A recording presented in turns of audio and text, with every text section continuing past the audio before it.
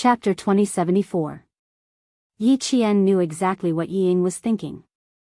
Seeing this, she slightly and lazily raised her eyes, then lowered her eyes and continued to remain silent. At this time, the more she remained silent and the less she spoke, the more it would ignite Yi Ying's anger. What she wanted to do was to ignite Yi Ying's anger and hear what she would say in her anger. Yi Ying was able to enter the military all of a sudden. Needless to say, it must be related to the Du family. In her previous life, Yi Ying was the daughter-in-law of the Du family. In this life, Yi Ying relied on the Du family's connections to enter the military. Would she become the daughter-in-law of the Du family? The Du family and family Xia did not get along. If the Du family, who used their power for personal gain, did a few more bad things, it would be easier for the family Xia to take action.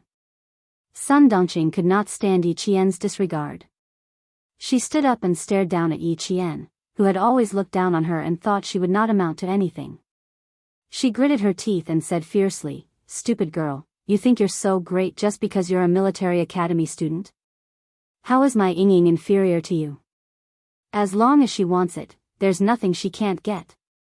In the past, it was because of you that Ying suffered so much in school, that she suffered so much and suffered so many grievances. Now Ying is about to enter the military, and it's the Beijing political regiment. I'd like to see how you're going to make things difficult for Ying." Sun Dongqing had always thought that Yi Ying's current situation was all because of Yi Qian. Yi Ying was not at fault at all. Why did she say that Yi Qian was here to make things difficult for Yi Ying? Because every time it was a critical moment, the unlucky one was always Yi Ying. No matter how good their family's calculations were, in the end, Yi Qian would be fine. Now that she had the help of a benefactor, and it was the deputy chief of staff Du, no matter how powerful Chen Dongfeng was, could he be more powerful than the deputy chief of staff Du? Could he still stop deputy chief of staff Du from arranging for Ying to enter the military? She couldn't enter the provincial army because her Ying was destined to be assisted by a noble to enter the capital government regiment. Seeing that Yi Qian had remained silent and still looked down on her family, Sun Dongqing wished she could slap Yi Qian to show him how powerful she was. What Yi Ying was thinking was also what Sun Dongqing was thinking.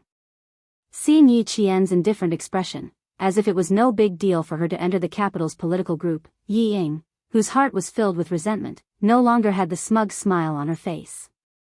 With a gloomy expression, she shouted in a low voice, "What's so great about you?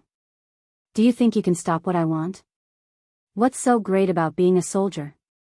Do you think I care? In my eyes, he is just a poor soldier. I have neither money nor power. If it weren't for you, do you think I would have joined the army? Didn't I tell you not to think you're so great just because you got into the military academy? Even if I didn't get into the military academy, I can still be a soldier." No matter how much she said, Yi Qian's expression remained indifferent. He raised his hand to look at the time. It had been 10 minutes since Uncle Chen went in for a checkup. The mother and daughter had been talking for so long, but Yi Zhifan still hadn't come out. The corners of Yi Qian's mouth couldn't help but curl up slightly. Without Yi Zhifan around, Sun Dongqing and Yi Ying were nothing to be afraid of. Finally, Yi Qian, who had been sitting quietly, moved. The moment she moved, the mother and daughter's faces lit up. They thought she had stimulated Yi Qian. "Yi Ying, what does your joining the army have to do with me? Is it worth it for you to come all the way to the hospital to report to me?" Yi Qian put her hands into the pockets of her cotton-padded jacket. Her slender fingers pressed a few keys as she said, "There's really no need for that. I don't even want to know if you're a soldier or not." Chapter 2075. It would have been better if she hadn't opened her mouth, but the moment she did, the mother and daughter were infuriated. What did she mean by specially coming to the hospital to report? Who did she think she was? Yi Ying's face had turned green from anger because of Yi Qian's few words. However, Yi Qian didn't stop there. Since she had spoken, she naturally had to record what she wanted to record. "Since you hate soldiers so much and say that we soldiers are poor, why did you choose a poor soldier who you despise for me? You really don't have to make things difficult for yourself for me, and don't make things difficult for others, understand?" Yi Qian kept saying that Yi Ying joined the military because of her. Yi Ying's face had turned from green to black. She gritted her teeth and said angrily, Yi Qian, you really think highly of yourself. Who do you think you are that I have to trouble myself to specially tell you? Report to you? I despise poor soldiers, so naturally I despise poor soldiers like you. Why would I need to report to you? What a joke. She was so angry, so angry. She made it sound as if she was afraid of her and needed to eagerly come to the hospital to ask her if she agreed to enlist. Yi Qian, who had been recording with his phone, saw that she was extremely rude. Her eyes darkened as she stared sharply at Yi Ying. Who do you think you are that you dare to come to me to show off? A person who can't even take the college entrance exam, who wronged an instructor during military training, who spread rumors everywhere, who can't even stay in school, what right do you have to speak to me? Yi Qian, who had a strong aura, not only suppressed the mother and daughter with her tone, but also her aura. After she finished speaking, the mother and daughter, who were arrogant just a moment ago, were now trembling with anger. Wretched girl, what did you say? I dare you to say it again. Sun Dongqing, who was so angry that her temples were throbbing, glared at Yi Qian. She looked as if she would pounce on him and tear him apart at any moment.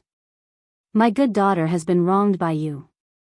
I dare you to say it again. Her anger did not affect Yi Qian at all. Yi Qian only raised his eyebrows slightly. Wronged?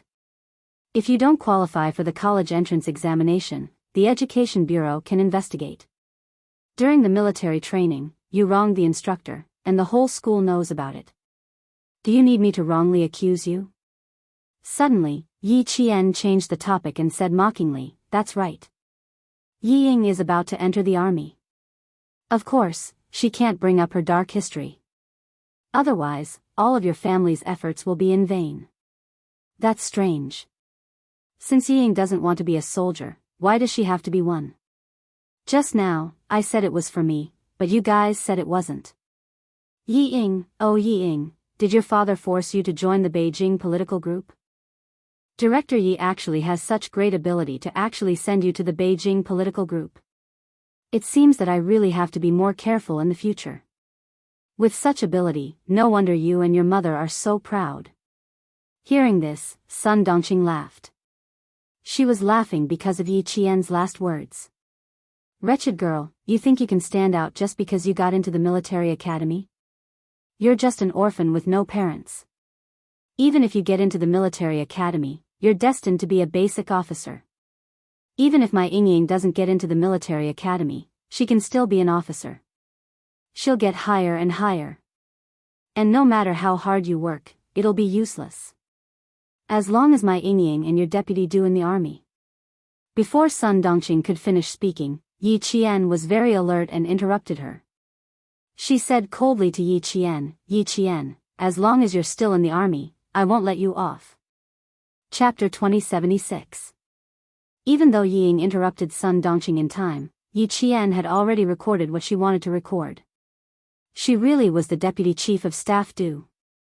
In her previous life, Yi Ying did not join the army, but she successfully married into the Du family. In this life, she joined the army, so she could probably marry into the Du family. But Yi Jian stared at Yi Ying for a while with a vicious glint in her eyes. Then, she chuckled. This chuckle made Yi Ying feel a little flustered, especially when the look in Yi Jian's eyes was like a sharpened knife. It brushed past Yi Ying's scalp, causing her to feel a chill in her heart.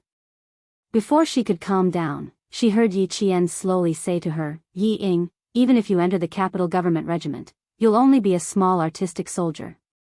Even if you have the chance to become an officer, I belong to the field forces. Can a mere artistic soldier like you extend your reach into the field forces? If you dare to extend your reach into the field forces, do you think my leader will let you do whatever you want? Yi Ying, what do you think the army is? Is it a place where you can abuse your power? His voice was majestic, powerful, and powerful. Every word was like a clap of thunder, making Sun Dongqing panic. She turned her head to ask Yi Ying, is what she said true? Could it be that even the deputy chief of staff Du can't do it? Yi Ying was also shocked by Yi Qian. She was in a daze for a short while, and Sun Dongqing had already said the person who shouldn't have come out of her mouth. Yi Ying was so shocked that she was like a cat whose tail had been stepped on. She exploded and said sternly, "Mom, I'm going in for a checkup. Come with me." Screwed up again, screwed up again. Dad repeatedly told her not to let anyone know who sent her into the army, but Mom couldn't hold back and said the deputy chief of staff do. Luckily, she didn't say anything else and only mentioned the deputy chief of staff do. So what if the brat heard? She didn't have any evidence to prove that the deputy chief of staff do helped. Yi Ying quickly calmed down, but she didn't dare to say anything more to Yi Qian. She was still in a daze, only thinking that her daughter had joined the army and became an officer, but she couldn't teach Yi Qian a lesson. If that was the case, then what was the point of being a soldier? Ying, why don't? Mom, I'm going in for a checkup now. Stay with me, don't talk. Yi Ying said in a low voice, Dad said we can't mention Deputy Chief of Staff do Mom, can you not be so impulsive? Sun Dongqing, who originally wanted to say, why don't you transfer to the field forces, was shocked. Her eyes flickered, and she was quite uneasy. Did I just say Deputy Chief of Staff do? Did I? Yes, she said it twice. She had recorded it clearly on her phone. Although Yi Ying might join the army in this life, and might even marry into the Du family again, it was hard to say if there would be any changes before she actually joined the army. Capital political group? Did she really think she could join the army just because she wanted to? Her cold and sharp gaze met with Yi Ying's, who had walked to the door of the examination room and turned back to look at her. They could see the hatred in each other's eyes. This was right. She and Yi Ying had to fight to the end. The door of the examination room opened, and the doctor came out and shouted. Yi Ying responded and pulled Sun Dongqing in. The door of the examination room on the other side opened, and Principal Chen and the doctor walked out, talking and laughing.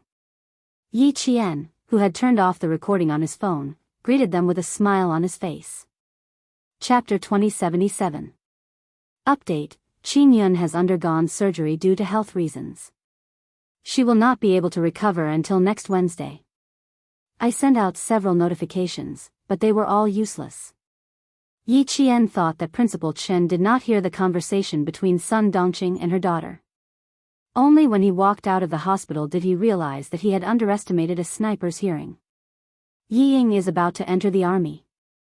What are your thoughts? As soon as they walked out of the hospital gate, Headmaster Chen asked faintly.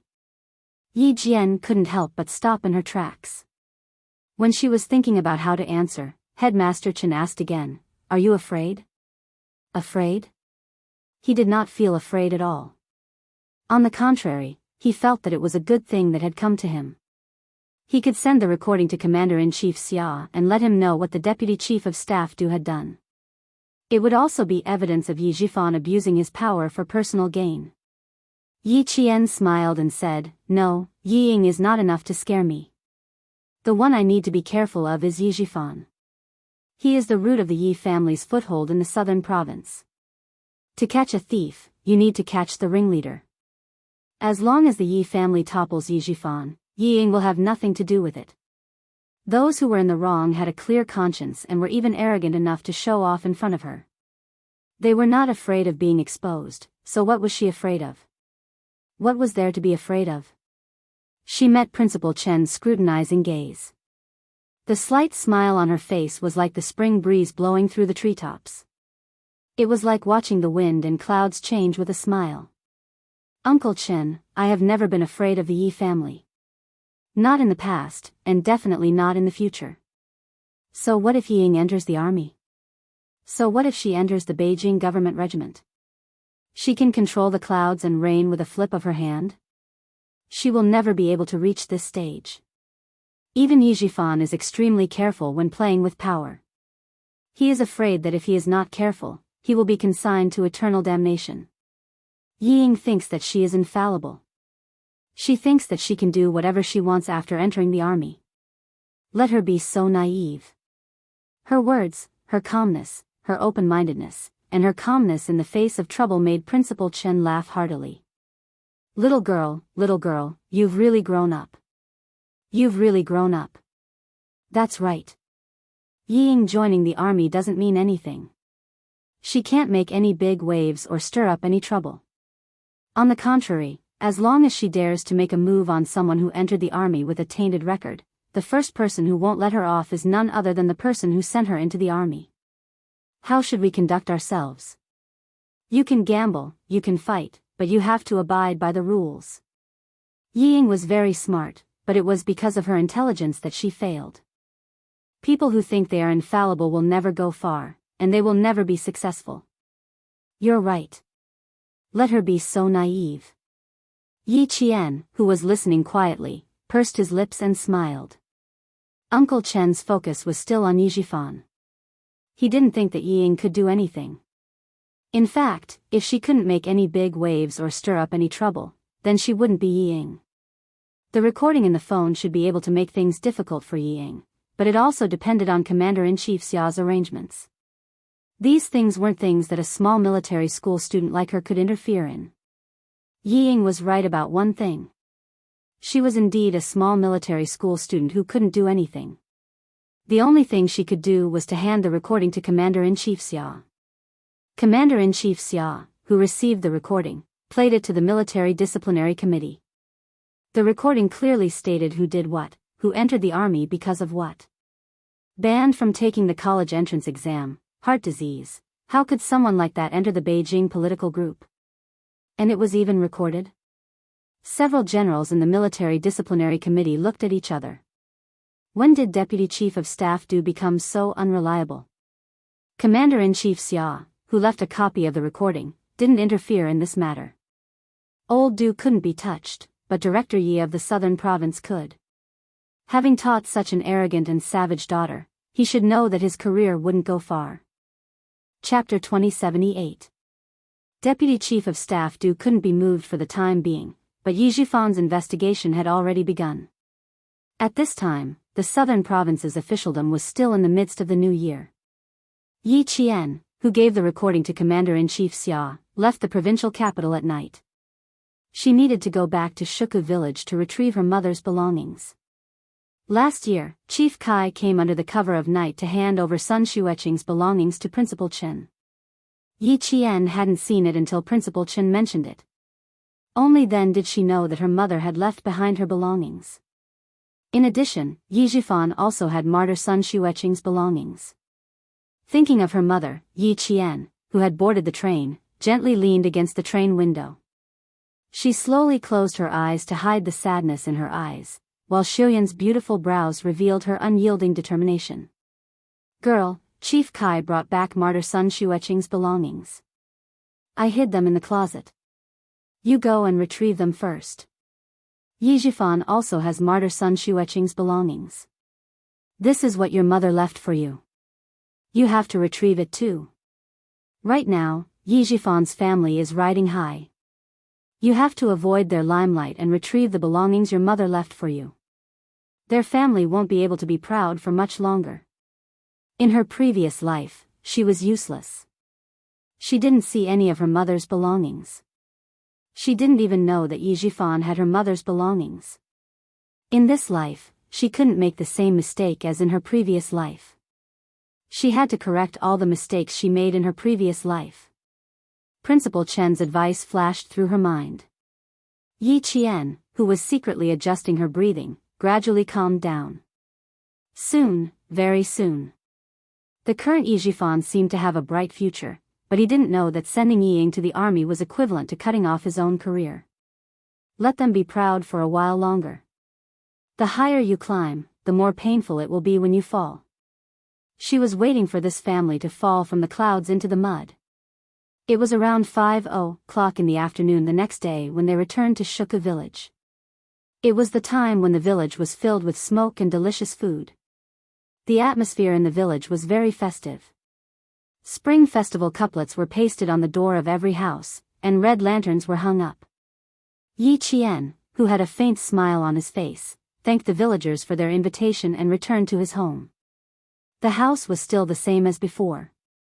The green tiles, the white walls, the grass, and the trees were all so familiar. Creak, creak, creak, she pushed open the rusty wooden door and turned on the light. The pure white light shone on every corner of the living room. The familiar furnishings and the familiar atmosphere.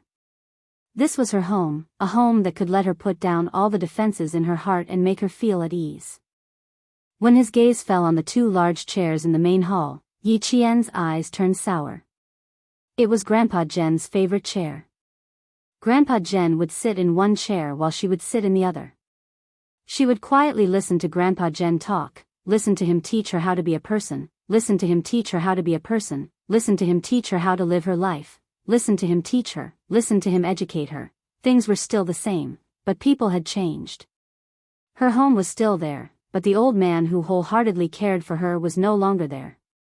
Yi Qian pursed her lips and walked step by step to the side of the large chair. Then, she slowly sat down. Her body was slightly tilted as she faced the other large chair. Just like before, she maintained the posture of listening to Grandpa Jen's preaching. Grandpa, Yi Zhifan will fall from power very soon. Look, I've been waiting for this day for so long. You told me before that there are some things that I can't be too hasty about. I've always remembered your words. I've been waiting, hoping, and waiting. Now that it has finally happened, I'm really happy. Chapter 2079.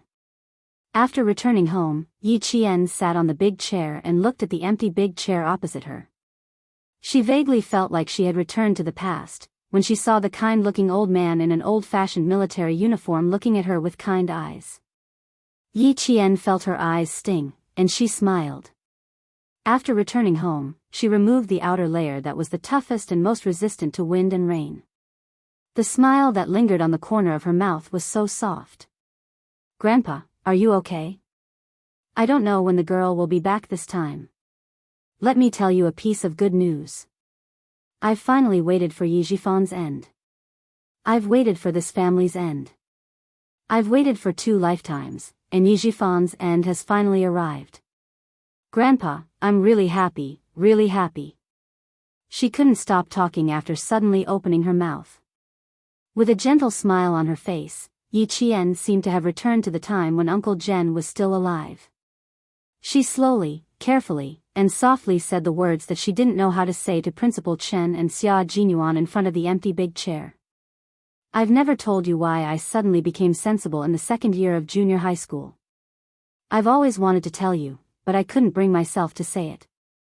You said that I'm sensible now. You said that I finally understood. Grandpa, you don't know why I'm sensible now. It's all because I was taught a bloody lesson in my previous life. I was reborn with hatred. In my previous life, I didn't listen to you and refused your help. In the end, Ying forced me to be like a stray dog. I didn't even die with any dignity. But I never thought that I would be reborn. In this life, I came with hatred. The only thing I wanted to do was to take revenge.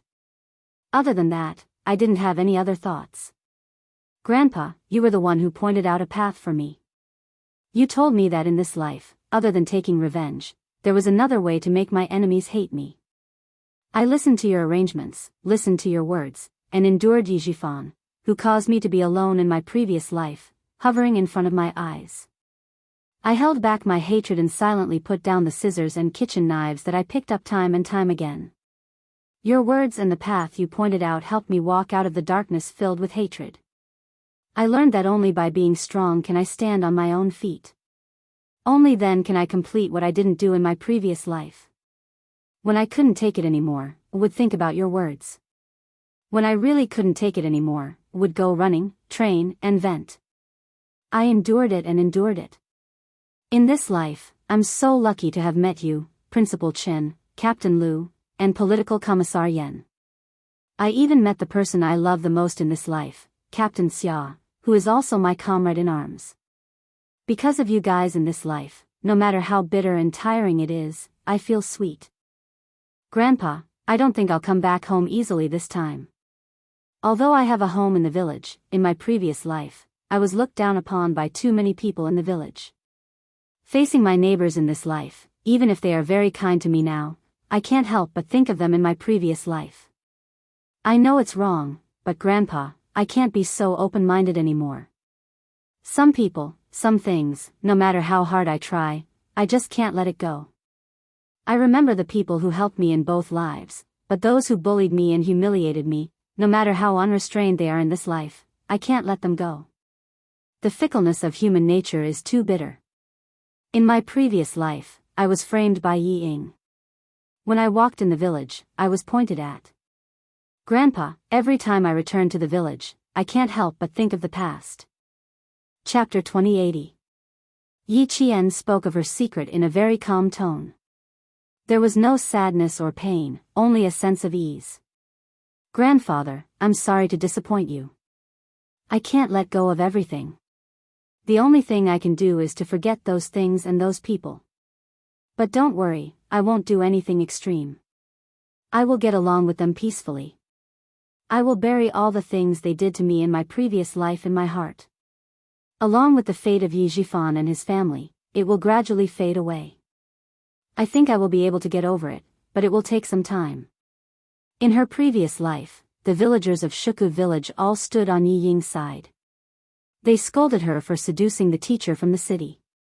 Later on, whenever Sun Dongqing returned to the village, she would spread the news of her dirty deeds. When Yi Ying returned from her studies in France, the villagers compared her to Yi Ying, and their hatred for her reached its peak. Even after being reborn, Yi Qian still couldn't get over those inexplicable feelings. So, every time she came back, she would smile and decline the villagers' invitations to visit her house. She would never stay for dinner. She couldn't be calm without getting over it. This was Yi Qian's deepest secret. Even in front of an empty chair, it was very difficult to say it. She had to say the words that were buried in her heart, buried in her bones, word by word. It was as if they were extracted from the depths of her soul. Every word was wrapped in a layer of blood. Fortunately, she was able to face it calmly. Although every word was like crying blood, her expression was exceptionally relaxed. A dog barked faintly and woke Yi Jian up. She blinked her eyes slightly and the old man who seemed to be sitting on the big chair and listening to her talk suddenly disappeared with a kind smile. Yi Jian blinked again. Facing the empty big chair, the smile on her lips deepened. She knew what she had said. She also knew that she had been talking to herself. She just wanted to say it out loud. She wanted to tell the secret that had been buried deep in her heart. She felt much better after saying it out loud. That was it. This secret didn't need anyone else to know. It was enough for her to know it.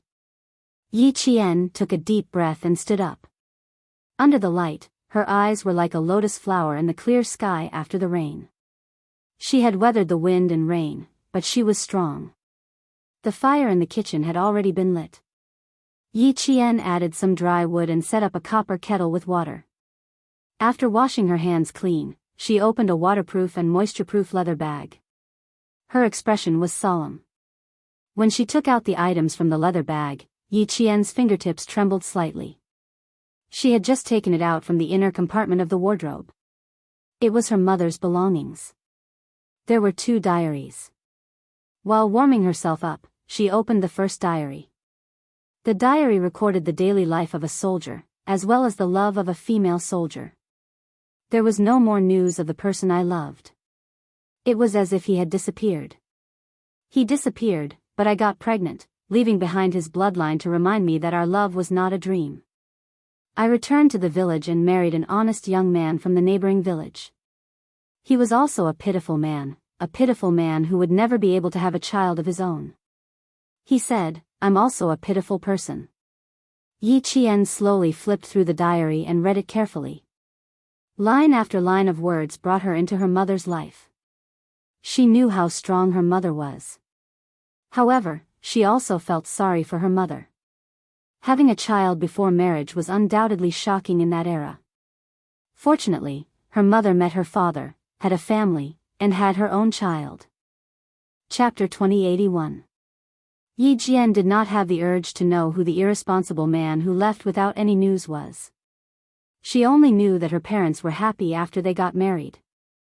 Just as her mother wrote in her diary, the two pitiful people lived like good friends. They worked together during the day, and although they slept in different beds at night, they could talk all night long. She also knew that her father actually liked another girl in the village, but because of his health, he could only watch her get married and become a mother. When I received news that Xian Fan had died in a foreign land, I wanted to fight with my mother-in-law. It was her pressure that caused Xian Fan to die in a foreign land.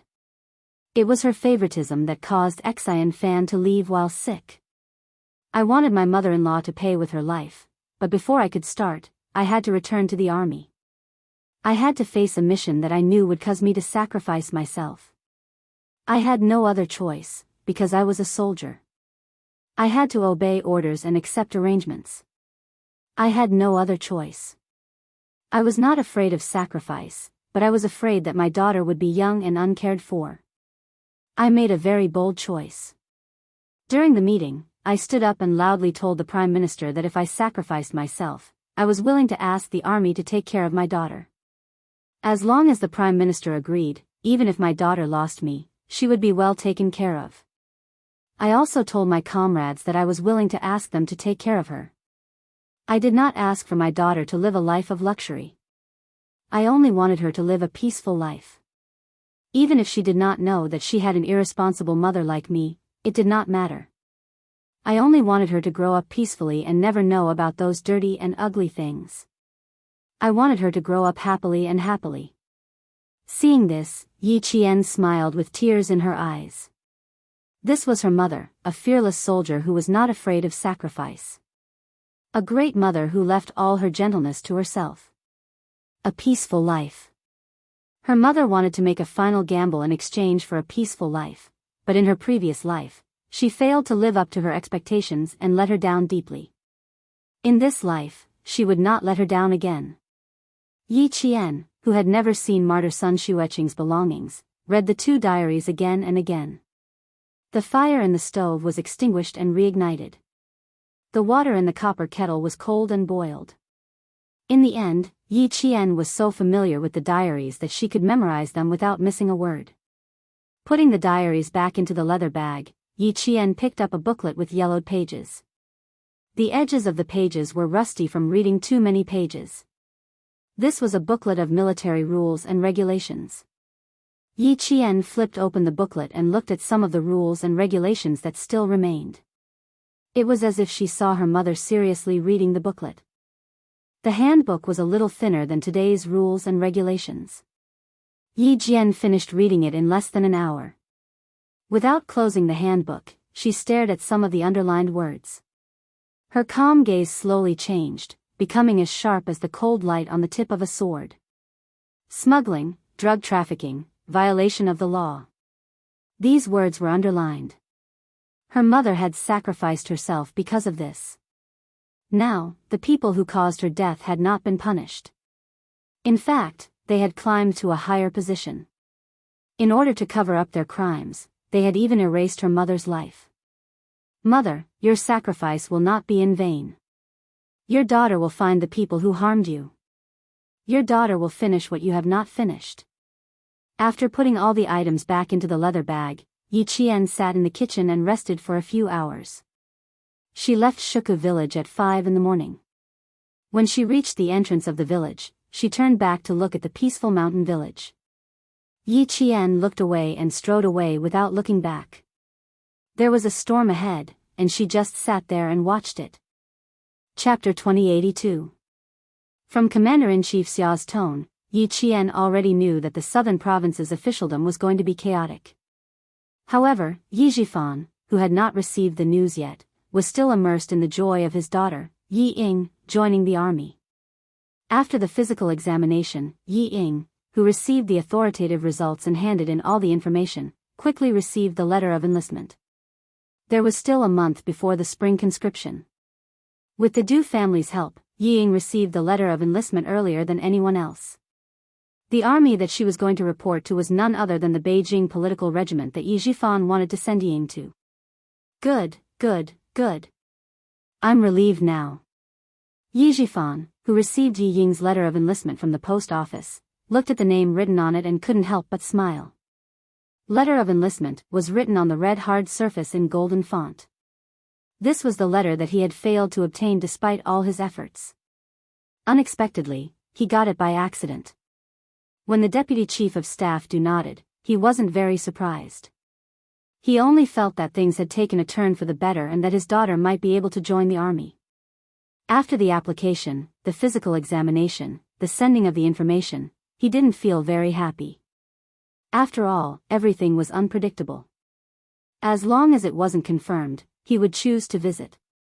Now that he received the letter of enlistment and everything was settled, Yi Jifan, who had always been calm, finally believed the deputy chief of staff. Only then did the heavy stone in his heart fall off. Yi Jifan was naturally suspicious. In addition, this was all planned by the person behind the jade pendant. Previously, he had guessed that the person behind the jade pendant had asked Sun Yaozu to spy on him. At the same time, he didn't believe the person behind the jade pendant anymore. He also didn't believe that the deputy chief of staff could really send Ying to the army. Now, he believed it. Keep the letter of enlistment.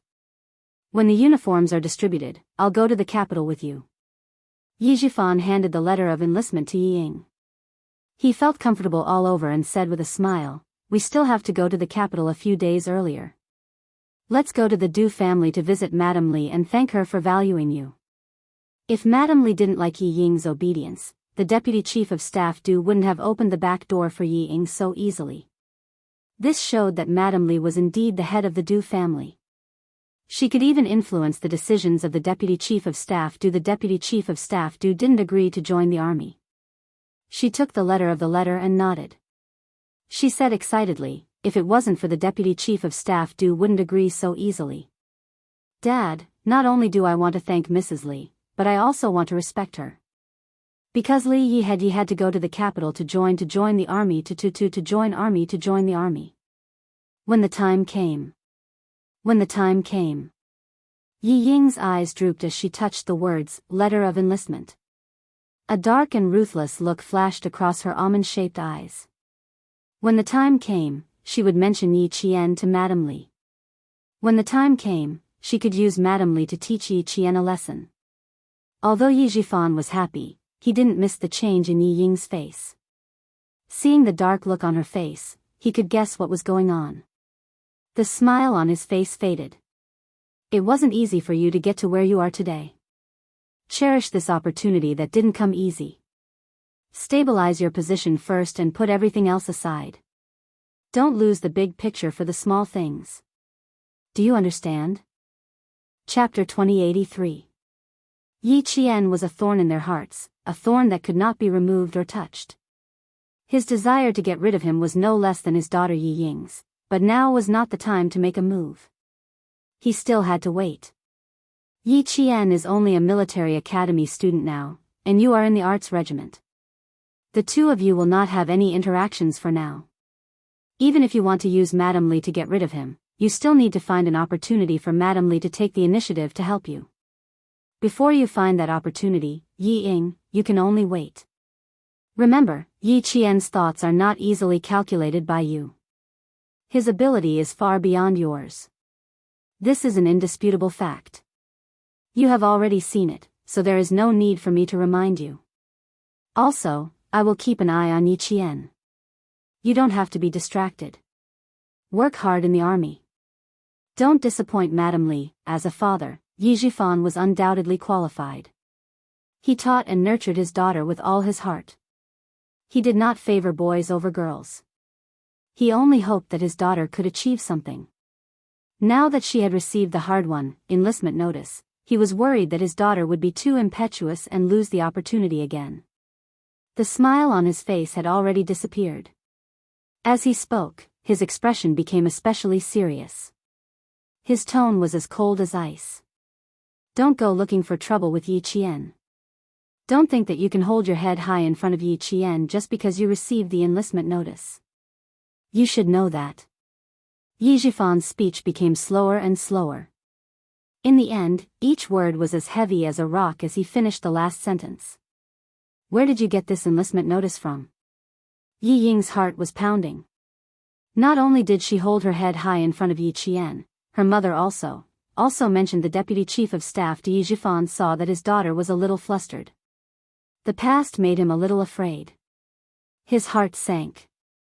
He suddenly raised his voice and asked, "Did you and your mother do something stupid behind my back again?" "No, no." The question made Ying shiver violently and deny it.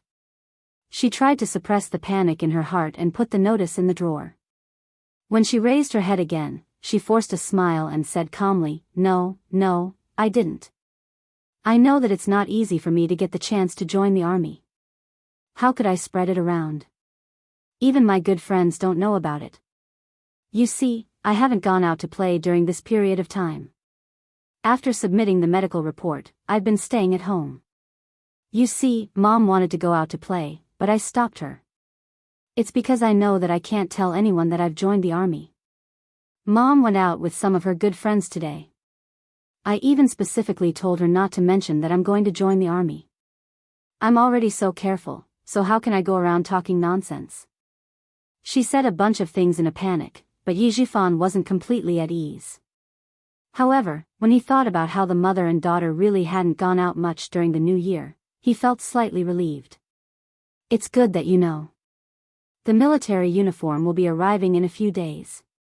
Once it's received, we'll immediately head to the capital. Dad will only be at ease if I personally send you into the army." Yi Jifan wasn't afraid of anything else. He was only afraid that the mother and daughter would run out to look for Yi Qian. Today, he was very afraid of Yi Qian. He was afraid that Yi Qian would find out that something had happened and cause trouble. Who knew that something had already happened and that something had already happened? A videotape of Yi Ying's extravagant lifestyle in a French nightclub was handed to Yi Qian by Ho Zi. Chapter 2084. Ho Zi had a very comfortable new year. After playing chess with Master Xia for 5 days without saying a word, he received the old man's approval and became the most legitimate son-in-law in the family Xia. Now, she was flushed with success. Even her smile had some unfamiliar warmth. Yi Jian, who came to pay a New Year's visit, was stunned for a moment when he saw Ho Zi, who had no hostility between her eyebrows, only gentleness. "Even if you didn't come, I was going to look for you." After sitting down, Ho Zi went straight to the point and took out a videotape from the drawer of the coffee table. "I heard that Director Ye's daughter is going to report to the military. Send this videotape to the military she's going to. I guarantee that she won't be able to enter the military." "Videotape? Guarantee that Yi Ying won't be able to enter the military?" Before the confused Yi Qian could ask, Xia Yiwei, who came out of the kitchen with fruits, heard what he said and glared at him. Then she said to Yi Qian, who had been in the house for less than 3 minutes, "Xiao Yi, ignore him. Come, eat some fruits. It's the new year, let's not talk about such boring things." With that, she pretended to be unhappy and glared at Ho Zi. Her gaze was as charming as water, and her glare made Ho Zi raise his handsome eyebrows. The smile on his handsome face suddenly had a hint of a deep smile. Yi Qian glanced at the videotape on the coffee table, then looked at Xia Yiwei, who was blushing from Ho Zi's smile. He thought to himself, "Did I come at the wrong time and disturb the two of them? Honey, what I told Xiao Yi was very interesting. Aren't you tired? Go back to the room and rest. I'll come back to the room to accompany you after I'm done talking to Xiao Yi." In the past, the mafia boss who could shake the entire southern province with a stomp of his feet had become an understanding flower. He got up from the sofa and helped Xia Yiwei up in front of Yi Qian. In a low voice, he said, "Little darling, you're wearing your clothes inside out. I'll accompany you upstairs so you can have a good sleep." His voice was very low, but the person sitting on the sofa was a special forces soldier. No matter how low his voice was, she could still hear it clearly. With Captain Xia's adult education, Yi Qian instantly understood that he had come at the wrong time. He quickly picked up the hot tea he had brewed to hide his awkwardness and pretended not to see or hear anything. Xia Yiwei lowered her head to take a look, and her already delicate face turned even redder. She gritted her teeth and glared fiercely at the culprit who had caused her to wear her clothes inside out. It was all because of this guy. He insisted on dressing her. Seeing her usually dignified lover looking embarrassed, Hosea suppressed her laughter in her heart. He liked to see her lively appearance. Her happiness, anger, and laughter were all so real. She was so real that he only needed to reach out a little and he would be able to hold her in his arms and love her dearly. Hugging her slender waist, Hosea teased her gently. Didn't I tell you before? You can go upstairs and rest. You don't have to come down. Now that you're wearing your clothes inside out, you're blaming me. Madam, you're really hard to please. I'll deal with you later. Xia Yiwei said sternly. She didn't want to go upstairs, but now she had no choice but to do so. Hosea wasn't afraid of being punished. In fact, he couldn't wait for her to punish him. He coaxed her. Okay, I'll wait for you. I'll accompany you upstairs first.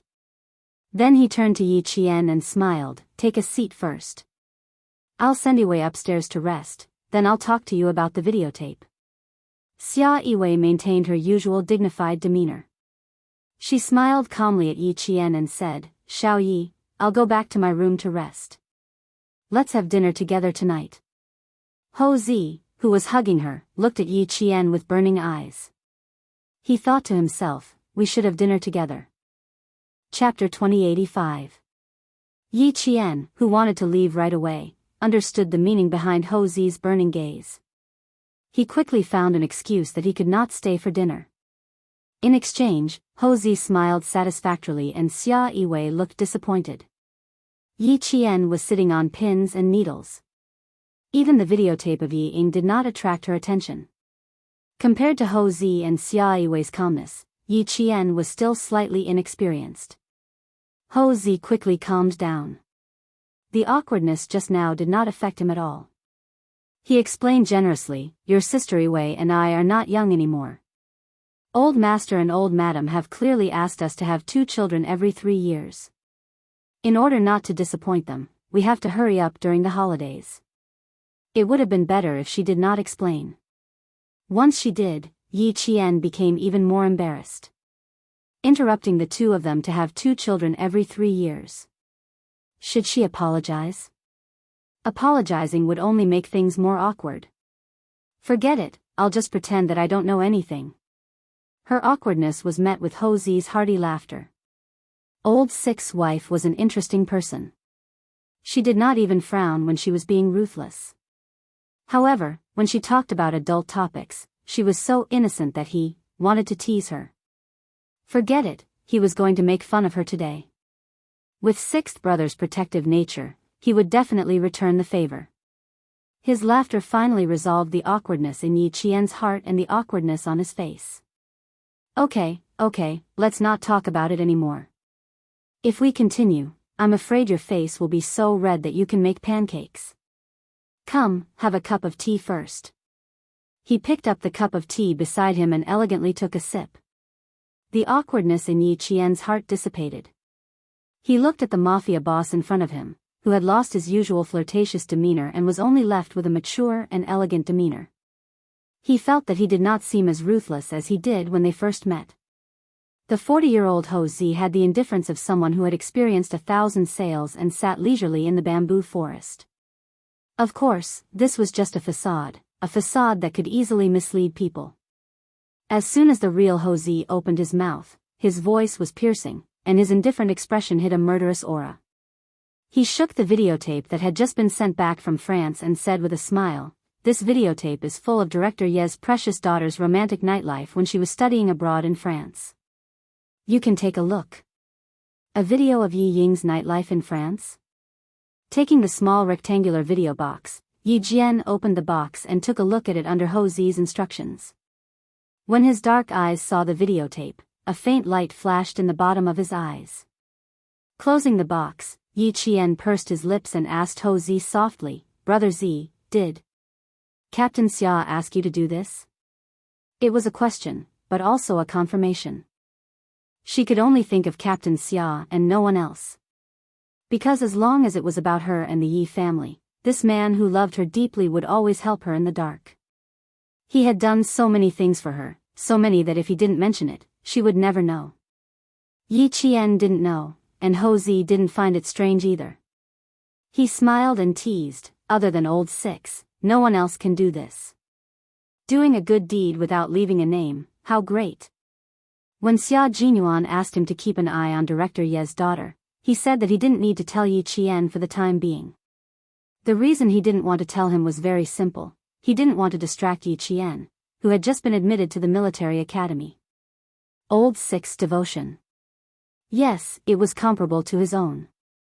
They were both good men who were loyal to their women and had no complaints or regrets.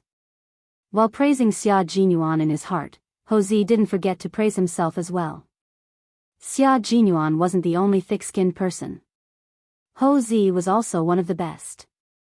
Chapter 2086. Thinking about how he and Xia Yiwei had almost missed each other because they had been in different places for a long time, Hou Zi spoke up for Xia Jinyuan again. It's not easy for you either. No wonder Lao Lu wants to protect you. He asked Yiwei to keep an eye on Yi Zhifan, and he asked me to keep an eye on his daughter. Xiao Yi, Lao Lu said that it's his fortune to meet you, but I have to say that it's your fortune to meet him. They were a family. Yiwei and Lao Lu were closer than siblings. For Yiwei's sake, he had to put in a good word for Yiwei. He had no choice. The girl in front of him was extraordinarily outstanding. She was surrounded by wolves and tigers, and Lao Lu was often not by her side. If she was taken by another man, Lao Lu would be in trouble. Master Ho San, who considered himself as his brother-in-law, was worried about his brother-in-law's lifelong happiness. Yi Qian was already emotional because of Hou Zi's words. When he thought of Captain Xia, who was still on a mission abroad, his eyebrows were filled with deep affection. Brother Zi, you're right. It's my fortune to meet Captain Xia. Sometimes I can't believe that I'm so lucky to meet Captain Xia. It's like a dream. Both of you are very affectionate. That's good. Hou Zi could see the same affection in her eyes as in Lao You's. He couldn't help but feel a little emotional. Back then, he and Yiwei were too stubborn. They blindly hid their feelings for each other. They were afraid that the other party would find out how much they loved each other. They felt that they were at a disadvantage and almost lost each other. Now that he thought about it, what he did back then was really ridiculous. Lao Lu and Yi Qian were the complete opposite of him when he was young. They were not afraid of letting the other party know how much they loved each other. Instead, they were afraid that they would miss the other party. This was good. They were much better than when he was young. Fortunately, he didn't lose Yiwei. He could still use the rest of his life to make up for the mistakes he made when he was young. Master Ho San, who was ruthless outside and feared by the people in the underworld, was now an ordinary man who was willing to stay at home. As long as he thought of the lover in his heart, no matter how heavy his anger was, it would dissipate instantly. I still have to accompany Yiwei. Let's make this short. Hou Zi, whose heart had already flown upstairs, regained her usual calmness. She said to Yi Qian, the videotape was just sent back from France yesterday. I took a look at it. There is a lot of content in it. You have to hold it tight. It's not an ordinary videotape. It's a knife, a big knife that can make you happy. I've given you the knife, so you have to use it well. Director Ye's career has been too smooth. He suddenly forgot himself and forgot how much weight he has. You can just stand there and watch. When the time comes, the saber will rise and fall and we'll both be happy. Brother Z, let me give you a word of advice. Once you take the knife, use your strength. When the knife rises and the knife falls, cut it without leaving its roots. This is what it means to be a person who can achieve great things. This is a principle that Brother Z has worked hard to come up with for decades. Now, I'll pass it on to you for free. Listen well and remember it well. Don't let Sixth Brother's efforts go to waste, understand? I suggest that you prepare a few copies.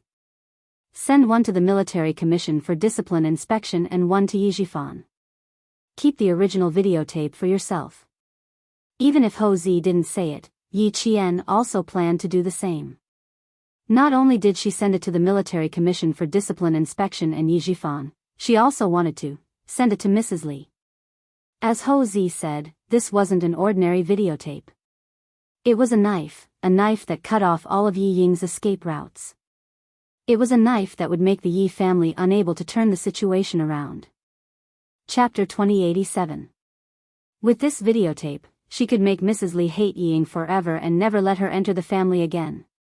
With this videotape, she could make Yi Ying fall into the abyss of pain and experience all the pain she had suffered in her previous life. The investigation by the Commission for Discipline Inspection would only bring trouble to Yi Jifan, and it would be difficult to implicate Yi Ying. This videotape was Yi Ying's lifeline, the lifeline of their family. Yi Ying would never be able to make a name for herself again. At Ho Zi's house, Yi Qian prepared a total of 4 copies of the videotape.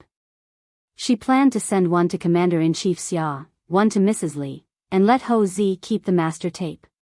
She would take the last one with her. She would not let Captain Xia's efforts go to waste. This videotape was the knife to cut off Yi Ying's path. She would not be merciful or soft-hearted.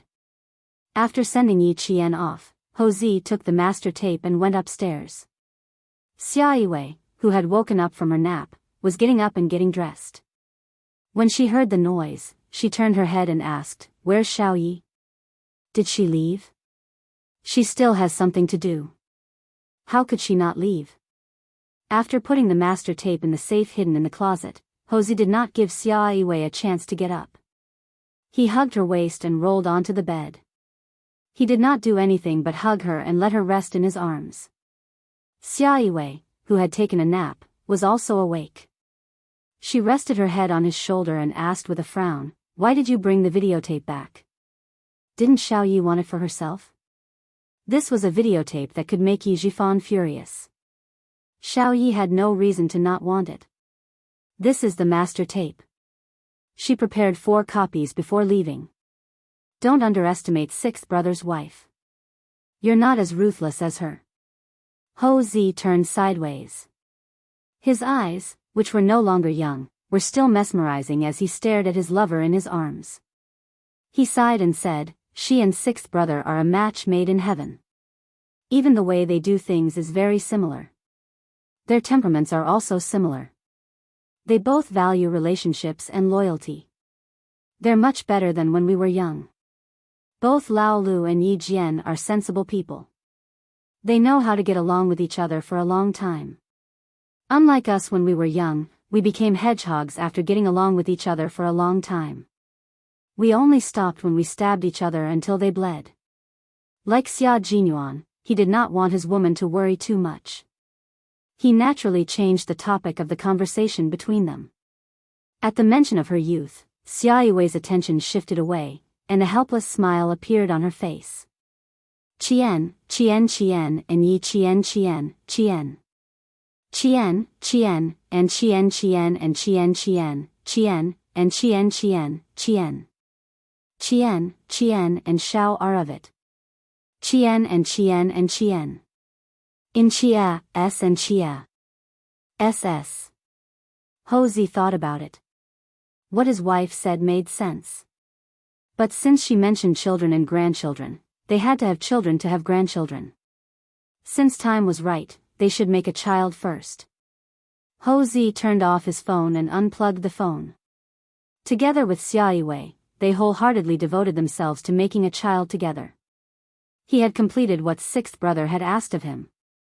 The outcome of the game had been decided. It was up to Yi Qian to decide what to do next. Based on Qian's personality, he did not need to think too deeply to know that she would not treat herself unfairly. She would definitely watch the Yi family decline. After the incident with Sun Yaozu, he had a better understanding of Qian's character. Qian, who was calm and collected, would definitely calmly make the arrangements. Qian should not worry about his own woman. Instead, he should think about how to make a successful child. Chapter 2088. Yi Qian's arrangement was simple and direct. 1 copy would be sent to Commander-in-Chief Xia, 1 to Madame Li's company, and 1 to Yi Jifan himself.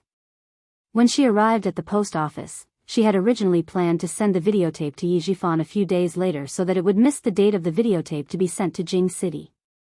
When she arrived at the post office, she changed her mind and sent the 3 videotapes together. The post office staff was checking the addresses of the recipients with Yi Qian. Yi Qian nodded with a smile and said, "That's right." The post office staff bent down to pack the videotape. As Yi Qian watched the videotape package being put into the box, a cold light flashed across his eyes. The faint smile at the corners of his mouth suddenly became sharper. "Isn't Ian going to enlist in the army? Then let's take a good look at this videotape before enlisting in the army."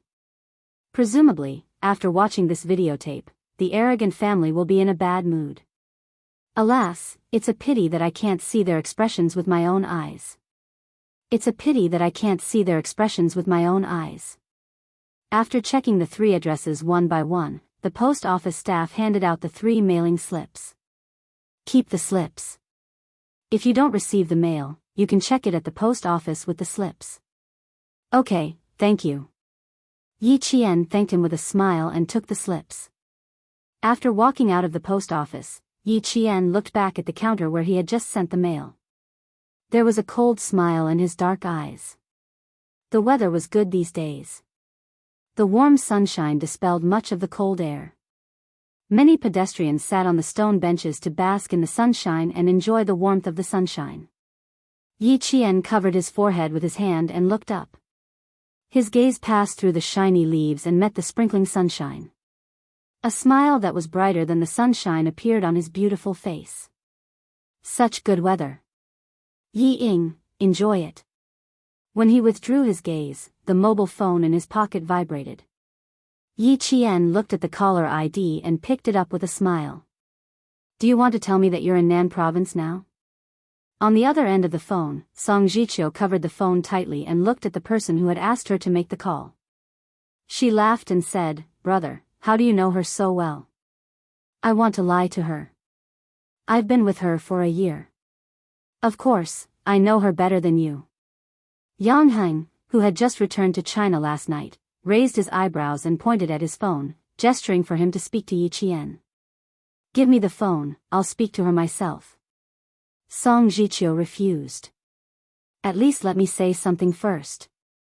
On the other side, Yang Heng still wanted to snatch it from Yi Qian, but Song Jiqiu nimbly dodged to the side. She smiled in a low voice and said to Yi Qian, "Classmate, it's really not good that you are so smart. Now I don't know where to start the following words. Do I need wisdom to guess that you'll be spending the new year in the southern province? Before the holidays, you said that you would return to southern province for the new year." Yi Qian nimbly jumped onto a bus headed for the suburbs. Now that she had settled the matter, she had to return to the sniper training base. "I'm going back to school on the 16th. What time are you leaving?" He paused for a moment before continuing, "Which kid are you playing with? It sounds quite lively." Song Jiqiu, who was running and hiding in the living room, laughed out loud. "A very, very big kid wants to take my phone away. Come on. Guess who it is?" As soon as she finished speaking, her wrist was caught by Yang Heng, and the phone fell into his hand. Hearing the lively scene, Yi Qian was about to speak when a familiar yet somewhat strange voice rang out.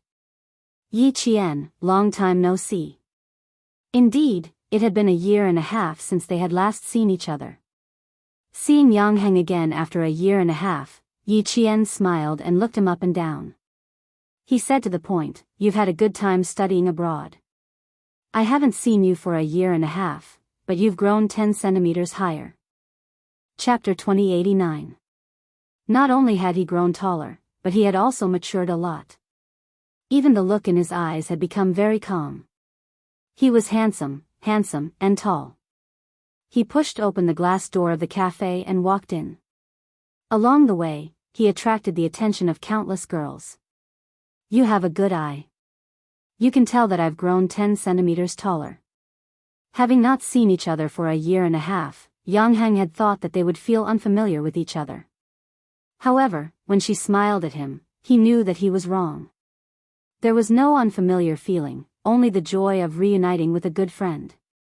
Song Jiqiu, who came with him, was about to pull out a chair and sit opposite Yi Qian when Yang Heng pushed her shoulder directly. She was pushed into the seat inside without warning. "Brother, you're burning the bridge after crossing the river. Without me, how could you contact Yi Qian? Song Jiqiu, who staggered into the seat inside, complained directly to Yi Qian. Yi Qian, my brother is not kind. You should stay away from him. He just came back last night. If my grandma hadn't stopped him, he would have come to my house to disturb me in the middle of the night. Today, when he came to my house to pay a New Year's visit, the first thing he said to me was to contact you as soon as possible. Now that he saw you, he pushed me away. How unkind he is. Although she said that she was complaining, she actually wanted to tell Yi Qian how anxious her brother was to see her. Yang Heng and Yi Qian both understood the meaning of her words. After looking at each other and smiling, Yang Heng patted his cousin's shoulder and sighed. My relationship with Yi Qian is not what you think. I have a girlfriend. Don't say anything that will make her misunderstand. Song Jiqiu, you don't have the potential to be a matchmaker. Yi Qian laughed. He had misunderstood her relationship with Yang Heng since the beginning of the semester, and he still misunderstood her until now. You don't even know that your brother has a girlfriend. You're a failure as a younger brother. It was not until Song Jiqiu saw the photo in Yang Heng's wallet that he truly believed that his cousin had no feelings for Yi Qian. Yang Heng, who was drinking coffee, looked at his friend whom he had not seen for a year and a half. There was a big smile on his handsome face. He really had no feelings for Yi Qian from the beginning because he knew himself well. Yi Qian had said that he had matured, and so had she. The high school girl who had almost thrown him over her shoulder was even more outstanding than before. She faintly exuded the majesty of a soldier. When she sat, she didn't slouch like the others. Her back maintained a straight posture as if it was going to soar into the sky. His aura was even more astonishing. Even though he was wearing casual clothes, no one dared to size him up. He had a natural military aura. Although her picturesque features were clear and cold, her brows were relaxed. It could be seen that she had lived a good life for more than a year. That's right, she got into the school she wanted to go to. With her ability, she would definitely be like a fish in water. This kind of school life would naturally make her feel good. This was the Yi Qian he knew, the Yi Qian who shone brightly no matter where he was. This kind of Yi Qian, this kind of girl. He still said the same thing. Ordinary people should just be tactful and be friends with her. Don't even think about chasing her. Otherwise, he would become very unconfident. Why do you keep looking at me? Don't you recognize me? Yi Qian returned the photo of his girlfriend and joked, don't say that I'm not as beautiful as your mixed-race girlfriend. Otherwise, I'll be very embarrassed. Yang Heng's girlfriend was a mixed-race beauty with deep facial features. She was half Chinese. Not only was she beautiful, but she was also very elegant. After looking at the photo, Song Jiqiu exclaimed, cousin, your girlfriend is so beautiful. Chapter 2090. The three of them started to talk about Yang Heng's girlfriend is so beautiful. They talked until the sky turned dark. Yi Qian, who had planned to go back to the sniper base, called Principal Chen in a hurry.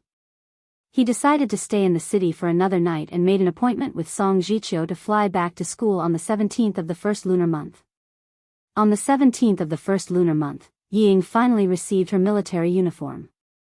She would go to the capital with Yi Zhifan in the afternoon. She put on her military uniform and kept taking photos at home. Sun Dongqing held the camera and used up all the film in a short while. Looking at her daughter in the military uniform, she was so happy that she could not even close her mouth. Beautiful, so beautiful. My baby girl is the most suitable to wear a military uniform. She kept praising Ying and put all the best words on her daughter. Not only did she praise herself, but she also blamed Yi Zhifan for not praising her daughter. Old Yi, why didn't you say anything? Look at how beautiful Ying is. This military uniform seems to be tailored for her. How handsome.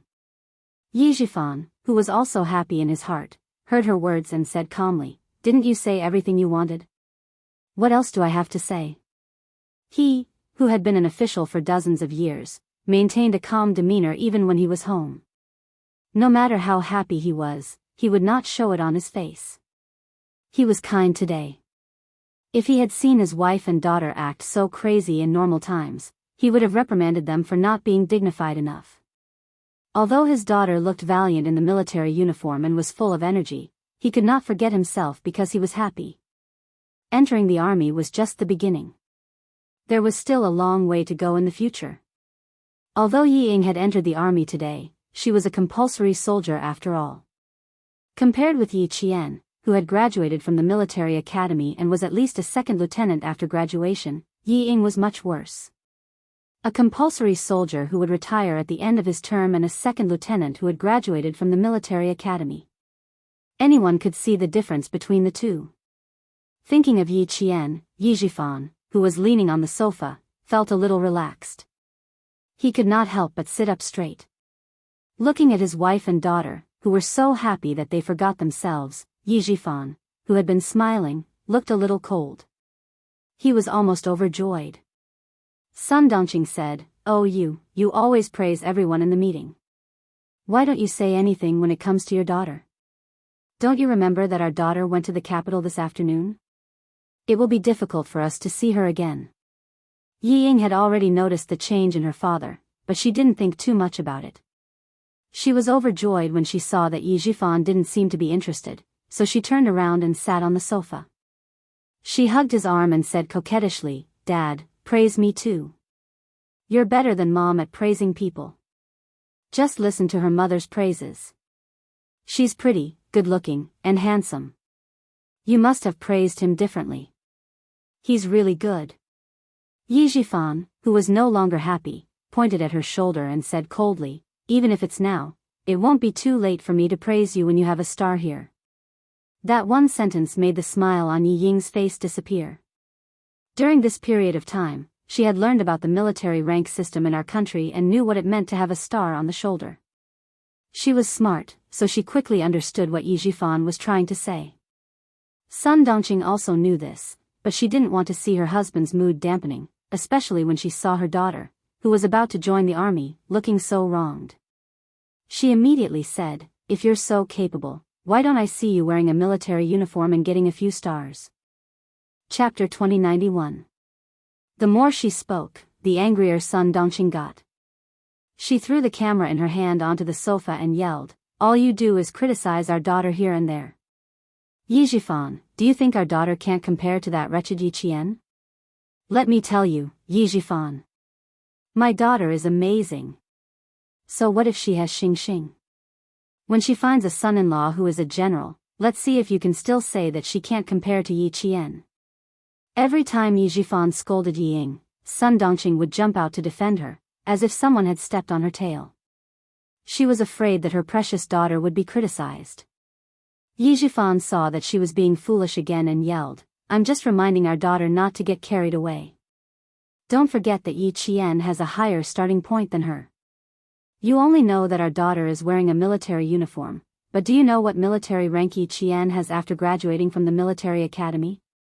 Do you know what kind of soldier our daughter is? She's an art soldier and a compulsory soldier. What about Yi Qian? She's an officer.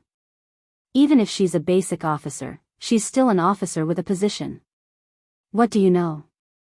You only know how to yell all day long. You're still daydreaming about finding a general as a son-in-law.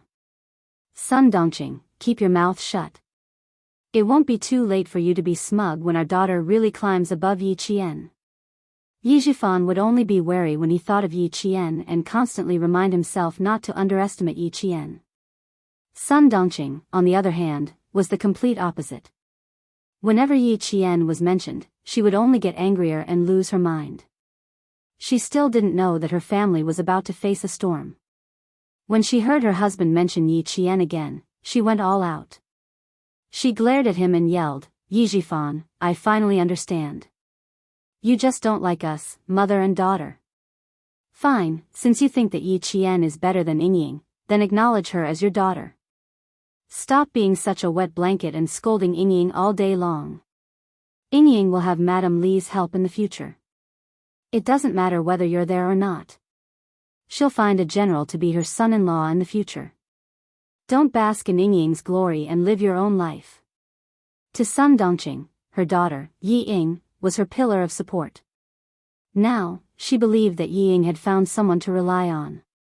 Compared to Yi Qian, who had no one to rely on, Yi Ying was many times stronger. Her words implied that the mother and daughter would no longer rely on their husband. Yi Zhifan was enraged when he heard this. He slammed his palm on the coffee table and shouted angrily, "Are you tired of living? You want to make trouble with me? It's because I have a mother like you that I've made so many mistakes." Originally, they were still happy.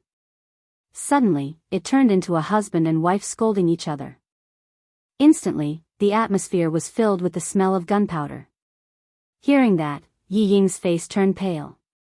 She stood on her father's side and said to Sun Dongqing angrily, "Mom, what are you saying? The reason why Madame Li helped me was because of my father. Mom, how could you be so foolish?" The angry Yi Zhifan felt a little better when he heard this. At least his daughter wasn't foolish. Yi Ying's anger was extinguished by Sun Dongqing.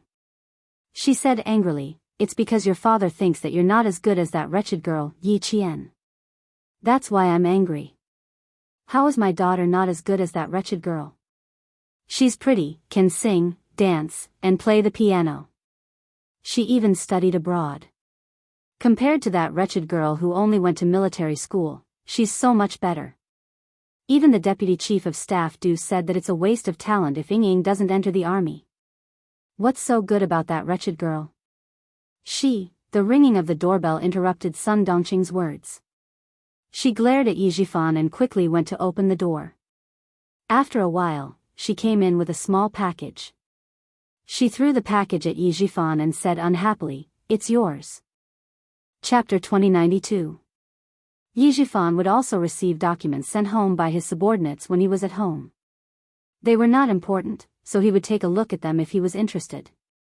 If he was not, he would just put them aside and take them out when he was free. He had just finished arguing with Sun Dongqing, so he was not in the mood to look at the documents. He threw them on the sofa and stood up. "Take out your luggage. We're going to the airport." Yi Zhifan had originally planned to leave after lunch, but the argument made him not want to stay at home for even a moment longer. Yi Ying did not dare to go against Yi Zhifan, who was the real head of the family. She quickly glanced at Sun Dongqing and bit her lip. "Mom, don't be angry at Dad. I know that everything you do is for my own good. Dad is the same. Don't misunderstand him. Yi Qian may be a military academy student, but Dad was right. She will have a military rank after graduation. As for me, if I don't work hard, the day she graduates and joins the army will be the day I retire. I'll go to the airport with Dad first. Take care. I'll come back to see you during the holidays." Compared to the blind Yi Ying in the past, she was much more sensible. However, her temper had long been raised to the point where she could not keep her cool at the slightest thing. Her words were always better than her actions. Yi Zhifan knew his daughter well, so he constantly reminded her. He was afraid that she would miss the hard-won opportunity again. Now that he heard Yi Ying's understanding words, Yi Zhifan felt that his efforts were not in vain. She was much more sensible. He did not want to argue with his wife, who had gone through thick and thin with him. Although they did not have any feelings for each other, they had been together since they were young. Their daughter was already so old. What was the point of arguing? When he spoke, Yi Zhifan's tone softened. "You're already in your 40s, but your temper is worse than when you were young. In the future, when my daughter is not at home, I'll have to give in to you so that my daughter won't worry about the family." Although his tone softened, he did not mention anything about Sun Dongqing going to the airport to send Yi Ying off. Sun Dongqing knew the reason why he didn't mention it at all. She also knew that what he said just now was just to reassure her daughter. It didn't matter. She didn't care about it anymore. She wasn't afraid that he would mess around outside. As long as he dared to mess around, at that time, no one would have a good time. They would run to the Urban Construction Bureau and the provincial government to make trouble, so that he wouldn't even be able to keep his official position. The reason why Yi Zhifan didn't ask for a divorce was because he was afraid that Sun Dongqing would come to his workplace and make a scene. That was why he tolerated it. It couldn't be helped. Sun Dongqing was a shrew who could do anything and wasn't afraid of being embarrassed. After saying, "I'm going back to my room to get my luggage," Yi Zhifan turned around and went back to his room without even looking at his wife. His patience with Sun Dongqing had long run out. He was only giving in to her for the sake of his daughter, Yi Ying. Yi Ying, who already knew that her parents had problems in their relationship, heaved a sigh of relief when she saw that they were no longer at each other's throats. She didn't know who to help, and she couldn't help either of them. She could only coax them. When Yi Zhifan entered the room, she shook Sun Dongqing's arm and said softly, "It's okay, Mom. Don't be angry. Dad, a bureau chief, has already given in to you. What are you unhappy about? I've already gone to the army. I'm afraid that I won't be able to come back even once a year. You only care about being angry and don't care about me anymore. I can't call home often when I go to the army. Don't make Dad angry. He's a bureau chief after all. You should at least give him some face at home. I've told you before that Dad is doing well now. If you keep quarreling with him, you're pushing Dad out. When the time comes, a vixen will appear and won't let Dad come home. Mom, by then, you and I will have a hard time." Chapter 2093. Her family's achievements today were all thanks to her father, who was the director. She didn't want others to take advantage of her. Yi Ying, who had studied abroad in France for half a year, was no longer as naive as she was in China.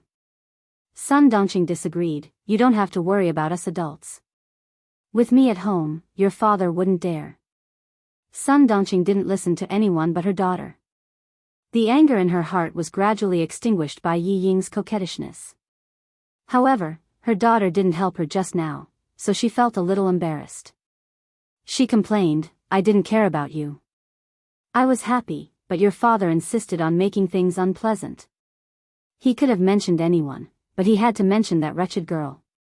Let's not talk about her anymore. I feel terrible when I think about not being able to go home for a year." Yi Ying didn't want to see her parents quarrel again, so she quickly changed the topic. Sun Dongqing, who was still a little unhappy, looked distressed when she heard this. She looked at her delicate daughter lovingly and reminded her, "Ying, you have to take good care of yourself in the army. Don't let yourself be wronged. You have to eat well and sleep well. Don't make things difficult for yourself.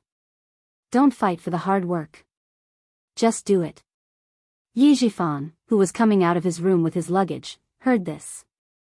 His face, which had just calmed down, became gloomy again. Don't fight for the hard work? Did she think the army was her home? Did she have to be picky? Ying, come and get your luggage. He interrupted her directly to prevent himself from getting angry again. He immediately ordered the driver to go upstairs to get the luggage. He didn't give Sun Dongqing a chance to say anything stupid. He said to her coldly, "I'll tell you when we arrive in the capital." Then he quickly brought Yi Ying downstairs. When they got in the car, Yi Zhifan mentioned Yi Qian again. He had to let Yi Ying know how far she was from Yi Qian. Without Sun Dongqing's interference, the father and daughter's conversation remained calm. Principal Chen also carefully reminded Yi Qian, "When you arrive at school, you must obey the arrangements. Do whatever the leader tells you to do. Learn more, observe more, and do more. Don't avoid the important things. It's not easy to get the title of excellent student. You're not the only one who wants it. There are many excellent students who want it. Ying, as long as you do your best, you have a clear conscience whether you get it or not. I have the troops here to take care of you. Don't worry, don't be distracted because of me." Yi Jian's flight would take off at 1:00 at noon. She would meet Song Jiqiu at the airport and go back to school together. Headmaster Chen insisted on taking her to the airport. Since the car he took was the jeep of the sniper base, Yi Jian did not stop him. "If you're afraid of getting tired from eating, then you're not a good soldier. I remember all of that. You make me happy again." Someone in the front shouted, "Yi Qian," in the crowd. Principal Chen immediately found the direction of the voice. He pointed at two tall figures walking over and asked Yi Qian with a smile, "Are they your classmates?" Yi Qian also saw them. He waved his hand and answered, yes. The boy on the left is Song Jiqiu. He's my classmate. The other one is Yang Heng. You've met him before. He's studying in Australia now. Across the crowd, Headmaster Chen looked the two boys up and down, which made Song Jiqiu's heart tremble. Chapter 2094. Later, Song Jiqiu described Principal Chen's eyes to Yi Qian in this way. It was like a bullet going through the center of the eyebrows and killing with one shot. It was like being on a battlefield. This was the eyes of a world-class sniper, sharp, calm, and deadly. Yang Heng did not feel like being shot by a bullet.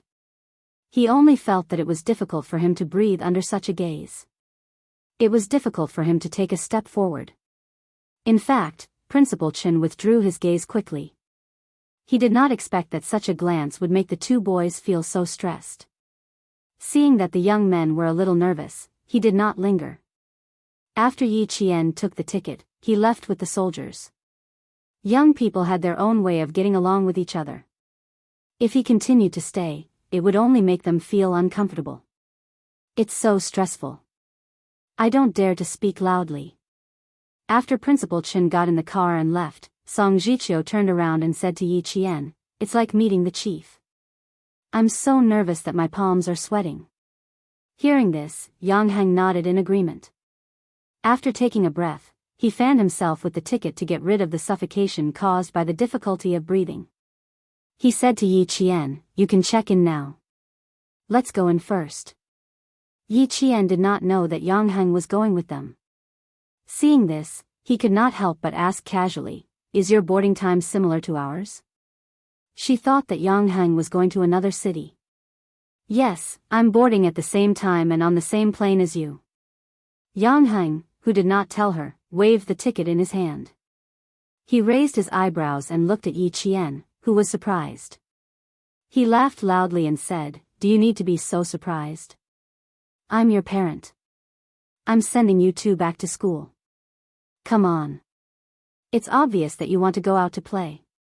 Song Jiqiu exposed her cousin's lie without hesitation and said to Yi Qian quickly, Uncle knows that my brother has a mixed-race girlfriend and threatens to break off their relationship.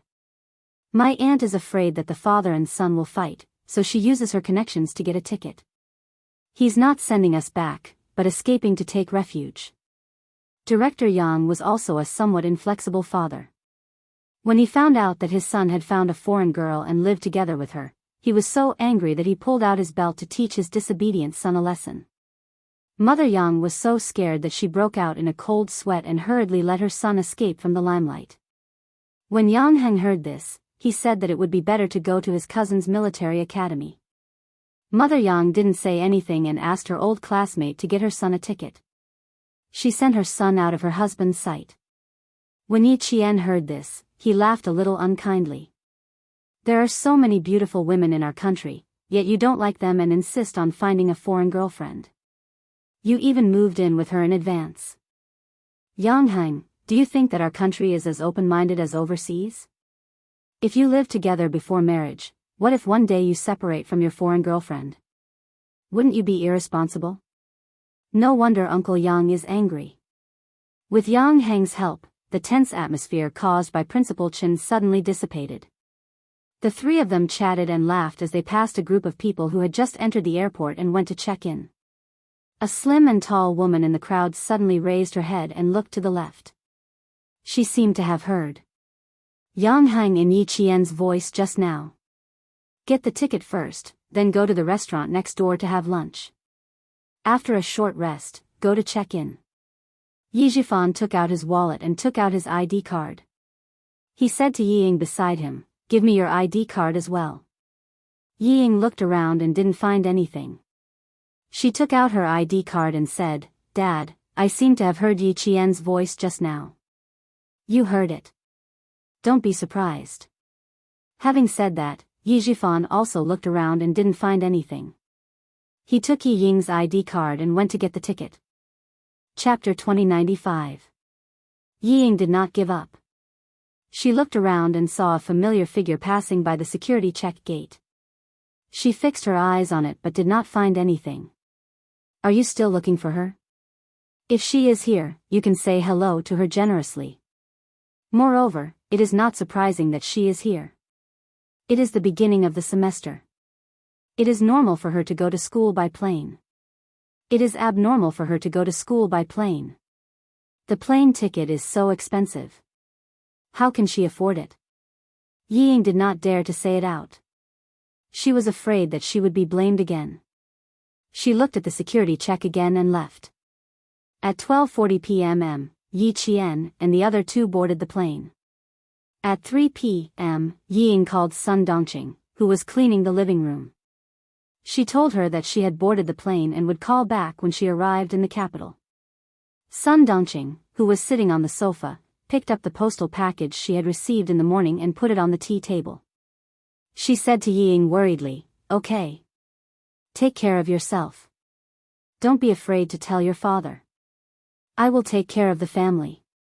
Your father can't do anything." Her voice was so loud that Yi Jifan, who had turned off his mobile phone, heard it clearly. He ignored her and took out the magazine on the plane to read. It took more than 3 hours to go from the southern province to the capital.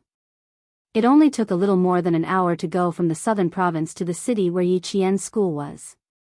At this time, Yi Qian and Song Jiqiu had arrived at the gate of the school. They watched Yang Heng, who could not enter the school, leave. The University of Science and Technology of China and the Army implemented military management at the same time. Irrelevant people were not allowed to enter or leave the school at any time. Even if Yang Heng wanted to visit the school, he could not. He had to go out alone. His back is so lonely. I told him not to go with me, but he didn't believe me. Song Jiqiu took pleasure in Yi Jian's misfortune. Then, she said to Yi Jian with a smile, "However, my brother has friends all over the world. Don't worry. He will definitely call me later and tell me that he has a playmate." That was true. Yang Heng was very popular in high school. He had a group of friends with different faces wherever he went. Yi Qian picked up the suitcase with the students' military uniforms and said with a smile, "Let's go. Let's start anew." She lowered her voice when she said the word new. She, who had turned around, suddenly turned back. She looked at the road with cold eyes. The moment she turned around, she felt someone staring at her. It was the start of the school year, and countless motorcycles were parked at the school gate with the students on them.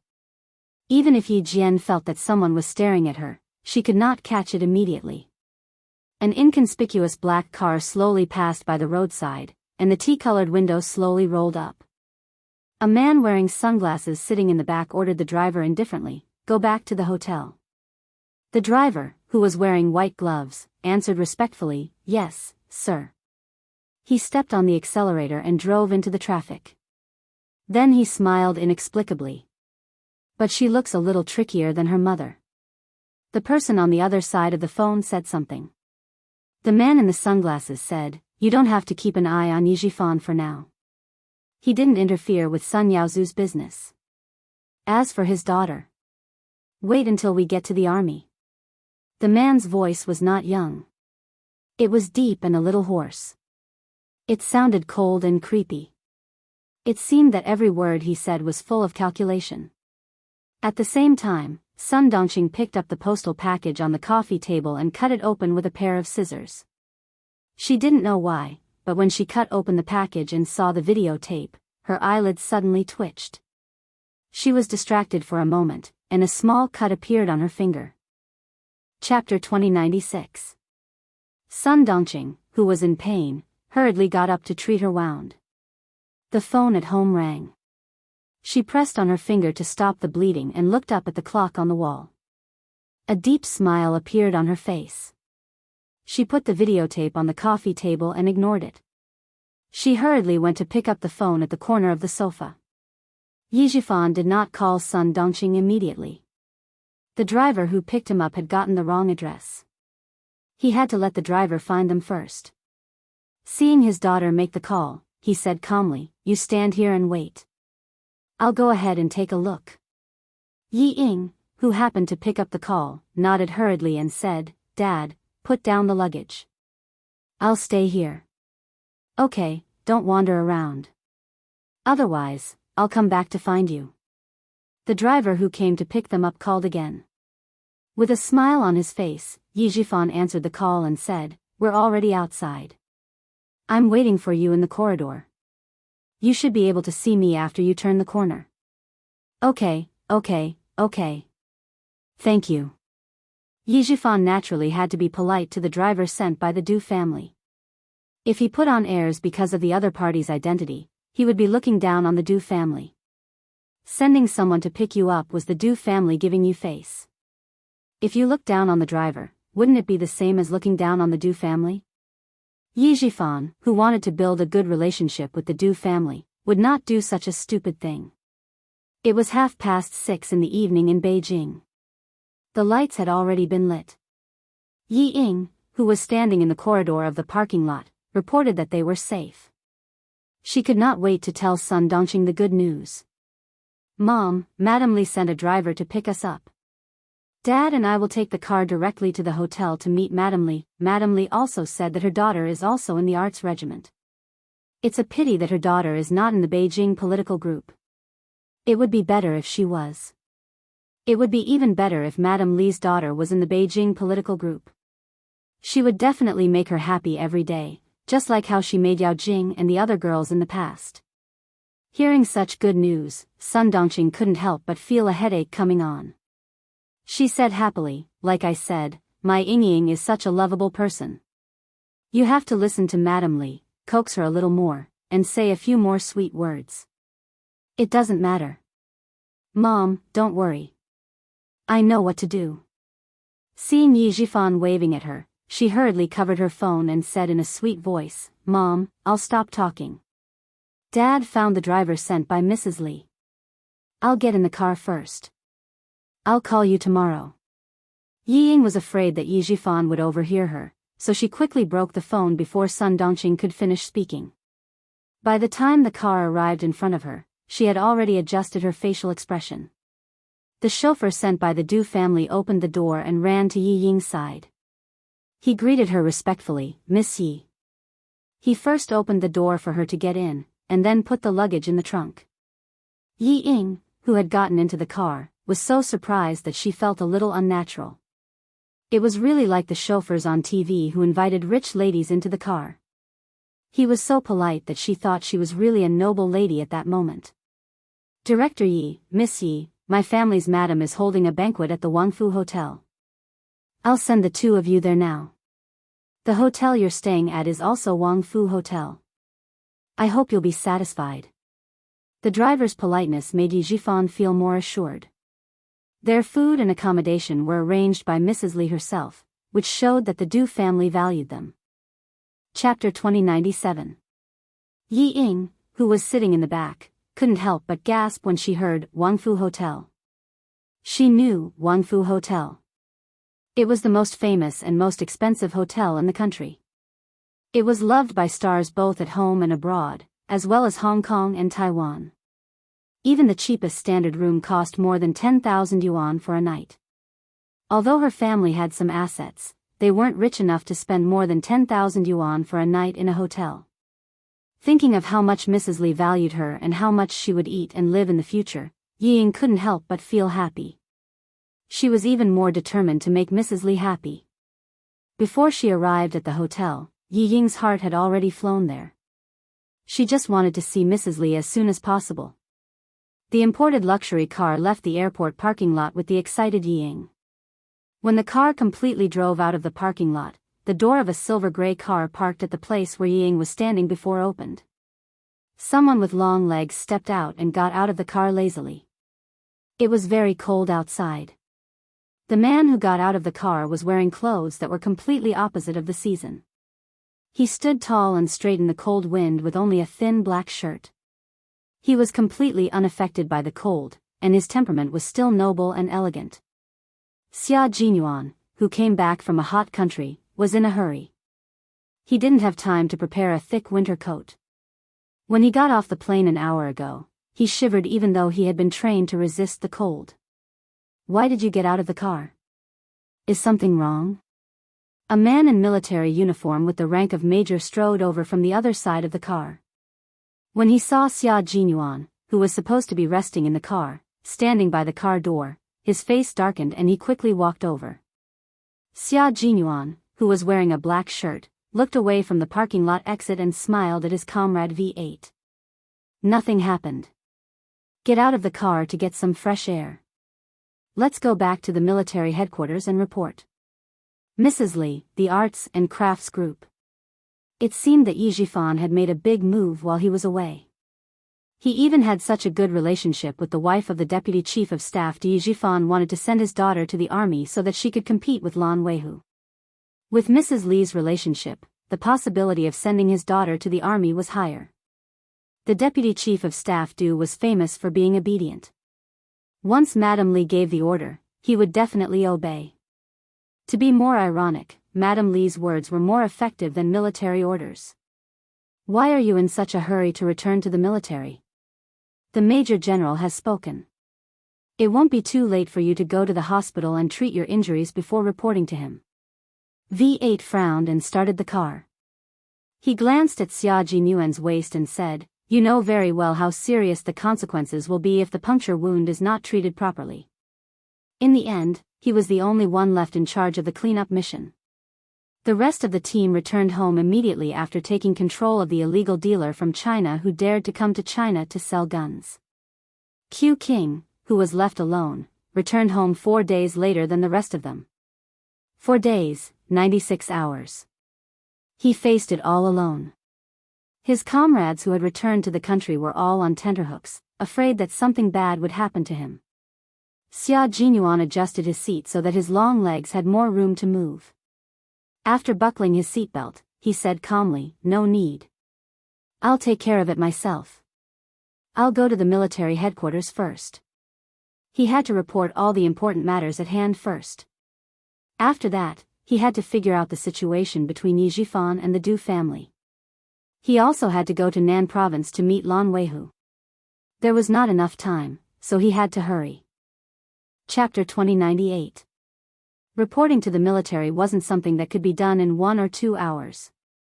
Arriving at the military at 8 o'clock would take at least until the wee hours of the morning.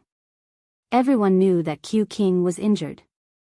If he didn't treat his wound first, everyone would be worried.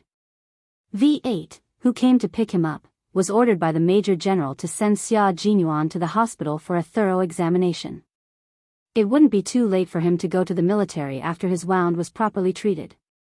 Xia Jinyuan was thinking about Yi Jifan and the Du family, so he didn't want to waste too much time on himself.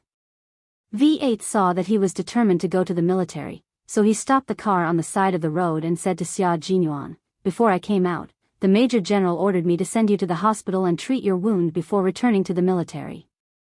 Since you don't want to cooperate, you can explain it to the Major General yourself." He couldn't persuade him, so he could only ask the Major General for help. Xia Jinyuan was a little helpless when his comrades stopped him, but he couldn't say that he didn't want to go to the hospital and went straight to the military academy for Yi Qian. Seeing that he was really going to call the Major General, he reached out his long arm and quickly snatched the phone from V8. "Don't get distracted, just focus on driving. I know my own wound. Do I need you to remind me if there's really a problem?" The wound did have some signs of inflammation, but it wasn't serious. He could take a few antibiotics to suppress it first and deal with the urgent matters at hand before treating the wound. Xia Jinyuan, who listened to Yi Qian's entire conversation, didn't think about going to Wang Fu restaurant himself. Although he put Yi Qian's personal affairs first, they could never be compared to the mission. No matter how important the personal affairs were, they had to be put aside when it came to the mission. Right now, he really wanted to go to Wang Fu restaurant directly and ask about the situation. He also wanted to immediately call Xia Yiwei and Ho Zi to ask about the situation, but he knew his mission and responsibility. He knew which was more important when it came to business or personal affairs. V8 couldn't change his captain's decision since his phone was stolen. In the end, he chose to compromise and drove the car back to the military. Major General Yang looked at his trusted subordinate who was dragged over. He angrily slammed his hand on the desk and yelled, "Nonsense! Do you still want to live? As he cursed, his hands did not stop dialing the internal line and immediately asked the guards to call a military doctor over. He wanted to see for himself how serious his injuries were. Then, he questioned V8. I told you clearly that you must bring him to the hospital for a checkup. You ignored my order and brought him to the military. Can you take responsibility if anything happens to him? Just as V8 was about to say that it was his fault, Xia Jinyuan said, Major General, it's not my comrade's fault. I was the one who insisted on returning to the military. He didn't want his comrades to be implicated because of his decision. Jun Yen was slightly tired as he explained in a deep voice, I have an urgent matter to report. I must return to the military first. As he spoke, he unbuttoned his black shirt and pulled out a thin, white strip that was about the length of chewing gum from his chest. Memory stick. I got it from the surveillance camera in Antonio's office. There's a very important conversation in it. The translation is in Chinese, and it mentions a certain border outpost in our country twice. A notorious arms dealer mentioned a border checkpoint of our country. What did this mean? It meant the seriousness of the situation. Major General Yang took the memory stick from a camera company in 1999. It was used to store video and other media. He looked sharply at Xia Jinyuan. What do you suspect? Before he could say anything, Major General Yang's face was as dark as water. Chapter 2099. Xia Jinyuan calmly looked at the Major General, whose expression was getting more and more serious, and slowly voiced his suspicions. The firearms and ammunition that Antonio sent to various countries included all kinds of transportation methods. As far as I know, Antonio successfully took over the border checkpoints of 2 Western countries and 1 South Asian country and used them as a safety line to cover the transportation of firearms. I've only been with Antonio for a short period of time, but I already know that there are problems with the border checkpoints of 3 countries. This shows how big his firearms business is. Currently, there are always traces of firearms dealers in the war-torn countries of Wei Su, Acre, and Iran, as well as Antonio. The more wars there are, the more the firearms dealers earn. They illegally transport weapons and endanger the safety of a country. I can't help but think deeply about it. His words made the Major General's brows furrow even tighter. What are you trying to say? Just say it. Right now, I suspect that the Chinese businessman who was escorted back to China had a route at the border, Xia Jinyuan said directly. V8, who hadn't left, showed an incredulous look on his face when he heard this. It was as if he had heard something shocking and couldn't believe it at all. King Q meant that if we didn't completely solve this problem, our country would become a war-torn country? Wasn't that a little too much? There was a brief silence in the office, and then the Major General shouted angrily, Xia Jinyuan. His suspicion made the Major General furious, and his heavy military power came straight at him. It was as if the air was being compressed, and it was as heavy as a heavy stone falling down. Do you know what you just said? If you dare to suspect those soldiers, I'll be the first to come after you. The Major General's understanding was different from V8's, but he did partially guess the meaning of Xia Jinyuan's words. In the face of the Major General's anger, Xia Jinyuan didn't show any fear and replied in a deep voice, Major General, I know very well what I said. I really do suspect that, and now I'm only reporting my suspicions to the military. Whether things are as I suspect, the military still needs to investigate. The businessman who was escorted back to China transported illegal weapons to China through layers of checkpoints. Major General, how many ways do you think he went through? How many people have benefited from it? Also, I won't suspect the comrades stationed at the border. They're loyal to their duty and protect the country. They even sleep with steel guns in their arms. Major General, they've sacrificed enough. As a soldier, I don't want to hear about any soldiers who wear the same uniform as me sacrificing themselves at the border. Xia Jinyuan, who had an injury on his waist, could not stand for a long time. Facing the Major General's cold gaze, he pointed to the guest sofa and said with a smile, Can you at least give me a seat to dry my body? He was, of the Major General. And, mentally. The Major General wanted to throw the documents on the table directly at the face of the guy who was still in the mood to smile with him, but it was just a thought. He really couldn't bear to throw it. Of the he was. Aren't you trying to show off your ability? Why? Can't you stand for a while? While he said that, his eyes signaled for V8 to go over and help him. He didn't want to cause any problems. Chapter 2100. This kid had always been a tough guy since he was young. He never screamed unless he was pushed to his limits. Could it be that he was seriously injured? The Major General thought of Xia Jinyuan's usual behavior and his expression became particularly grave. Just then, there was a knock on the door. The guards had arrived with the military doctor. Come in. The Major General, who no longer pursued Xia Jinyuan's words, immediately raised his voice. After the military doctor entered, he pointed at Xia Jinyuan and said anxiously, "Doctor, hurry up and take a look at him." V8, who helped Xia Jinyuan sit down, said softly, "Captain, your courage is as big as your reputation. You managed to make the Major General's mood fluctuate with just a few words. You're amazing. You flatter me." Xia Jinyuan's thin lips curled slightly. While the Major General was instructing the military doctor, he lowered his voice and said, "Brother, I've implicated you just now. Find an excuse to leave. Don't stay here any longer." V8's arm stiffened and his voice trembled. "Brother, is the injury on your waist serious?"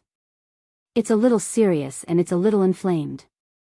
Xia Jinyuan told his comrade honestly and comforted him with a sympathetic gaze. "That's why I reminded you to find an excuse to leave so that the Major General won't be angry with you." "Then I really have to thank you for your reminder." V8 gritted his teeth and helped his comrade sit down. He said to the Major General, "Major General, I have something to deal with here. Can I leave first?" The Major General did not hesitate and waved his hand in agreement. V8 did not stay for a second and strode away. Soon, the military doctor removed the blood-stained gauze. The Major General, who still had some anger in his heart, saw the wound on his waist. At that moment, the last trace of anger in his heart was extinguished instantly along with the bloody wound. It was a very serious wound that went straight through the side of his waist and came out from the back of his waist. Although the wound had been stitched up, there were signs of inflammation around it. It was red and swollen and looked terrifying. The military doctor picked up a small medical flashlight and shone it on the wound. Wearing a mask, he examined the wound and said in a deep voice, "The wound shows signs of inflammation. We can't rule out the possibility of pus forming inside. To be conservative, we should remove the stitches again." The military doctor gently pressed his hand around the wound with a pair of sterile gloves. After taking a closer look, he raised his head and asked Xia Jinyuan in surprise, "Did you sew it yourself?" Although the stitching technique was appropriate, the stitching was sloppy, and there were signs of pulling at the top and bottom of the stitching. At a glance, it was obvious that the stitching was done by oneself. Moreover, the stitching speed was very fast, and the stitching was not done properly. Xia Jinyuan nodded faintly and said, "Help me disinfect the surrounding area first. We'll talk about removing the stitches later. Do you want to be taken to the hospital by the guards?" The Major General glanced at him coldly and asked the military doctor how serious the infection was. Compared to the military doctor's shock, the Major General was much calmer. During battle, if the special forces of the Snowfield Brigade were injured, they would treat their own wounds if they had no comrades by their side. What he was concerned about was whether the infection was serious. "From the outside, I can't tell how serious it is for the time being. However, gunshot wounds are different from other injuries, especially penetrating wounds. Sometimes, the situation looks good on the outside, but the inside may have formed pus." The military doctor was somewhat impressed by the soldier in front of him who dared to sew his own wound. He took off his gloves and answered the Major General's question with a serious expression. "I suggest that you go to the hospital to see if there is any inflammation inside." Xia Jinyuan knew that he could not escape going to the hospital tonight. He asked the military doctor to disinfect the wound first and said to the Major General, "There's no need to trouble the guards. I'll take the initiative to go to the hospital after reporting to you. Chapter 2101. Major General realized that the problem did not end with the arrest of the illegal Chinese businessmen. He looked at Xia Jinyuan, who was in charge again, and asked the military doctor, "Can his injury be treated in a few hours?" "There are no signs of fever. It can be treated in a few hours." The military doctor packed up the medical supplies, saluted and left. It was already 8:30 at night. The office building of the military headquarters was brightly lit. The security outside was tight. Inside, uniformed soldiers were working on their work quietly. The Deputy Chief of Staff Du came out of the General Staff Department building and took a car to Wang Fu restaurant. He was tired after an entire day of meetings, so he sat in the back and closed his eyes to rest. Director Yi of the Southern Province took his daughter to report to the Beijing political group. In the end, his wife insisted that he go over and talk to Director Yi. He had already said what he needed to say and helped with what he needed to do. What else did he need to see? The Deputy Chief of Staff Du did not want to go. When the waiter opened the door of the private room, his face was full of smiles. He strode over and said with a smile, Sorry, the General Staff Department called for an emergency meeting. Director Yi has to wait for so long." Yi Zhifan didn't dare to accept this sentence. He had been paying attention to the movement at the door. When he saw the corner of a military green coat, he was very perceptive and stood up to greet the Deputy Chief of Staff Du before he walked over. "I'm sorry to disturb you. Please forgive me." He did not forget to remind Ying to get up quickly. Mrs. Li liked the father and daughter's eyesight. People should have good eyesight. Otherwise, they would appear clumsy. Okay, you two don't need to chat. Old Du, let the waiter serve the dishes. Director Yi saw that you did not come and insisted on waiting. I couldn't persuade him, so I had to serve some desserts for Ying to eat. Mrs. Li, who was wearing a gold velvet cheongsam with a rich peony flower embroidered on the collar, smiled and invited the two to sit. She personally poured a cup of tea for her husband and said elegantly, "The two children have not arrived yet. The new year has just ended. I really don't know what they are busy with. I want to find someone to eat with, but there is no one to accompany me. Ying is the best. She is obedient and sensible. She knows that I want to talk and chat. See, before you came, it was this child who kept me company to relieve my boredom." Hearing this, the Deputy Chief of Staff Du laughed even louder. He looked at the young lady beside his wife and nodded approvingly. She is indeed obedient. Director Yi has taught her well. If it was Jai, tsk, at most, 10 minutes. Yi Ying, who was flattered in her heart, tried hard to suppress the corners of her mouth that wanted to curl up. She lowered her head shyly as if she couldn't bear the compliment. Her voice was a little soft, but she didn't sound petty as she replied, "You're flattering me. Madam is knowledgeable. It's my fortune to be able to talk to Madam. Hey, why are you so cute?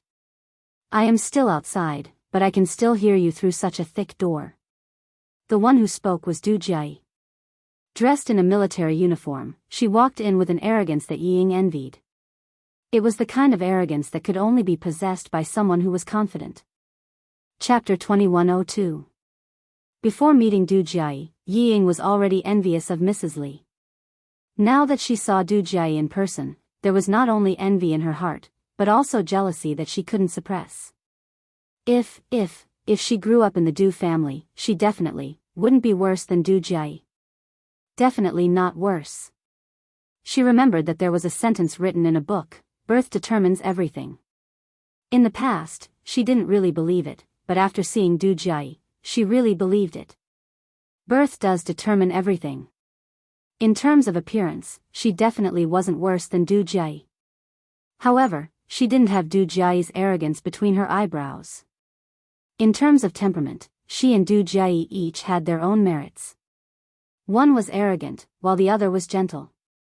However, she didn't have the confidence of Du Jai. She also didn't have the elegance of Du Jai even when she was just carrying water. This kind of Du Jai made Ying deeply jealous as soon as she appeared, but she didn't dare to show it at all, for fear that Mrs. Li beside her would notice it. Since Du Jiayi came in, Mrs. Li couldn't care less about Yi Ying, who was trying to make her happy just now.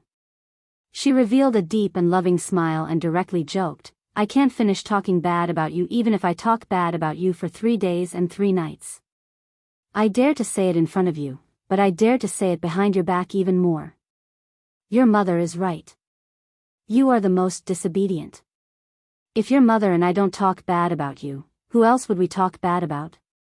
Compared to his eldest daughter, the deputy chief of staff Du doted on his naughty but considerate youngest daughter more. After joking, he introduced her to Yi Jifan. "Chief Yi, this is my daughter, Jie, who always gives me a headache. Jie, come and say hello to Uncle Yi." He pretended to criticize, "Look at you, you don't even know how to be polite. You don't even know how to say hello when you come in." When Du Jiayi came in, it was her home ground. She took off her military cap and put it on the table. She smiled and said, "You didn't introduce him. How would I know who he is?" She stretched out her hand and took the initiative to shake Yi Jifan's hand. "Hello, Uncle Yi. I'm Du Jiayi. The bad things my parents said just now were all lies. Please don't believe them." She was generous, decent, and experienced in dealing with people. Yi Jifan could tell at a glance that Yi Ying was not as good as her. He had been an official in the southern province for a long time, but he had never met a superior who had a daughter of the same age as his daughter. Even if there was one, it would be the daughter of a subordinate who was inferior to him. In comparison, he felt that his daughter's temperament was outstanding. Now, compared with the daughter of the deputy chief of staff Du, Yi Jifan could not help but sigh with emotion. He said to Mrs. Li and the deputy chief of staff Du, "When I see Miss Du, I really understand the meaning of the saying, dragons give birth to dragons, phoenixes give birth to phoenixes, and the son of a mouse can dig holes." In one sentence, the 3 members of the Du family were praised. Du Jiayi said in her heart, "It's a bit interesting." Then she took the initiative to talk to Yi Ying when Mrs. Li introduced her. "She's really well behaved. I don't dare to speak loudly. Besides, she's even more beautiful than my mother said." Yi Ying was a little flattered. She quickly got up a little and said in an anxious tone with a little admiration, "Miss Du is more beautiful and very handsome. You're quite honest." "Yes, although you're very beautiful, you're indeed a little worse than me," Du Jie purposely said with a smile. The pair of eyes that looked at Yi Ying were as bright as diamonds, shining brightly. Her eyes were obviously sizing her up. She was very presumptuous and calm. Yi Ying was a little nervous because of her words. Now she was sizing her up, which made her even more nervous. Moreover, as a girl, her intuition told her that although Du Jiayi was smiling at her, there was unfriendliness in her eyes that made her tremble. She didn't like her. Chapter 2103. This discovery made Yi Ying's palms break out in layers of cold sweat. She did not even notice that the phone in her bag had been vibrating non-stop. Yi Ying's intuition is correct. Du Jiayi really doesn't like Yi Ying. Obedient, well-behaved, honest, and beautiful. Yet another one who wants to establish a relationship with the Du family. If it wasn't for her father saving Big Brother's life, I really wouldn't have come over to entertain this father and daughter pair who came from God knows where. Mrs. Li doesn't show up, letting her daughter look at Yi Ying wantonly. She wants to find herself an obedient daughter-in-law. If her future sister-in-law can't stand it and gives her a hard time, she won't want such a daughter-in-law. The little wife Mrs. Li chose for you this time is really good-looking. You can come up. Du Jiayi doesn't care about Yi Ying's feelings. She sends a letter to her brother Li Yuan, who is 1 year younger than her downstairs. Under Mrs. Li's knowing eyes, she starts to chat with Yi Ying enthusiastically. Li Yuan takes Mrs. Li's surname. After he was born, Mrs. Li made the decision directly. The Du family didn't say anything and let Mrs. Li make all the decisions. When Li Yuan comes up, the real master is here. Li Yuan, who has just turned 23, is tall and handsome. He has been studying abroad for many years and has an unruly arrogance. But Mrs. Li has taught him well. He is tall and straight, with the noble air of an aristocratic family. When Mrs. Li sees her youngest son, she talks more than before, especially the sentence, "My son has never had a girlfriend." "Director Yi, how about we be in-laws? What do you think?" Li Yuan's half-joking words made Yi Ying's heart beat like a little deer. When Li Yuan smiled and said, "Miss Yi is very suitable for the image of a girlfriend in my heart," Yi Ying's cheeks were so red that Li Yuan could not help but cast sidelong glances at her. Yi Zhifan knew that Madame Li would not speak without thinking. She only said this because she really meant it. For a moment, even someone as calm as him was a little excited. The father and daughter are so excited that they don't care about the vibrating mobile phones in their bags. After 3 rounds of drinking and talking happily, the vibrating mobile phones in their bags are directly turned off by Sun Dongqing. Sun Dongqing heard that both phones had been turned off. She sat weakly on the sofa like a frosted eggplant. It's over, it's over. The days that I finally had hoped for are over again. Her disappointing daughter, this time she was really going to be angered to death. He had sent her abroad to study because he wanted her to study hard and start from scratch. But what about her? But as for her, Ioyo, she was so angry, so angry. But she actually hung out with those blonde guys from overseas, and even allowed them to put their hands into her clothes and grope her all over. She even curled up on the sofa with the 2 men and kissed them here and there. She was infuriated. She didn't look like a student at all. She was just a slut. Sun Dongqing, who was shocked by the contents of the videotape, was really angry. Although she always defended Yi Ying, she was a woman who came from the countryside. What she hated the most was debauchery. The things that she couldn't bear to see the most, her daughter had done them all. Everything was done. God damn it. The whole family was disgraced. Sun Dongqing, who couldn't get through to her husband, burst into tears. It was too embarrassing. Too embarrassing. After such a shameful thing happened, she wanted to take a rope and strangle herself to avoid being criticized behind her back. Sun Dongqing called the phone again and again, but it was always turned off. She was so angry that she screamed and jumped. Suddenly, she rushed back to her room and rummaged. She wanted to go to the capital. Chapter 2104. Sun Dongqing didn't think about anything else. She just wanted to bring her daughter back from Jing City as soon as possible. It was okay if her daughter was humiliated at home, but she couldn't let her daughter embarrass herself outside. That was all she could think of. The most important thing now was to bring Yi Ying back from Jing City. She didn't think that Yi Ying was about to enlist in the military, nor did she think that the videotape might have been sent to more people.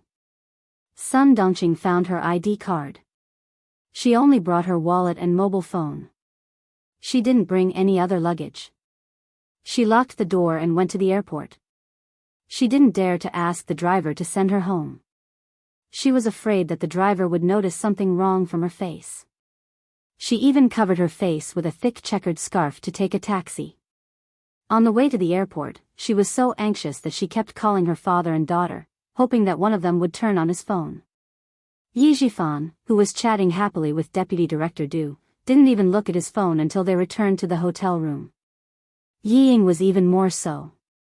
Facing the handsome and rich Li Yuan, who had a good family background, her heart was pounding like a deer the whole night. She didn't care about anything else.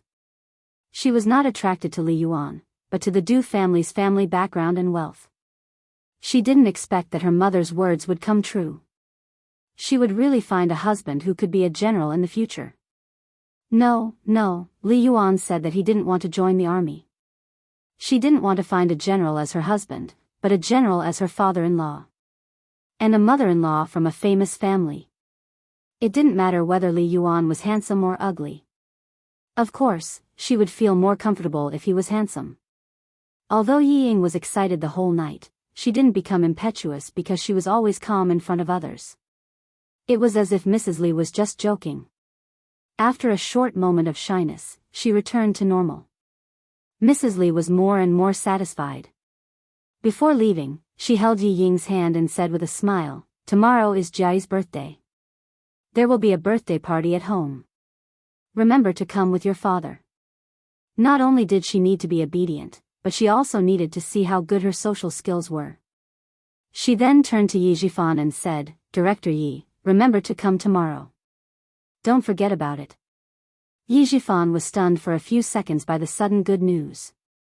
When he finally recovered, he slapped his forehead and said apologetically, I didn't think that tomorrow would be Miss Du's birthday. I didn't make any preparations at all. It would be rude of me to go over there. How could Yi Jifan forget about this kind of good thing that could help his daughter integrate into the upper-class circle as soon as possible?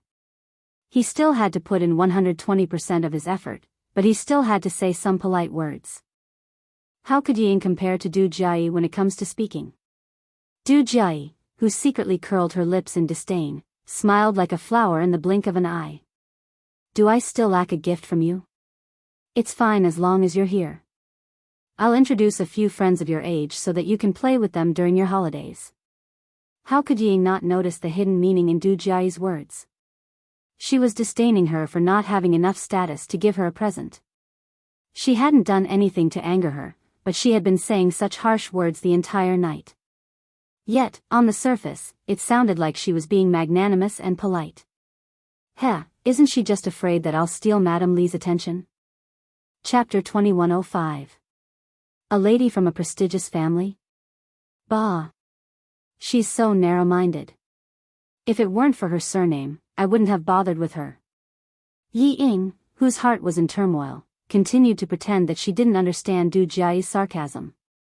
Maintaining a sweet smile, she said calmly, No need, no need. I'm already very satisfied to be able to attend Jiayi's birthday party. There's really no need to trouble Jiayi to introduce more friends. I'll take my time. Mrs. Li had been paying attention to their conversation the whole time. Seeing that Yi Ying was polite and a little domineering in her daughter's reply, she nodded with satisfaction in her heart. Not bad, she didn't swallow her anger. When pushed too hard, she knew how to fight back gently. It could be seen that she had a soft but firm character. She wouldn't be too weak and let others bully her. She had observed enough for tonight and was satisfied with the result. Jay, you take advantage of Ying Ying's gentle temperament to be aggressive. Mom saw it all tonight. You're the most dishonest. Mrs. Li, who had let Yi Ying pass another hurdle, finally spoke and stopped her daughter from continuing to suppress Yi Ying. As soon as she spoke, Du Jiayi seemed to have changed into a different person. She held Yi Ying's arm affectionately and said with relief, Oh, I'm so tired tonight. Mom, don't call me for this kind of thing in the future. I didn't know how tiring it is to be a bad person until today. Oh, I'm so tired. I don't want to be a bad person for the rest of my life. Yi Ying was stunned. She didn't understand what was going on in front of her. I'm sorry, Ying Ying. It was my mom's idea tonight. It really had nothing to do with me.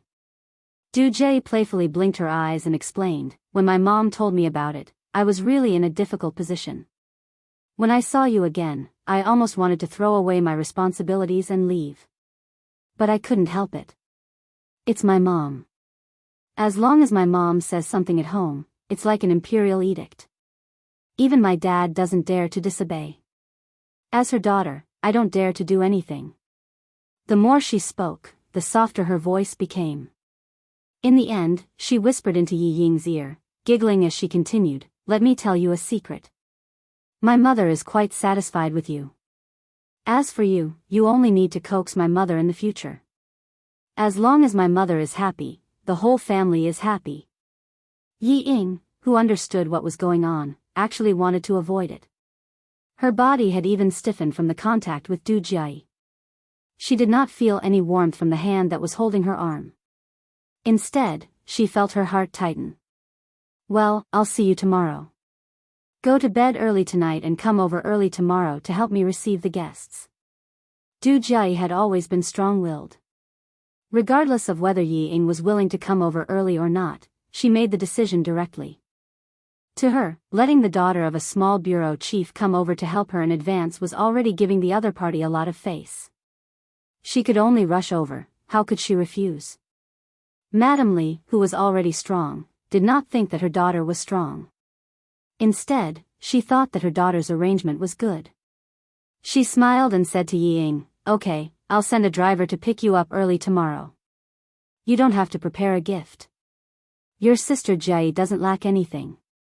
You don't have to worry about your outfit. Just use the same makeup artist as Jai.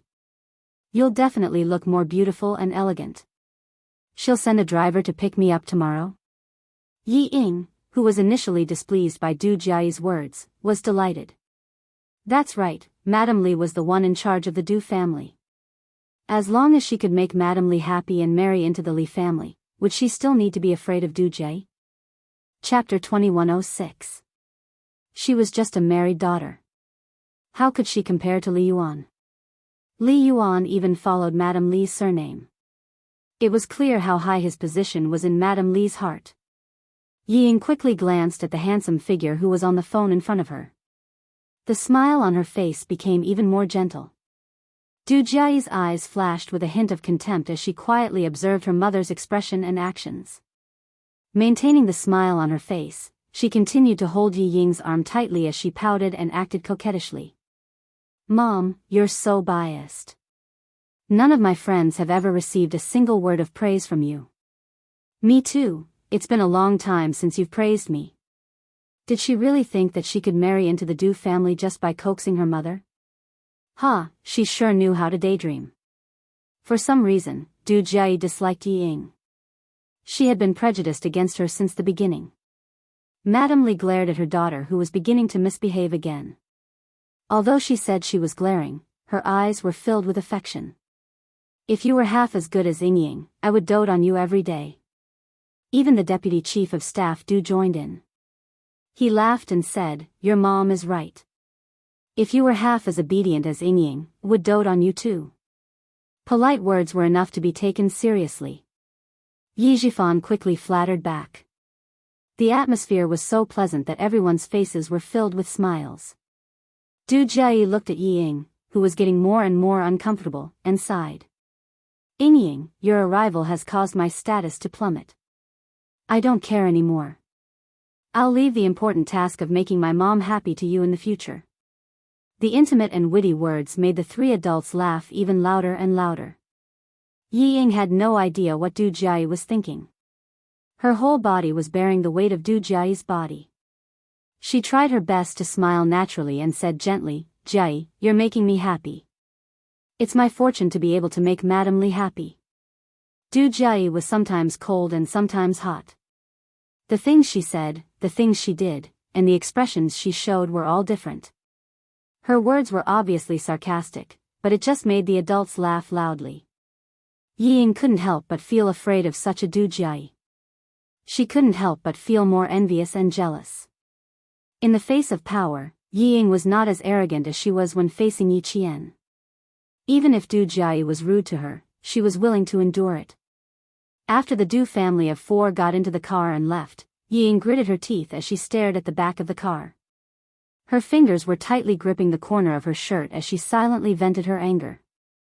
Yi Jifan, who had appeared out of nowhere, looked at his daughter's fingers, which were fiddling with her clothes. His eyes were dark as he said, "This is Du Jiayi's confidence. She dares to do this because she has the ability to look down on you. The reason why you don't dare to talk back is because she has enough reason to look down on your identity." Yi Ying, what does it mean to be above others? A person above others dares to say what they want to say and do what they want to do. Even if others feel uncomfortable, they can only accept it. Yi Ying, whose eyes were red, bit her lower lip tightly. She looked up at her father and reluctantly put down her pride. She gritted her teeth and said, "I know. That's why I can only endure it for now. I can only endure it until I can marry into the Li family." Madame Li was just joking. Did you take it seriously? Yi Jifan's cold voice interrupted Yi Ying's beautiful dream. What kind of family is the Du family? Are they afraid that they won't be able to find a daughter from a prestigious family to be their daughter-in-law? Yi Ying, stop dreaming. You should think more about how to make use of Madame Li's love to fight for a place in the military. See if it's possible to transfer to a military academy and become an officer with a military rank. Chapter 2107. Yi Ying's beautiful dream had just begun, and before she could get to the right place, Yi Jifan poured a bucket of cold water on her. Yi Ying almost shed tears. Although she thought it was possible, she did not dare to say it out loud. She could only think about it in her heart. Go back to your room and have a rest. Get up early tomorrow and wait for the driver sent by Mrs. Li. It's good to go to the Li family early. I think Mrs. Li will introduce you to the wife of the governor who is close to her. As long as you can rely on the Du family, Yi Ying, your marriage will not be too bad. Yi Jifan did not dare to think about his daughter marrying into the Du family. He only wanted to get Mrs. Li's help. Thinking that Mrs. Li will send a driver to take her to the Du family tomorrow, Yi Ying felt a little better. Yi Ying went back to her room and took a bubble bath. It was not until she went to bed that she found that her phone was out of battery. She plugged it in but did not turn it on. She went to bed directly.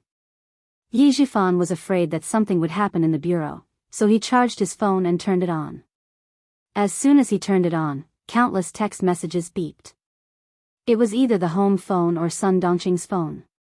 There were nearly 30 text messages in total. Yi Jifan, who seldom received continuous calls, calmly called home. No one answered the home phone, and the phone was turned off. He did not have much patience with his wife, so he ignored it and went to sleep. At this time, Sun Dongqing was sitting in the luxury cabin flying directly to the capital. Other passengers had fallen asleep, but she was not sleepy. She was looking forward to getting off the plane as soon as possible with her eyes wide open. In the car, Mrs. Li was asking Li Yuan about his impression of Yi Ying. Li Yuan did not think much about it, nor was he interested. He just said to please Mrs. Li, she is not bad. At least she is pleasing to the eye.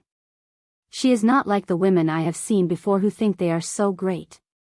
She seems to have a good personality. She doesn't look like someone who will make trouble. Mom, it is useless to ask Li Yuan.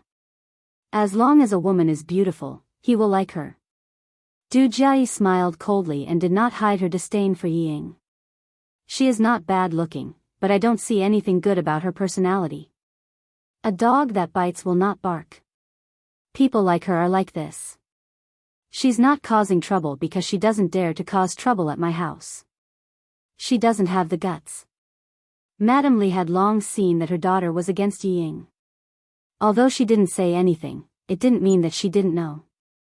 Hearing her daughter's words, she smiled and looked at her daughter, who had always had sharp eyes. She praised, your eyes are indeed more accurate than Li Yuan's. Yi Ying doesn't make trouble, but it doesn't mean that she is really weak. Her character is quite gentle. I admire her forbearance. She's also a sweet talker, just like her father. She doesn't give people the impression that she's trying to flatter them. I just feel that she's a little smart. Considering her age, she's quite tactful in dealing with things.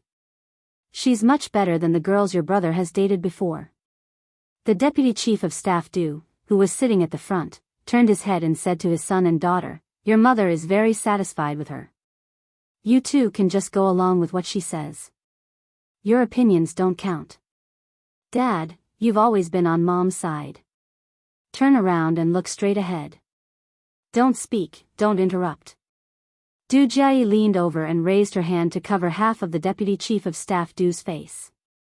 She pushed him back and said, we'll talk about our own things. Just listen to us. Okay. I won't say anything. I won't say anything. You two continue to talk. The deputy chief of staff Du, whose face was pushed back by his daughter, laughed. He never cared about the things at home. It was enough for him to have his wife. If she said it was good, it was good. If she said it was bad, it was bad. Chapter 2108. Mrs. Li patted her daughter's arm with a smile. You're so rude. Sit up straight. Don't affect the guards driving. I haven't finished yet. Du Jiayi sat back with a smile and continued to say what she disliked about Yi Ying. I don't like her very much. It feels like she's pretending. She blushes all night and she's so shy. It's as if I'm so thick-skinned. I don't like her. And, Mom, didn't you notice that her eyes were a little flirtatious? When Li Yuan came in, she quickly glanced at him and lowered her head. I really thought she was shy at that time. But in the end, you said you wanted her to be Li Yuan's girlfriend. Ha!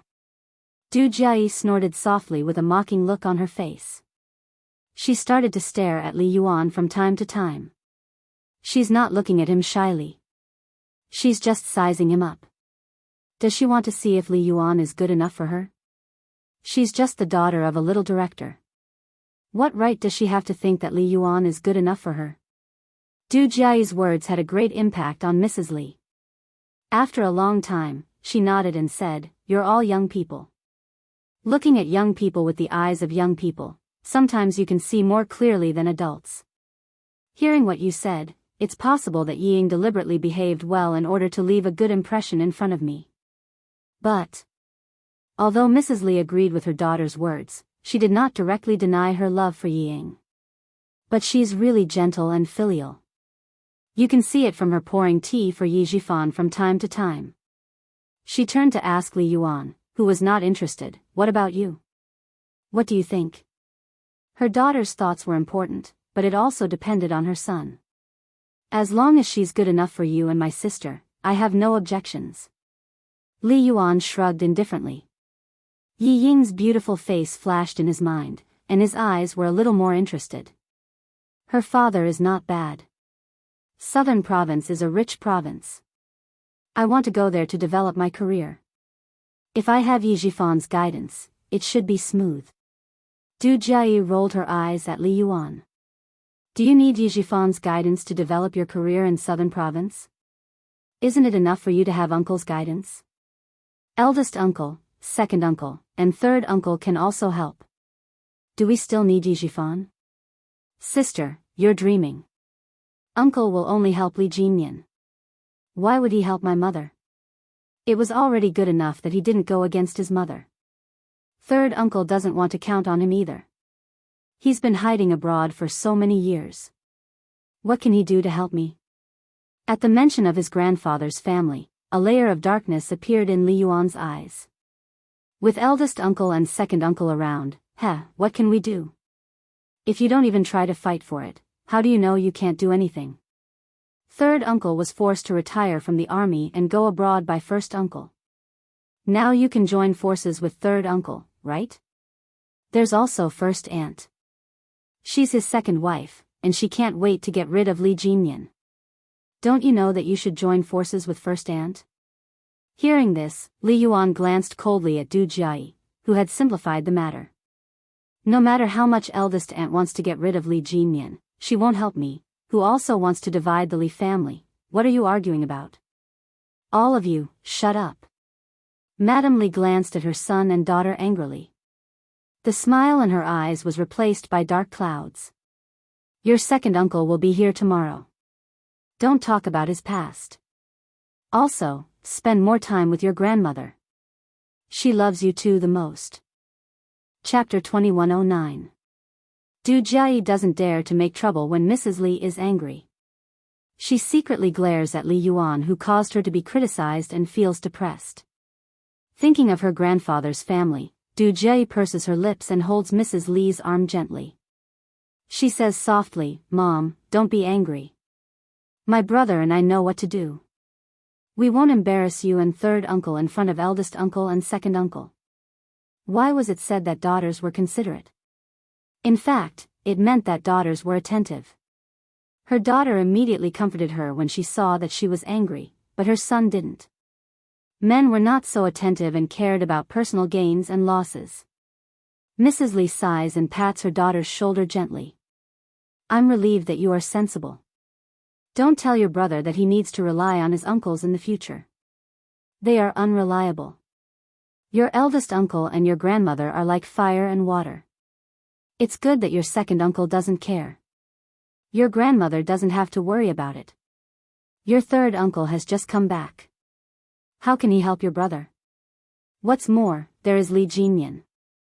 He alone is enough for your grandmother and your third uncle to worry about.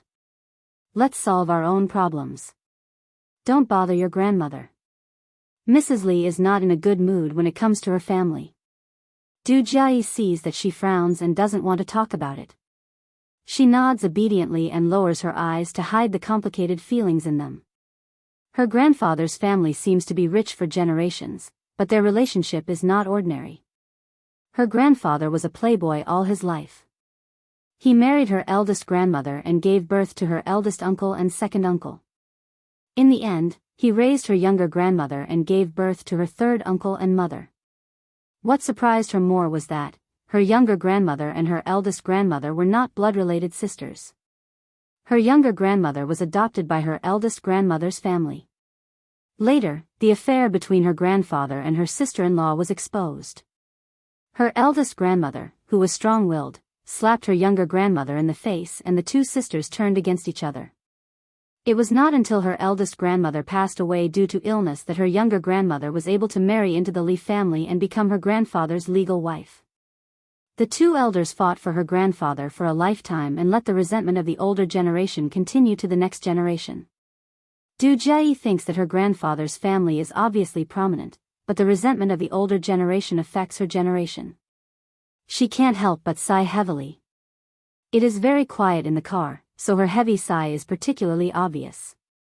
Madame Li, who was already in a bad mood, felt a little amused when she heard this. Why are you sighing all of a sudden? Is there anything in the family that you need to worry about? Mom, I am thinking about my grandmother. Adjusting her sitting posture, Du Jiayi asked softly, Mom, tell me what happened to grandfather's family back then. Why did eldest aunt pass away in an accident, and why was third uncle forced to retire from the army and leave for a foreign country? Tell me, I really want to know. Li's mother's mother. Li's aunt's mother's. Hearing this, Madame Li's face turned cold again, and she said in a low voice, Don't ask about things you shouldn't know. Why? Deputy Chief of Staff Du interrupted Du Jiayi and said with a smile, Jiayi, that's all in the past. Why are you, a young person, bringing up the past? He is still as secretive as before. His face changes as soon as he mentions it. Du Jiayi reluctantly says, Oh. She thought about it and said, Didn't Li Jinyan say that he is back? Mom, do you think he will come to our house tomorrow? Chapter 21:10. That depends on your first aunt's mood and his own mood. Madame Li's attitude was quite cold when it came to Li Jinyan. It's better if neither of them comes.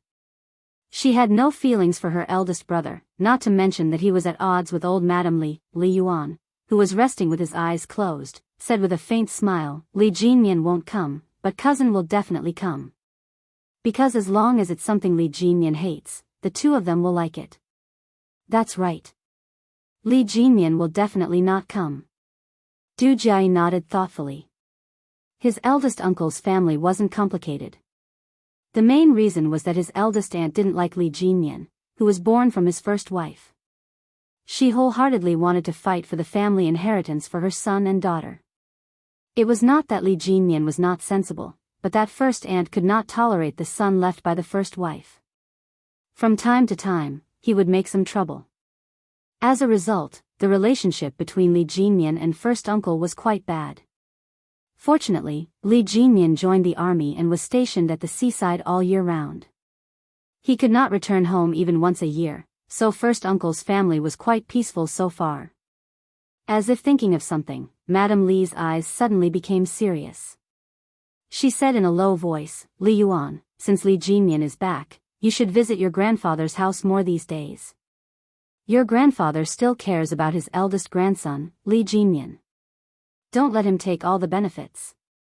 Li Yuan twitched the corner of his mouth and refused, No, it's boring. Let my sister go. She likes the treasures in grandfather's hands. If you don't go, I will go. It just so happens that I have 4 days off. I can go and accompany grandfather and little grandma. Du Jiayi agreed immediately. She also thought about the treasures in grandfather's hands.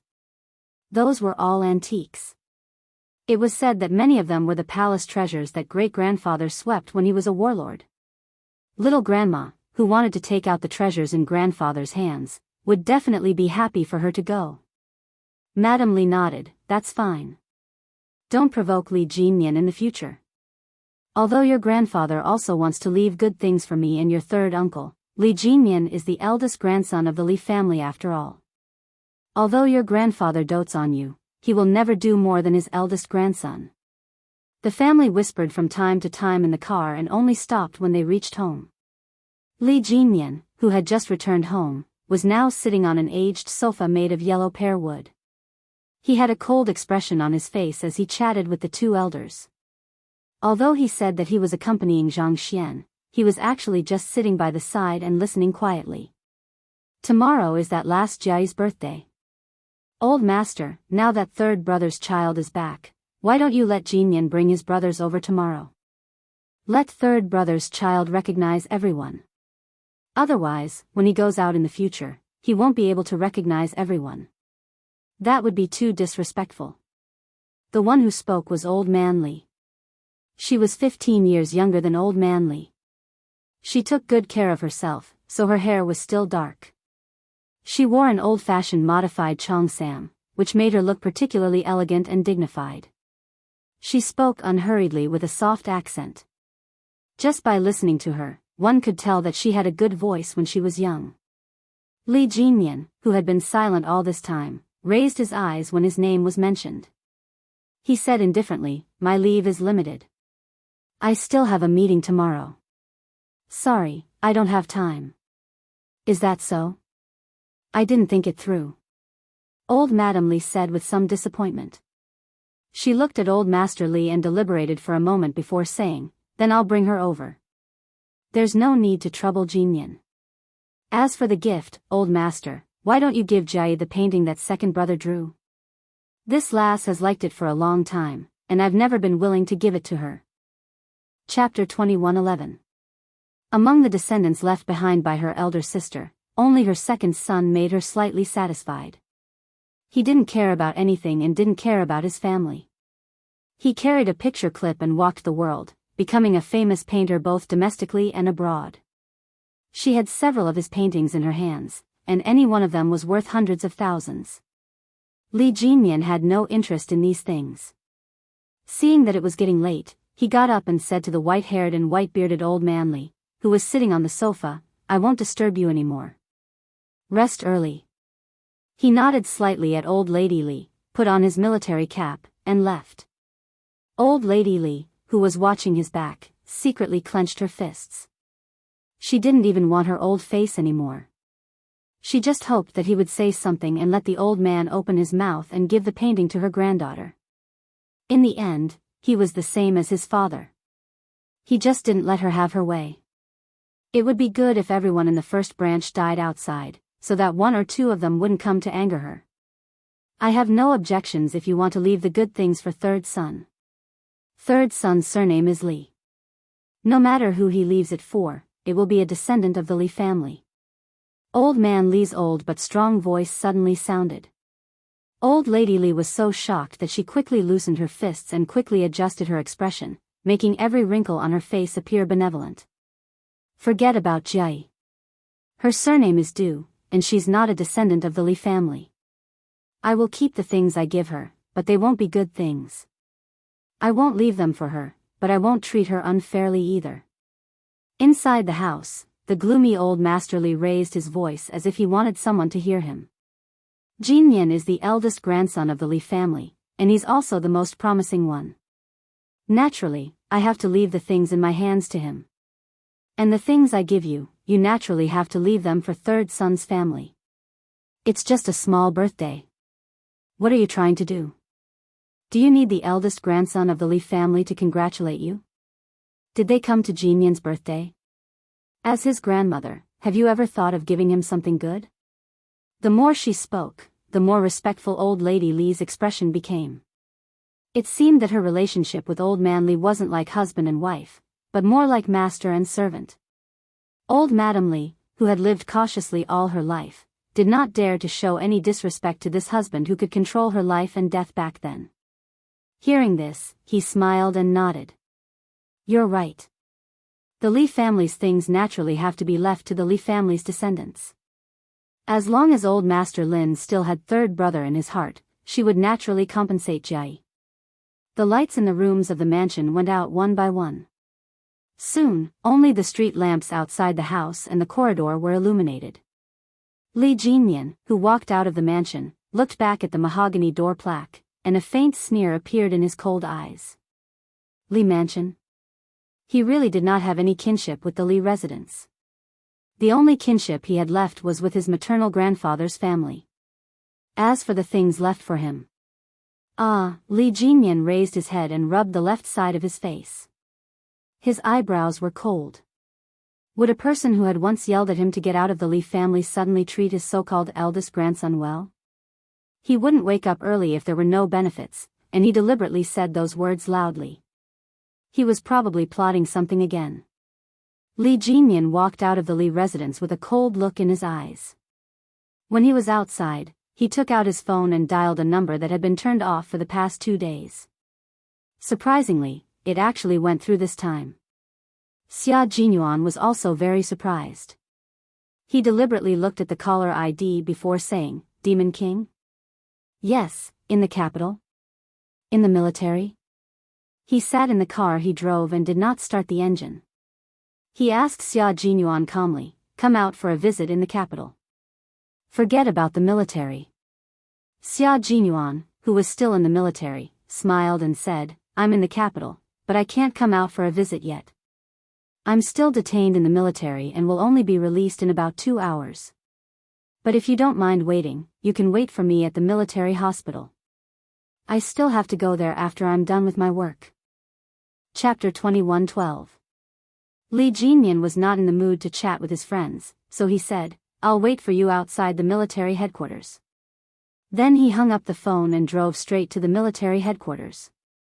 V8, who was waiting in the car, was so shocked that his eyes nearly popped out of their sockets when he saw Li Jinyan. When Xia Jinyuan came out of the car, he saw the 2 idiots chatting in the cold wind. It was midnight, yet they would rather stand outside in the cold wind than get into the car to warm up. Were they doing cold resistance training? Naturally, trained special forces soldiers could chat in the cold wind, but Sun Dongqing could not. She was so cold when she got off the plane that her whole body was almost frozen. Wearing a cotton coat, she could not resist the cold wind at all. She had no choice but to go back to the store in the airport lobby to buy a down jacket. Feeling warm, Sun Dongqing hurriedly turned on her phone. A few text messages popped up. Sun Dongqing took a look. Even though it was already past midnight, she couldn't wait any longer and immediately called Yi Zhifan. Yi Zhifan was in a daze when he heard the phone on the bedside table vibrate non-stop. He did not turn on the lights, so he reached out to pick up the phone and said in a hoarse voice, hello. Then he was startled awake by Sun Dongqing's howling. Old Yi, something big happened. Something big happened to Ying. Yi Zhifan's eardrums hurt from her piercing voice. He frowned and said in a deep voice, Ying is in Beijing with me. What could possibly happen to her? You must be confused from sleeping too much. Sun Dongqing, can you stop making a fuss all day long? Someone sent a video to our house. It was the package I received yesterday. I thought it was material for you. Sun Dongqing, who was finally able to talk to her husband, suddenly had a backbone. She quickly told him the whole story. What should we do? What should we do? I asked her to study abroad so that she could make a name for herself, but in the end, this damn girl did something shameless. Old Yi, I'm afraid we're really in big trouble. Yi Zhifan got up from the bed with a livid face and said angrily, take a taxi to Wangfu Hotel right now. Call me when you're downstairs and I'll come down to pick you up.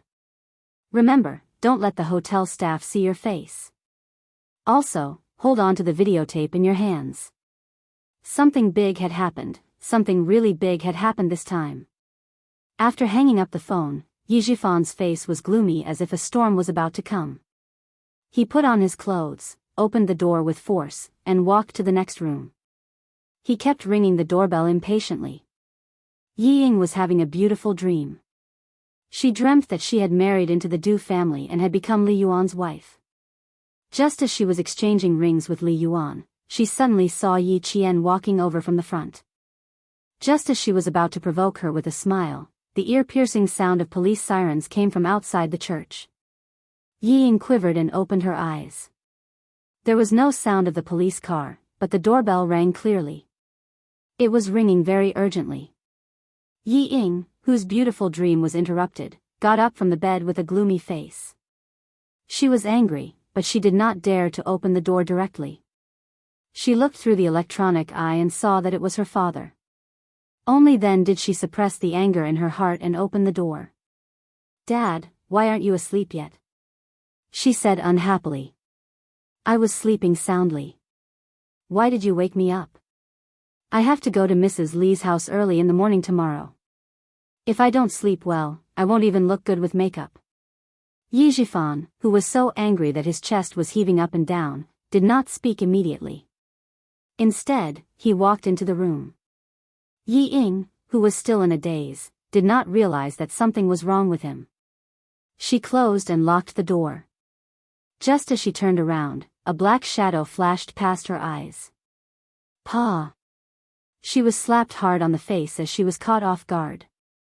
Chapter 21:13. Yi Ying was stunned by the slap. She covered her face and stared at Yi Jifan in disbelief. After a few seconds, she asked loudly, "Dad, what are you doing? Instead of sleeping at night, you came here to slap me. What are you trying to do? What did I do wrong? Did I make you unhappy? You still have the cheek to ask me what you did wrong?" Yi Jifan slapped Yi Ying's left cheek again without any hesitation. The two slaps left 10 red fingerprints on Yi Ying's cheeks. Yi Ying, whose mouth tasted of rust, widened her eyes. Tears welled up in her almond-shaped eyes. She screamed, "Am I your biological daughter? Am I your biological daughter? You came here and slapped me twice without any reason. Dad, are you trying to beat me to death? If you weren't my biological daughter, I would strangle you to death right now." Yi Jifan was so angry that his face turned the color of a pig's liver. After he slapped her with all his strength, his vision turned black. Yi Ying, who felt wronged, wailed, "I'm not your daughter. I'm not your daughter. I want to go back to the southern province. I want to find Mommy." She was as wronged as a 5 or 6-year-old child. "Since when did you treat me as your biological daughter? All you do is compare me to Yi Qian. You say that I'm not as good as him here and there. You belittle me to the point that I'm worthless. Now you come here and hit me. Dad, since when did you treat me as your daughter?" After being slapped twice for no reason, Yi Ying felt as wronged as a child who had lost her parents. She screamed until her eyes were about to pop out.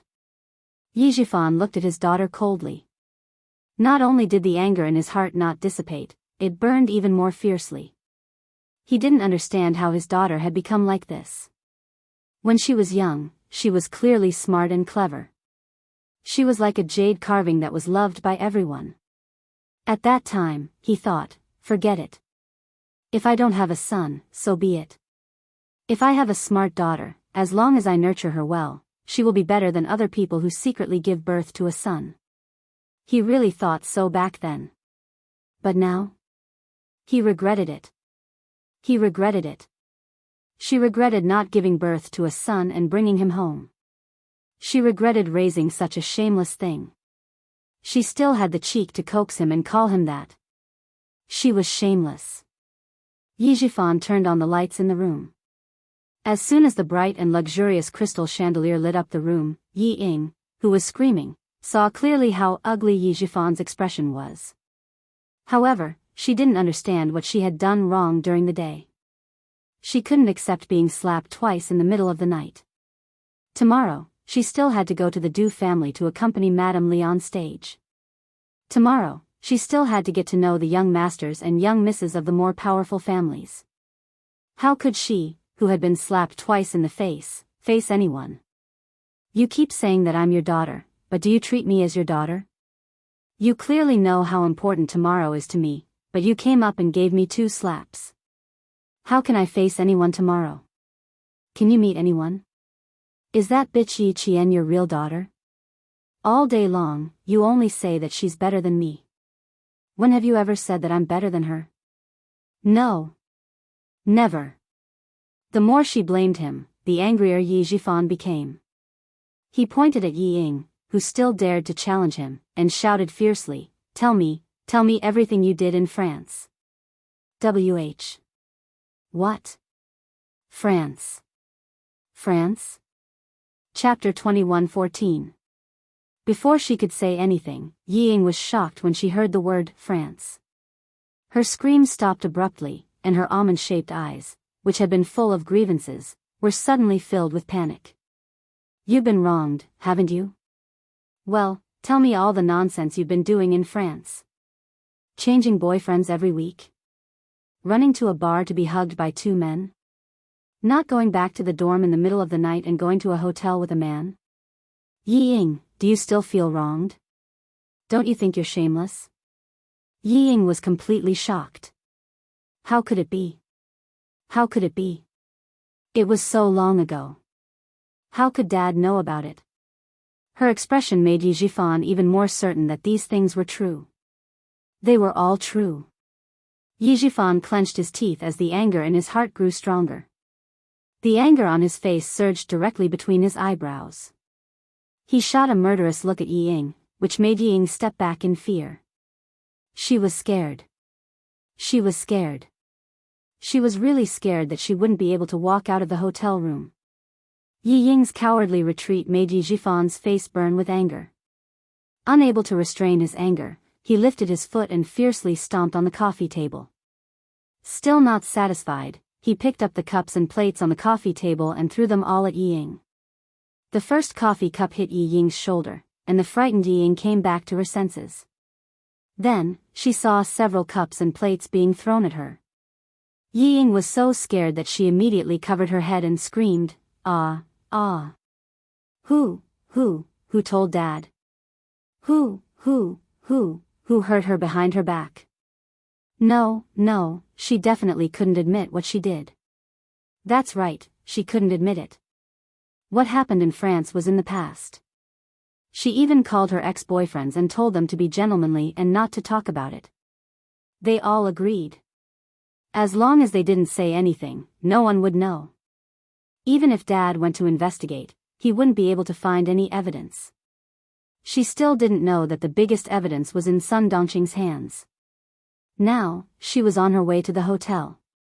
Facing the thunderous anger of Yi Zhifan, Yi Ying, who was trembling in fear, shrank into the corner of the cabinet. Her long hair was scattered, her cheeks were red and swollen, and her tears were flowing. She looked really pitiful. This was the first time she had seen Yi Zhifan so angry. She was very scared. She clutched her shoulder that was hurt to the bone. Her heart and mind were racing. She had to think of a way. She had to think of a way. Dad, I didn't. Who did you hear it from? I'm going there to study. How can I join a bar? How can I have a boyfriend? I didn't. Someone framed me, that's right, someone must have framed me. It must be Yi Qian, that bitch. She knew that I was going to join the army, so she set me up. Dad, how could you listen to her? She clearly doesn't want me to be a soldier. You can't listen to her, you can't. Instead of thinking about how to make up for his mistakes, he only wanted to shirk his responsibilities. He was too disappointed. Even if she set you up, it's because she had something on you first. You didn't do those shameless things, so who would set you up? What could they use to set you up? You said Yi Qian set you up because she didn't want you to be a soldier? But she didn't even know you were in the army. Yi Zhifan hadn't seen the videotape yet. After his anger, he felt exhausted. Yi Ying, you disappoint me.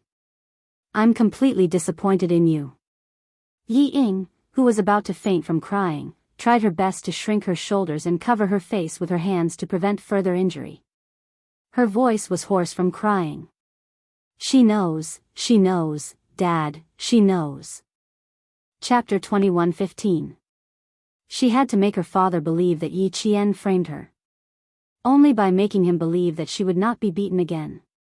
She burst into tears and pushed all the blame onto Yi Qian. She knew, and that's why she framed me. There's no one else other than her. Dad, I really didn't do anything to embarrass you and Mom. I really didn't. Dad, you have to believe me. You have to believe me. It's really Yi Qian who framed me. She framed me. She had to make her father believe her. Otherwise, she would not have an easy time tonight. Yi Ying's eyes flashed as she covered her face with her hands. She would never admit to the ridiculous things she did in France. She had to make her father believe that it was Yi Qian who framed her. She had never done anything to embarrass her parents. Suddenly, Yi Ying was glad that she told Yi Qian during her physical examination that time and let her know that she had enlisted. Otherwise, she would not have been able to push all the blame onto her today. Moreover, other than Yi Qian, she could not think of anyone else who would frame her. Yi Qian. Yi Qian. How dare you frame me? Fine. Fine. Fine. If I don't have an easy time, you won't have an easy time either.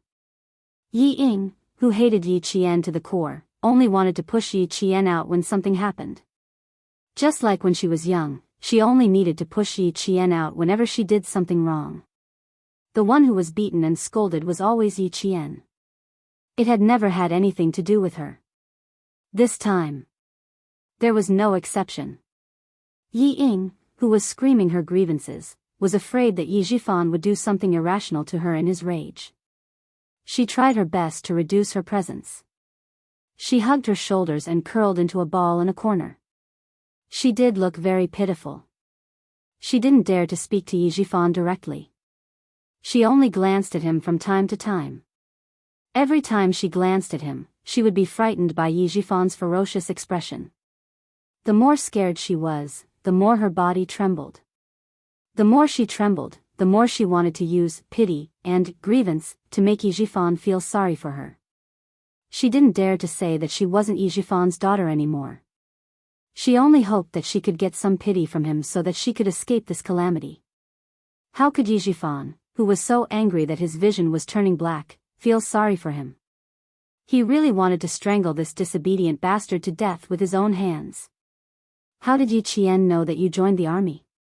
How did she know? How would you know? He slowly sat down on the sofa after standing there for a long time. He stared at the stubborn Yi Ying and asked, how did she find out? How did Yi Qian know? Yi Zhifan already had an answer in his heart. Other than the mother and daughter pair, who else would sue Yi Qian? Who else knew that Yi Ying was about to join the army? To be safe, he didn't even mention it to his colleagues at the bureau. Yi Ying sobbed, tears and snot flowing down her face. I told Mom. Last time, during the physical examination, Mom and I bumped into Yi Qian. We couldn't help but tell him. He had repeatedly warned her not to tell anyone before she actually joined the army. In the end, the mother and daughter pair told Yi Qian. At this moment, Yi Zhifan seemed to have aged a lot. But even if Yi Qian knew about it, she didn't have the ability to get her hands on the videotape unless she had someone backing her up. But would there really be someone like that willing to help Yi Qian? She sent the videotape directly to his home. Did she send it to other places? Did she send it to other people? Or did she send it to his colleagues? What about the provincial government? Chapter 21:16. No, he couldn't just suspect Yi Qian. The most suspicious people should be his political opponents who were trying to sabotage him. Only they had the ability to get their hands on the videotape. However, they weren't trying to sabotage him. They were openly telling him that they had the videotape of his daughter's scandalous deeds. If Yi Ying was innocent and upright, why would they try to sabotage her? A fly wouldn't stare at a flawless egg. He had left evidence that could be used against him. Who could he blame? So, you suspect Yi Qian of sabotaging you? Are you trying to tell me that you didn't do anything that would embarrass the adults in France? Yi Jifan's gaze was cold as he asked in a low voice, "Do you dare say that you didn't do anything that would make you a laughingstock and embarrass you? Raise your head. Look at me and answer. Do you dare say that you were sabotaged? Do you dare to say it?" Yi Ying's fingers were trembling violently. She didn't dare to raise her head or say it. However, she had to raise her head and say it. She removed her hands from her face and dug her fingers into her palms. I didn't. It was Yi Qian who sabotaged me. Other than him, who else would go to such great lengths to sabotage me? Fine. She was still stubborn even at this point. The look in her eyes said it all, but she still pushed all the blame to Yi Jian. Yi Jifan, whose blood was boiling, nodded coldly. Okay, I hope you can continue to be stubborn later. He was too disappointed. He was really too disappointed. She dared to do it but didn't dare to admit it. She didn't know how to solve the problem. She was so stupid that she only knew how to frame others. Fine. She didn't have any skills. Other than talking, she didn't do anything else. She was useless. She was just like her mother. Yi Jifan's chest was heaving up and down. He panted heavily and didn't say anything else. Yi Ying, who was trembling in fear and crying, didn't dare to get up. She huddled in a corner and hoped that time would pass quickly. When Sun Dongqing arrived at the hotel, it was almost 4 o'clock in the morning. When she saw Yi Jifan's gloomy expression, she was furious. Where's the disgrace? Where is it? I must teach her a lesson tonight. The thing that she hated the most was done by her own daughter. Hugging, and even getting a room. How could she have such a cheap daughter? That videotape was a slap to her face. Her face was burning hot. It really hurt. What a good daughter you've raised. Yi Jifan glared at him and said through gritted teeth, "My Ying is the best." Yes, your Ying is the best. This was her goodness. This is the good that you've taught. I've really learned something new. Sun Dongqing was not as protective as before. She rolled up her sleeves and took a step forward. What a disgrace. I'm going to beat her to death today. Yi Ying was overjoyed by Sun Dongqing's appearance. Her eyes, which were red from crying, shone brightly. She cried out miserably, "Mom, save me." She got up with disheveled hair and threw herself at Sun Dongqing. Her savior was here, her savior was here. As long as her mother was here, her father wouldn't be able to touch her. What welcomed her was not Sun Dongqing's protection, but 2 slaps that were louder than before. Not just one, but countless slaps, punches, kicks. Sun Dongqing, who was so angry that she had lost her rationality, punched and kicked her. I'm going to beat you to death, you disgrace, you disgrace. Chapter 21:17. Yi Ying, who had never been hit by Sun Dongqing before, was horrified. Compared to Yi Jifan's 2 slaps, Sun Dongqing's was much more violent. Mom. I didn't, it hurts, Mom, stop hitting me, I really didn't. Yi Ying, who was beaten to the ground, bent her body and desperately protected her face and head. She was overwhelmed with horror. How could this be? How could this be? Why didn't her mother help her? Why? Yi Ying screamed and begged for mercy, but Sun Dongqing beat her even more fiercely. I didn't send you to study abroad so that you could learn to sleep with foreign devils. I didn't want you to be a prostitute. I didn't want you to change your boyfriend every week. I'll beat you to death, you shameless thing. You can live a good life, but you have to humiliate yourself. If you want to find a boyfriend, fine, I won't stop you, but you should find me a boyfriend like Mrs. Li's son. Find a foreign devil to sleep with? Shameless thing, who did you learn this from? Who did you learn this from? Just as Sun Dongqing was about to kick Yi Ying's head, Yi Jifan, who was expressionless, frowned and grabbed his wife who had lost her mind. That's enough. If she continued, she might really beat Yi Ying to death. Sun Dongqing was a barbarian and a shrew. When she lost her mind, she was even more ruthless than Yi Jifan. In this way, Yi Jifan's attitude was much gentler. There was a video recorder in the hotel. Yi Jifan put in the tape. After a while, Yi Ying, who was wearing heavy makeup, appeared in the video. She was intimately dancing with a blonde man on the dance floor of the KTV. After seeing this scene, Yi Jifan, who was so angry that the veins on his temples bulged, closed his eyes. It wasn't a trap, it wasn't a trap. This was to tell him that his daughter, Yi Jifan, was a slut abroad. Yi Ying, who was bruised all over, was completely dumbfounded. How could it be? How could it be? How could these things be recorded into a tape? Who was it? Who was it that messed with her? The image flashed, and it showed her hugging and kissing the golden-haired man dancing on the sofa. The man's hand lifted her shirt and reached for her chest. The image was very clear, as if someone was filming it right in front of her. No, it's not like that. Don't look, don't look. All of a sudden, Yi Ying rushed up like a madwoman. She was so flustered that she was out of her wits. She tried to take out the tape from the VCR and destroy it. The more anxious she was, the more confused she became. The more confused she was, the more she couldn't take out the tape. She screamed in panic, picked up the VCR, and threw it against the wall.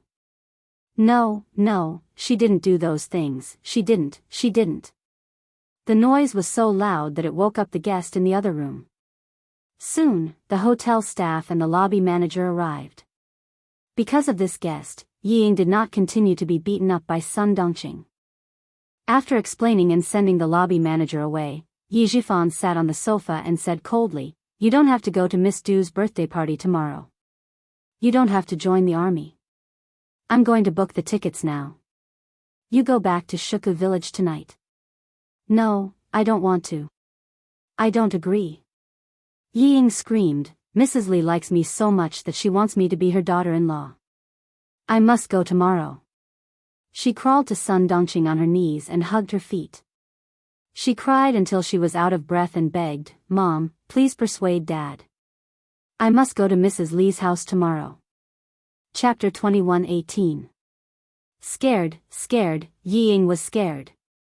Even Sun Dongqing, who loved her the most, had hit her. Yi Ying was scared. She didn't know why she was so sure that she had done something shameful in France. It was as if she had seen her ridiculous life when she was studying abroad. She couldn't accept her fate. She wouldn't accept her fate so easily. She had to convince her mother to stand by her side. She had to convince her. Yi Ying was also a character. She could always find all kinds of excuses to make herself feel at ease and comfort herself when she was in a desperate situation. She could also shamelessly think that she had done nothing wrong and that it was all the people who wanted to hurt her who were wrong.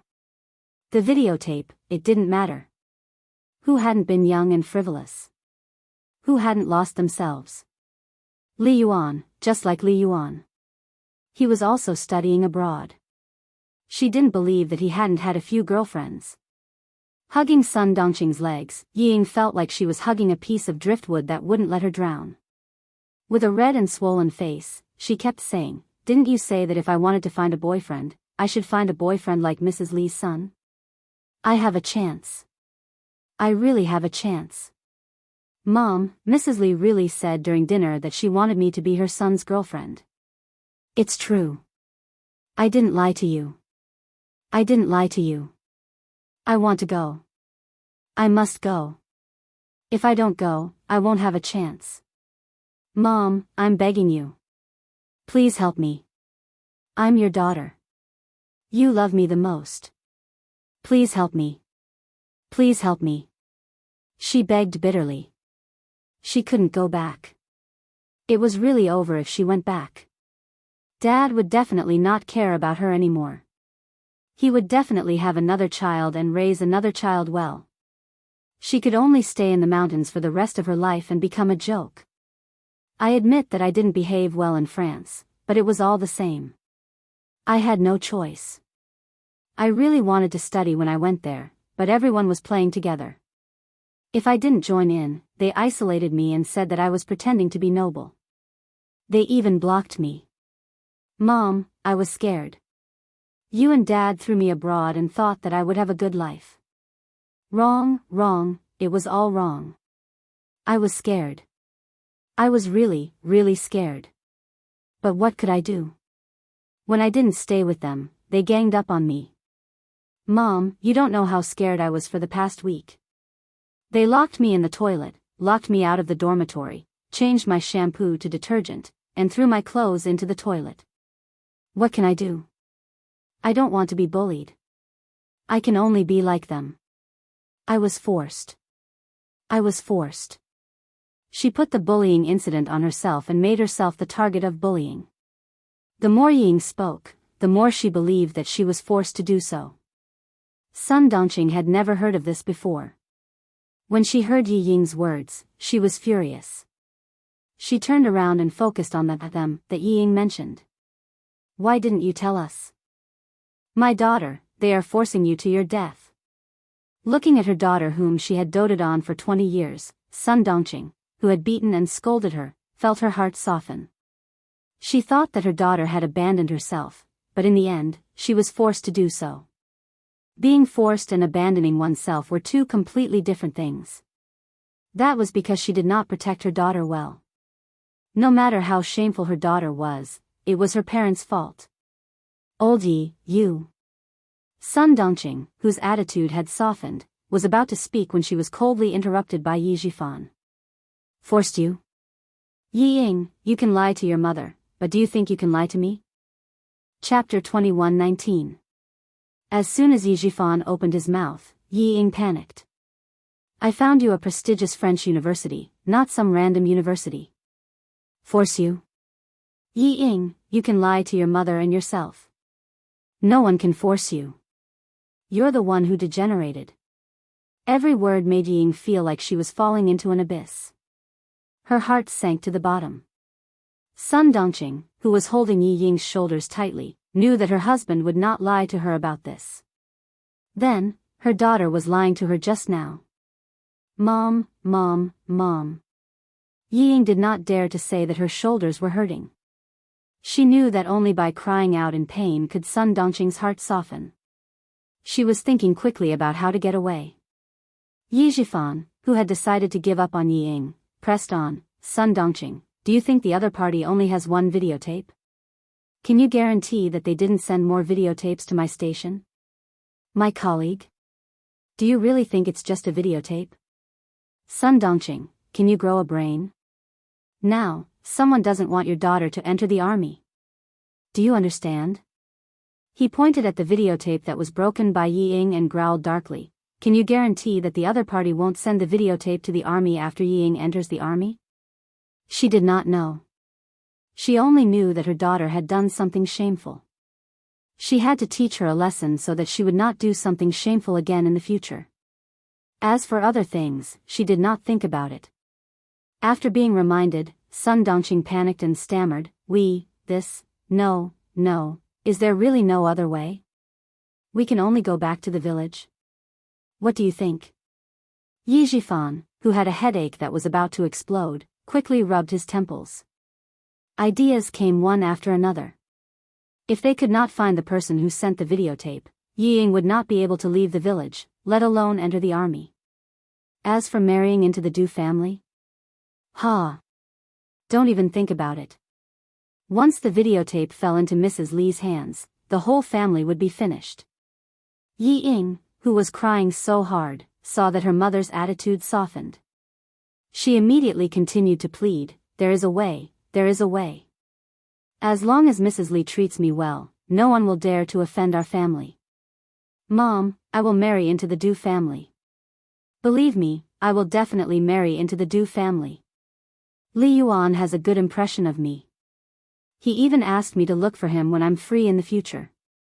He'll take me out to play. The deputy chief of staff Du also agreed. Mrs. Li also asked Li Yuan to take care of me. Mom, did you hear that? She wants me to marry Li Yuan, right? Sun Dongqing felt that her daughter's words made sense, but when she saw Yi Zhifan's ferocious expression, she swallowed her words. If it was any other matter, she would still dare to argue with her husband, but this matter made her so angry that she wanted to beat her disobedient daughter to death, not to mention her husband who was an official. In the face of Yi Ying's attempt to escape, Yi Zhifan sneered. Before the videotape, he actually had the idea of marrying his daughter into the Du family. After all, Mrs. Li's words were too tempting. What about now? Not anymore, not even the slightest bit. Now he only hoped that he could bring Yi Ying back to his hometown as soon as possible and let the person who sent the videotape see his sincerity. Sun Yaozu's sudden death was investigated by the Southern Province Police as a case of bodyguard kidnapping his employer and murder after failing to extort money. Now it was his family's turn to be unlucky. It was possible that someone was targeting him and did not want him to continue his career. They wanted to kill him completely. Chapter 21:20. If his daughter was useless, he could find another surrogate, but he could not lose his position. The person behind the jade instructed him to build a relationship with the Du family, so he definitely did not want to see him fall out with the Du family. After weighing the pros and cons, giving up Yi Ying was the best choice. As Yi Qian said, for his career, Yi Zhifan would definitely disown his family. Whoever stopped him, he would be ruthless, even if his own daughter stood in his way. Yi Zhifan, who had made up his mind, said coldly, "Mrs. Li has a good impression of you." Yi Ying, you think too highly of yourself. If you sent the videotape to Mrs. Li's house, what do you think will happen to you? Yes, Mrs. Li did reveal that she wanted her son to marry you, but did you live up to her expectations? No. You left such a big weakness for others to use against you. This is a bomb that will blow up our whole family and make us lose everything. If we did not have a relationship with the Du family, this videotape would at most make our whole family lose face. But now, once Mrs. Li watches the videotape, she will not let you go, and she will not let me go. Sun Dongqing, if I am finished, my whole family will be finished. The power of the last sentence was no less than a bomb thrown into Sun Dongqing's heart, blowing away her stupidity and miraculously understanding the predicament in front of her. Now that she had completely understood what Yi Ying meant, she howled and punched Yi Ying's shoulder hard. What sin have I committed to give birth to such a disgraceful thing like you? It is not easy to find a general's wife who likes you, you actually. Sun Dongqing, who was sad from the heart, punched Yi Ying and then punched her own chest hard. Her heart was so painful, so painful. Such a good opportunity, gone again. Gone again. Seeing that her father would not help her, Yi Ying, who was desperate, cried and got up. Mom, don't be angry, I was wrong. She hugged Sun Dongqing and suddenly said in a low voice, Mom, if you don't help me, Dad will not want you, and he will not want me. Sun Dongqing, whose body suddenly stiffened, heard her daughter say, Dad is only in his early 40s, the golden age for men. As long as he wants to have children, with his official position, there are many young and beautiful women who want to give birth to his children. Mom, you must help me go to the Du family. I can't be fooled by Dad. He didn't want me to go because he was afraid that he would offend the Deputy Chief of Staff Du. Madam Li likes me. Mom, I'm confident that I can win her heart. I'm also confident that Li Yuan won't be able to run away. Tomorrow is my last chance. If I miss it, Mom, both you and I will be abandoned by Dad. Don't say that Dad doesn't dare, he dares. I can't compete with you over Dad. Mom, you can't compete with him over what he wants to do, and neither can I. So, I'm going to take a gamble. If we win the bet, we win. His words touched Sun Dongqing's heart. That's right. Her daughter was right.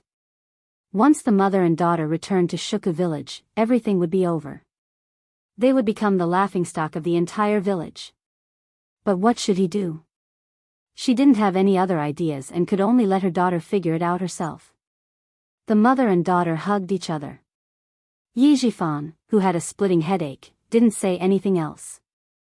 He glanced coldly at Yi Ying, got up, and said to Sun Dongqing, look after her. I'll go back to my room and book tickets for you two to go home. He didn't know that when he went back to his room to book the tickets, Sun Dongqing and Ying left Wangfu Hotel in a hurry. He also didn't know that the mother and daughter had caused a huge disaster. Chapter 21-21. It was 5:00 in the morning, and the cold wind blew through the capital city.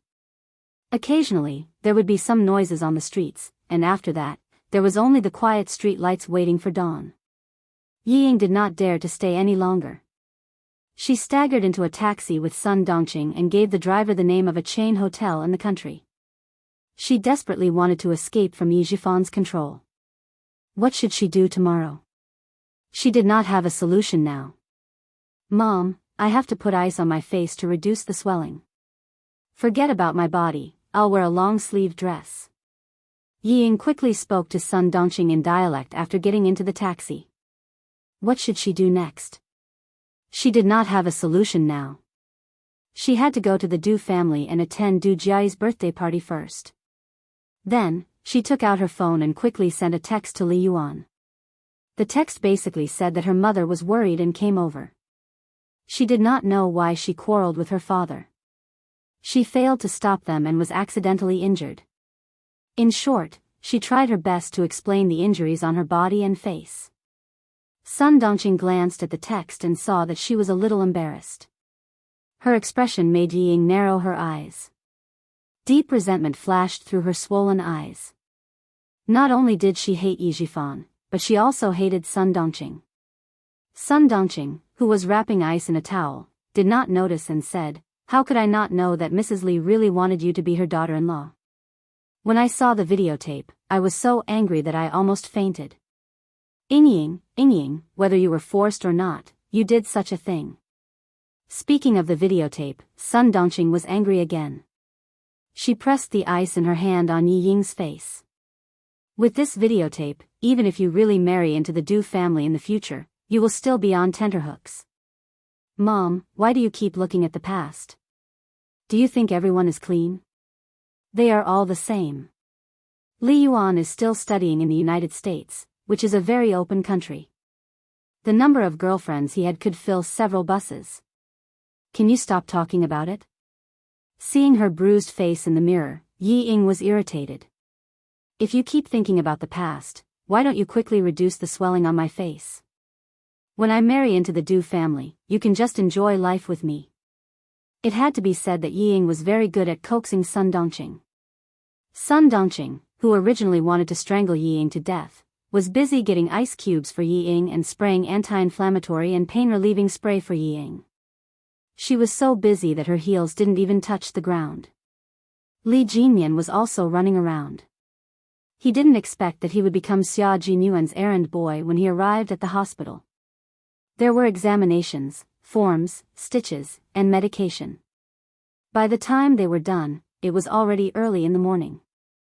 Xia Jinyuan, who had finally cleaned up the pus in the wound and was stitched up again, lay lazily on the hospital bed and chatted with Li Jinyan, who was resting on the hospital bed. You came here in the middle of the night to talk to me about the overseas competition. Is your time that tight? I haven't seen the specific list of people on our side, and the Major General didn't mention to me who will be going either. When the list is out, we will arrange a training session to improve our teamwork. Li Jinyan, who was resting with his eyes closed, just wanted to find someone to talk to. The list was secondary. When he heard Yi Ying, he said calmly, "You are injured now, how are you going to arrange the training?" Yi Qian should also be selected. Her schedule isn't easy to arrange. It had been a month since the last training session. She should have started school by now.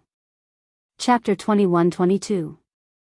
If she does well this time, the school won't have too many problems. If she doesn't, I'm afraid they won't let her go. After all, the school doesn't know what she's training for. After Xia Jinyuan finished speaking, he thought for a while and said, "Actually, you can say that she's training for the competition. The National University of Science and Technology often sends students to participate in the competition. She can do it too. I'll call you later to ask about the situation. You should know about Yi Qian's results." When they talked about the military, Li Jinyan's slightly depressed mood suddenly became a lot more cheerful. After resting for a while, he got up, straightened his military uniform, and said calmly, "Rest well. I'll go to the military headquarters for a meeting." Xia Jinyuan, who could tell that he had something on his mind, looked at him meaningfully and said with a half-smile, "You're in a good mood so quickly. Are you sure you don't need to talk to me anymore so that I can talk to you?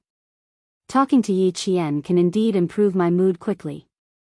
Faced with his comrade's teasing, the handsome and cold Li Jinyan calmly replied. That one sentence made Major Xia choke in his throat. After he calmed down, Major Xia smiled and said, "Major Li, Yi Qian is my girlfriend." "You're late." "So what if she's your girlfriend?" "She's also my comrade." "Ha, she's also my comrade." "She's both my girlfriend and my comrade." Major Xia, who was now the boyfriend, calmly responded to the sudden provocation, "You're not interested in stealing your comrade's girlfriend." He was indeed not interested in being immoral, but... Li Jinyan looked at his former opponent, who was now his comrade, and sneered, "Didn't I tell you before? Yi Qian gives me a familiar feeling. Major Xia, wait for me to check it out. When the time comes, it'll be hard to say what your identity and mine will be." "Check it out?" Xia Jinyuan's smile did not fade, but his eyes darkened. He said in a deep voice, "Devil, Yi Qian's situation is a little special." "What do you want to check?" "The situation is a little special?" Li Jinyan, who was about to leave, sat back on the bed and asked coldly. "What happened? What I'm investigating here, could it possibly affect her?" His eyes suddenly turned cold and sharp as he said, "Or do you know what I'm investigating?" "Someone is investigating it too." This time, it was Xia Jinyuan's turn. His eyes suddenly turned cold and sharp. He stared at Li Jinyan, and even his voice was frosty. "Devil, what did you find out about Yi Jian? He was a major and a marine. What right did he have to investigate Yi Qian? Check the relationship between Yi Qian and my family." Since it was related to Yi Qian, Li Jinyan did not hide anything. "I want to know why I feel a sense of familiarity with her. The relationship between the little fox and the Li family?" Xia Jinyuan did not expect to be asked such a question. He could not help but chuckle. How could she be related to the Li family? The Li family used to be a warlord. Yi Qian's family has been farmers for 3 generations. How could they have anything to do with you? Knowing that no one was investigating the same thing as him, the sharpness in Li Jinyan's eyes gradually disappeared. "That's why I want to check it out." He calmed down and said indifferently, "Otherwise, I'll always wonder why I feel a sense of familiarity with Yi Qian." It was not a sense of familiarity between a man and a woman. At first glance, he felt a sense of déjà vu, so much so that he misunderstood that he might like Yi Qian. When he found out about the relationship between Xia Jinyuan and Yi Qian, he did not feel sad, nor did he feel jealous. Instead, he felt relieved. These two feelings puzzled him, so he had no choice but to investigate. Xia Jinyuan felt that it was a fantasy. How could it be possible? Chapter 21-23. Demon King, perhaps you can think of the so-called sense of familiarity as a kind of appreciation between the strong. Looking at his stubborn comrade, Xia Jinyuan felt helpless. "I once conducted a detailed investigation on Yi Qian. The military has also investigated her. Devil, I can tell you with certainty that she has nothing to do with the Li family. If she does, the military will definitely find out. The military has detailed information on 3 generations of her family." "You're overthinking it." Li Jinyan only replied calmly to his comrade's advice, "I trust my intuition." "To hell with your intuition." Xia Jinyuan cursed in his heart. Seeing that he was so insistent, he reminded him, "Recently, Yi Qian has been troubled by something. Since you have to investigate it, I hope you can postpone it for the time being. I don't want to complicate matters because of your investigation." "Sure." Li Jinyan nodded. He would definitely be cautious when it came to Yi Qian, but he pursed his lips and asked, "What's troubling Yi Qian? What happened to make you so nervous?" "No, it's not Yi Qian. As for the specific reason, I'm sorry, Devil, I can't tell you." I just hope you can delay your investigation. His intuition told him that Yi Qian had something to do with the Li family. He didn't know what to say. Go ahead, go ahead, go ahead. He wouldn't investigate anymore once he gave up. Li Jinmian, who still had to go to the military, didn't stay any longer. He opened the door and strode out. In the ward, Xia Jinyuan, who had been in a high-intensity battle for more than 10 days, raised his head and rubbed his slightly dizzy temples. Due to the severe lack of sleep, he thought for a while and carefully recalled his investigation of Yi Qian's family. After thinking for a while, he was certain that his little fox had nothing to do with the Li family. If the devil insists on investigating, then so be it. He had already reminded him not to cause trouble for the time being. With his character, he would do it. Xia Jinyuan stopped thinking about it and closed his eyes to rest. He needed to call Ho Zi later and ask what happened between Yi Jifan and the Du family. As for his little fox, he had to go to the southern province to look for her after he rested. He had a lot of things to deal with, so he had to rest well. Xia Jinyuan, who slept until 8 o'clock, opened his eyes. The first thing he did was to call Ho Zi in southern province. He needed to know what Yi Jifan and the Du family were up to. Only then did Xia Jinyuan realize that while he was away, Yi Qian had done quite a few big things. Ho Zi told Xia Jinyuan everything that had happened to Sun Yaozu without exaggerating. First, he shot Sun Yaozu's eyes with a glass shard. Then, he brought him to the mountain and dealt with him. I didn't do anything.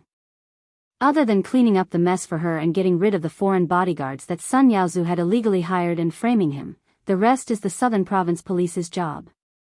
Xia Jinyuan did not react much when he explained everything that had happened in a few words. He was fine as long as his little fox was fine. She would not make a move easily. Once she made a move, she would definitely have to make a move. It was fine as long as she was fine. The second thing was the videotape. Xia Jinyuan was even more relieved. Although Little Fox did not directly tell Ho Zi how she was going to deal with the backup tapes, he could guess it based on his understanding of her. Yi Jifan would definitely receive one copy.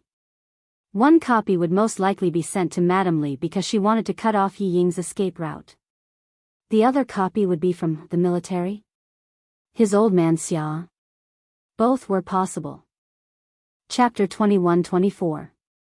The Deputy Chief of Staff Du had used his power for personal gain to send Yi Ying into the military and even sent her to the Beijing Government Arts and Crafts Regiment. It seemed like the Deputy Chief of Staff Du was very confident in himself and believed that there would be no problems with what he did. Yi Ying entering the military would not only make Yi Jifan's political career more difficult, but it would also be evidence for him to deal with the Deputy Chief of Staff Du in the future. If he wanted to blow up the matter and make Yi Jifan a target of the Du family, he would have to tell Little Fox to endure for a few more days until Yi Ying entered the military and Mrs. Li saw the videotape. At most, she would have to endure for another 10 days. Your girlfriend is very good at taking care of herself. Lao Lu, you have good taste. Take good care of her and your future will be exciting and fulfilling. You can also rely on each other and won't make a scene because of your career. Ho Zi's mentality was becoming more and more peaceful. It was probably because he had experienced so much and lost so much that he realized that life was actually just two people relying on each other and slowly living the rest of their lives. Xia Jinyuan knew what kind of person he was talking to in the past. When he heard this, he raised his eyebrows and said, "You look like a loving father. How many months is my sister pregnant?" In front of Xia Yiwei, Ho Zi, who had restrained his anger, sighed. "Why don't you believe that I've really changed? She's pregnant for a month." Ha ha ha, good news. I have to be a loving father. I'm already in my 40s and I have a child at an old age. If I don't learn to be a loving father, your sister will sharpen a kitchen knife in the middle of the night and warn me. Ho Zi had been in the underworld for more than 20 years and had been a mafia boss for more than 10 years. Even if he had washed his hands in a gold basin, the anger in his bones could not be washed away in such a short time. However, he was willing to give up for the person he loved and cultivate for the sake of the little life that was about to come. From his appearance, he was no longer as ruthless as he used to be. At least, when Yi Qian saw him, he almost thought that he had the indifference of sitting in the bamboo forest and looking at the clouds calmly. Xia Jinyuan, on the other hand, saw through Ho Zi and directly exposed him.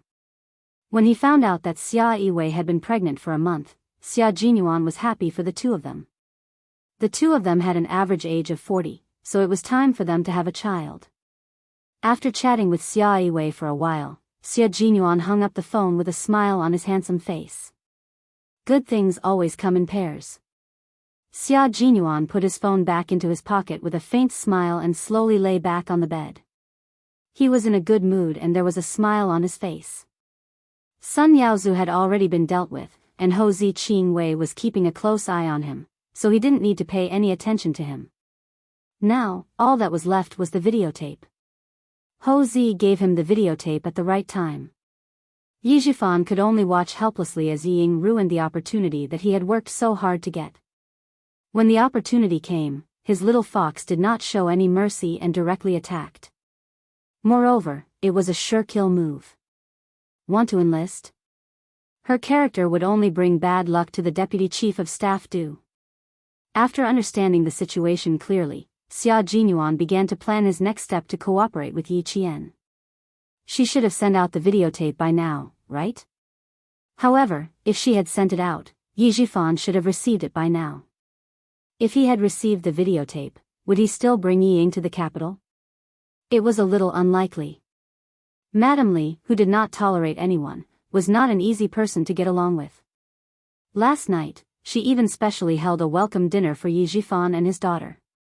It was obvious that she really liked Yi Ying.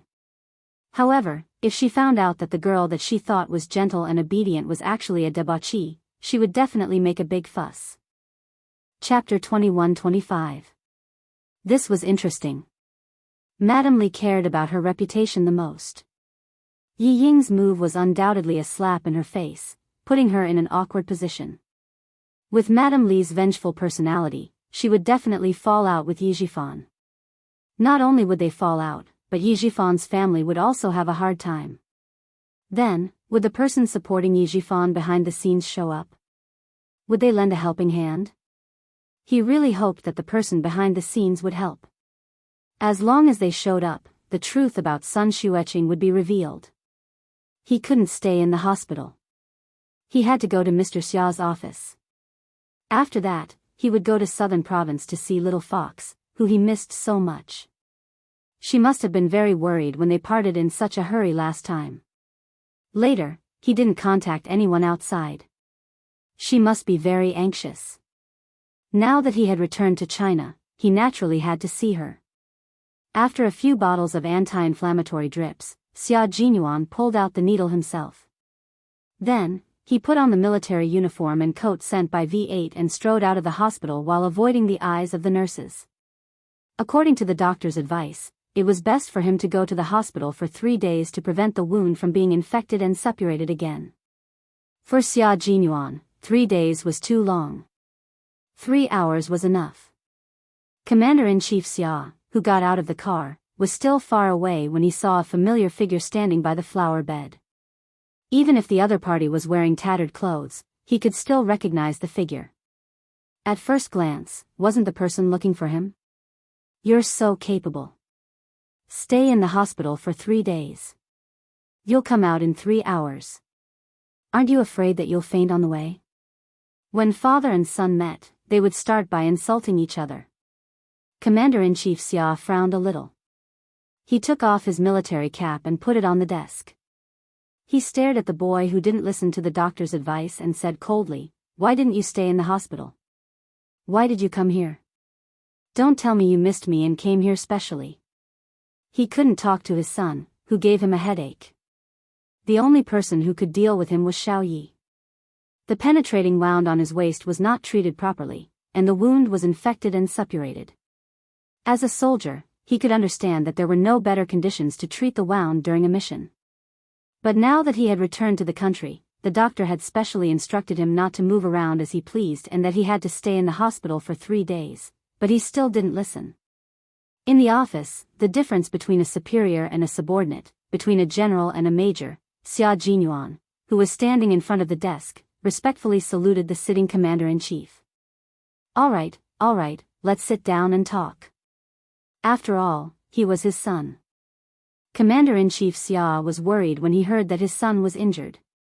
He waved his hand and gestured for him to sit down first, lest he reopen the wound if he stood for too long. Long story short, you have a meeting to attend at 9:30.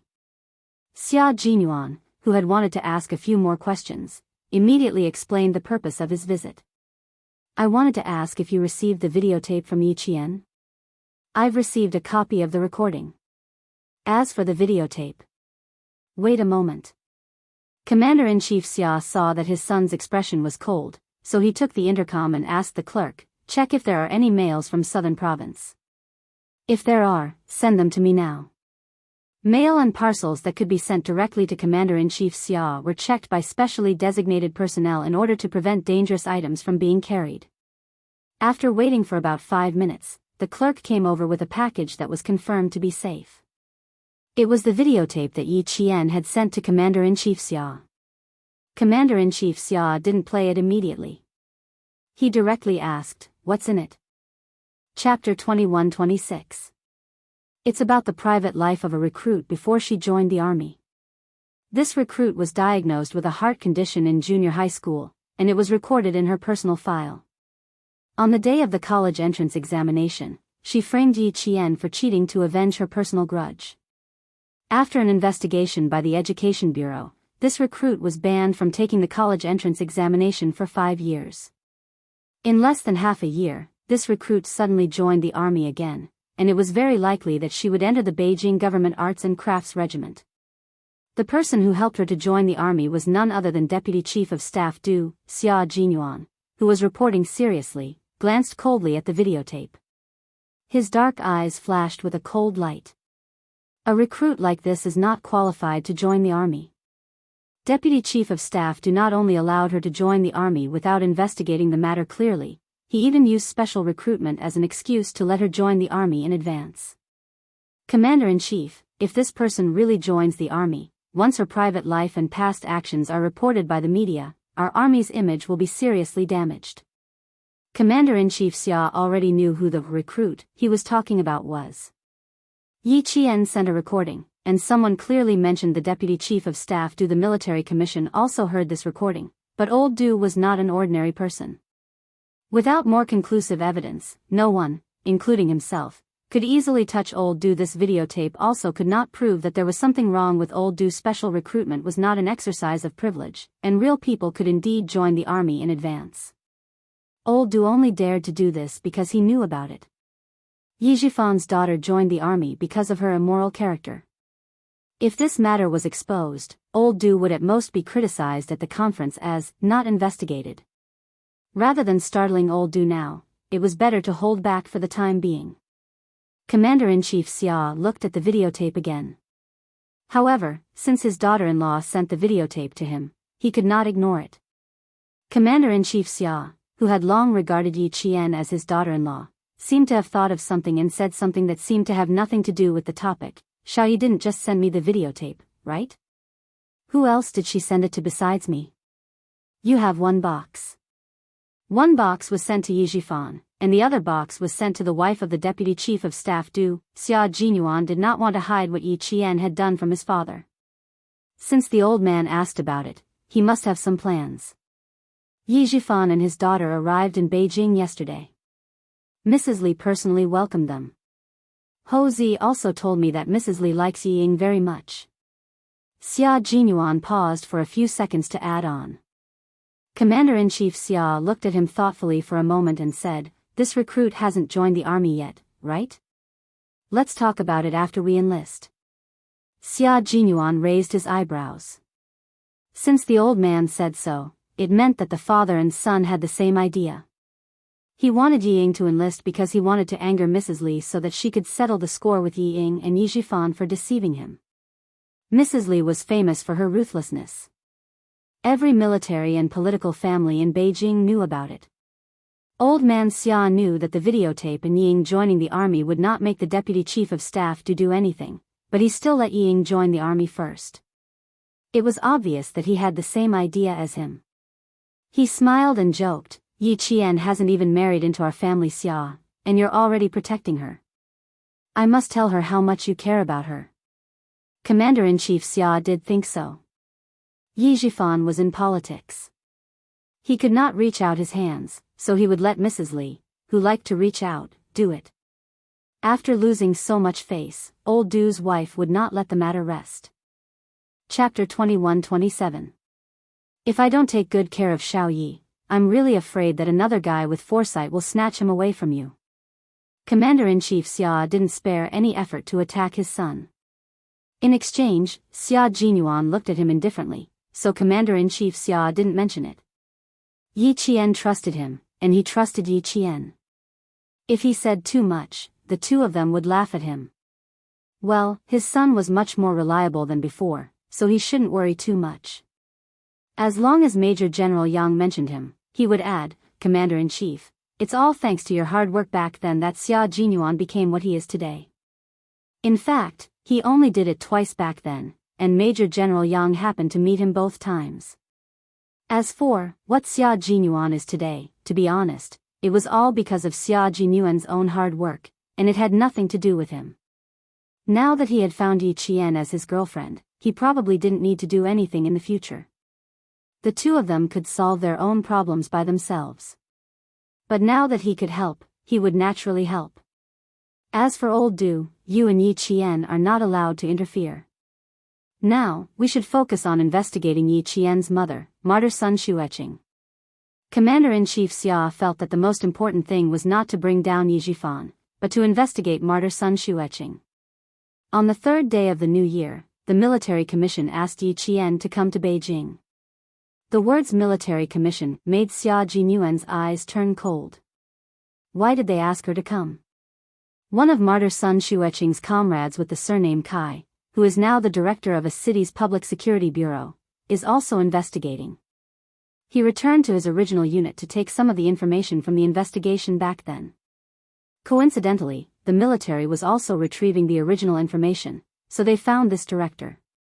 For the sake of caution, the military asked Yi Qian to come to the military commission to find out how much she knew about martyr Sun Xueqing.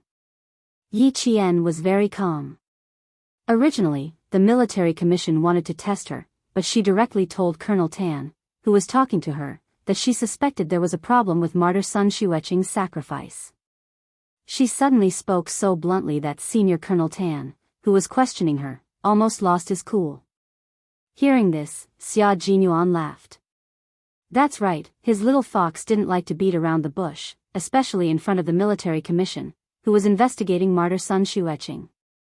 The military disciplinary committee was not an ordinary place. Hiding it would be counterproductive.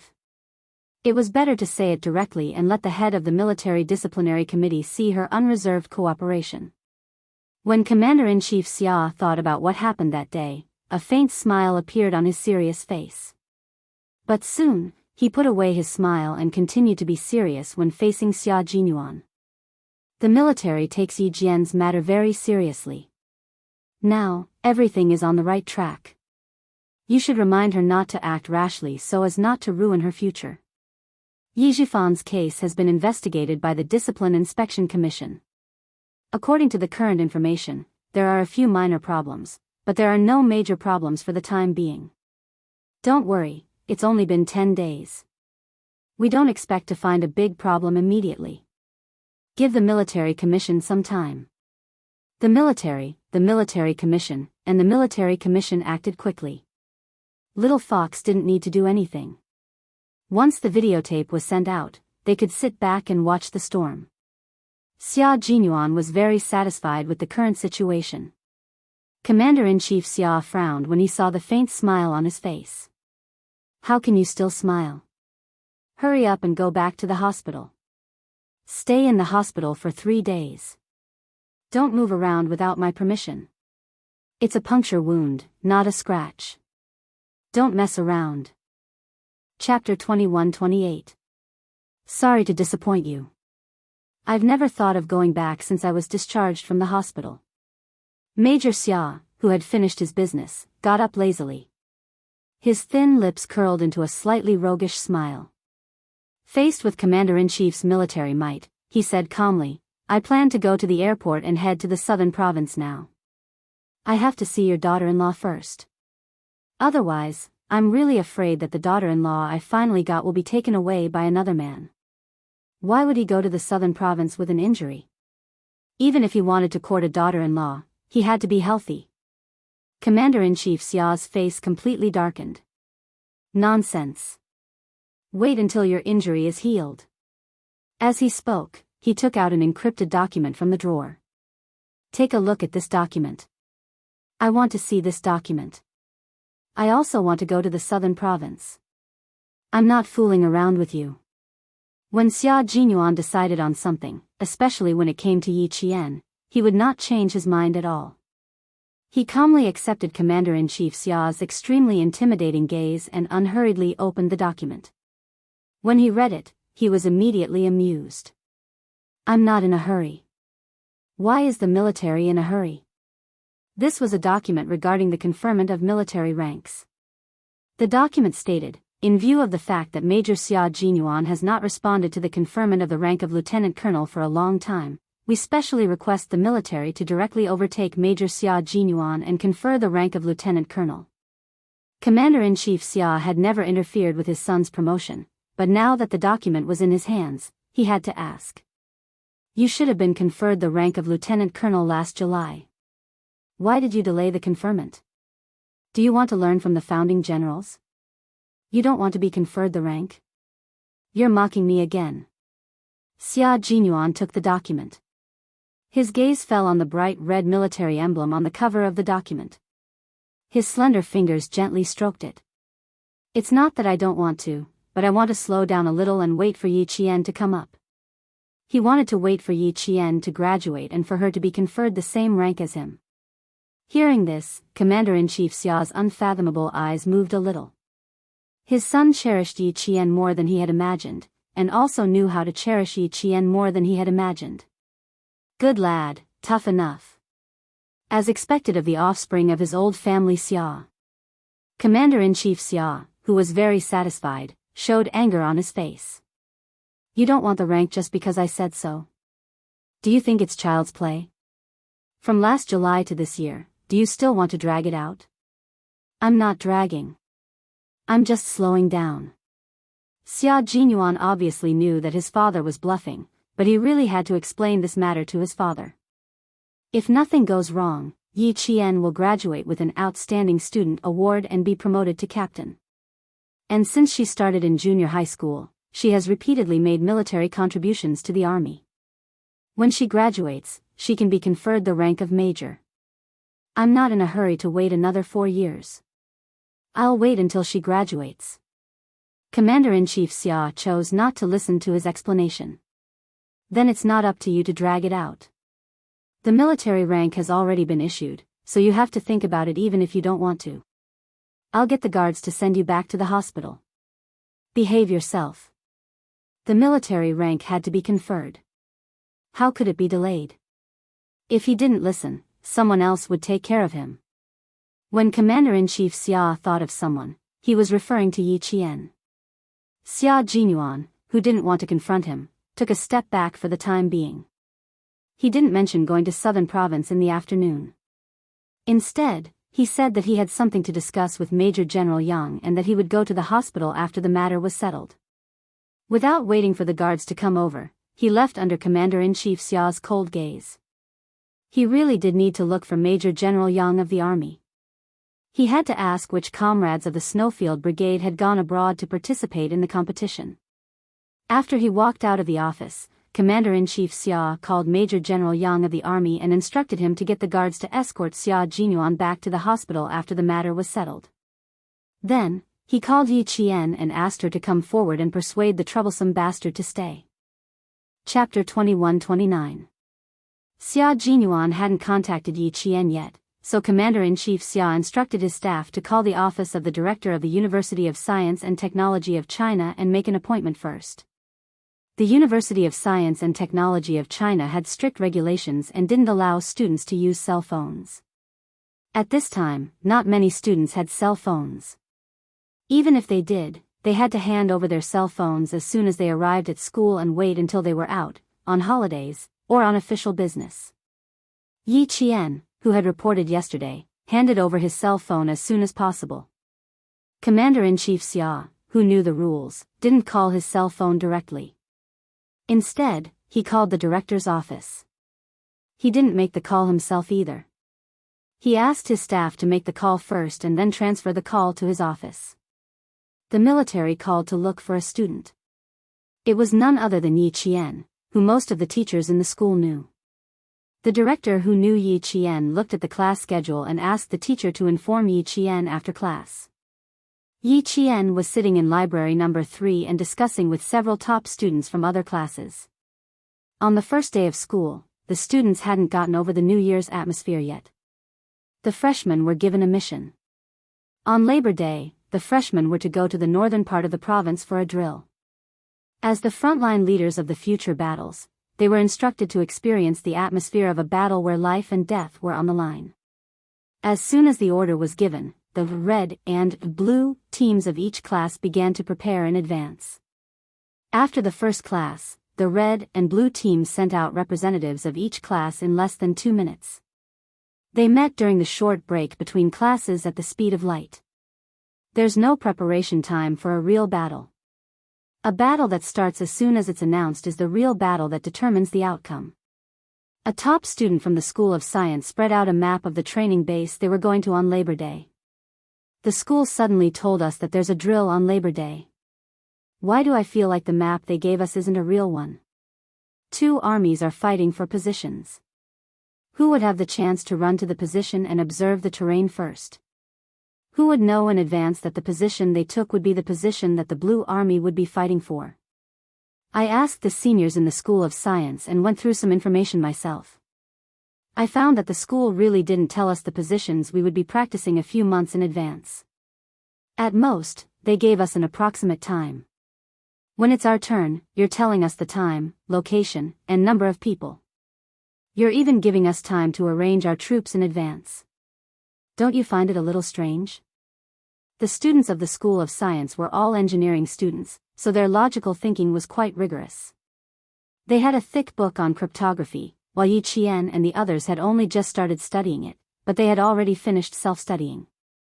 Another student said, having a direction is better than not having one. Let's not talk about whether it's strange or not.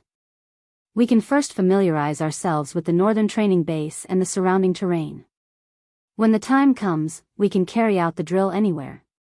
We can't always focus on the north.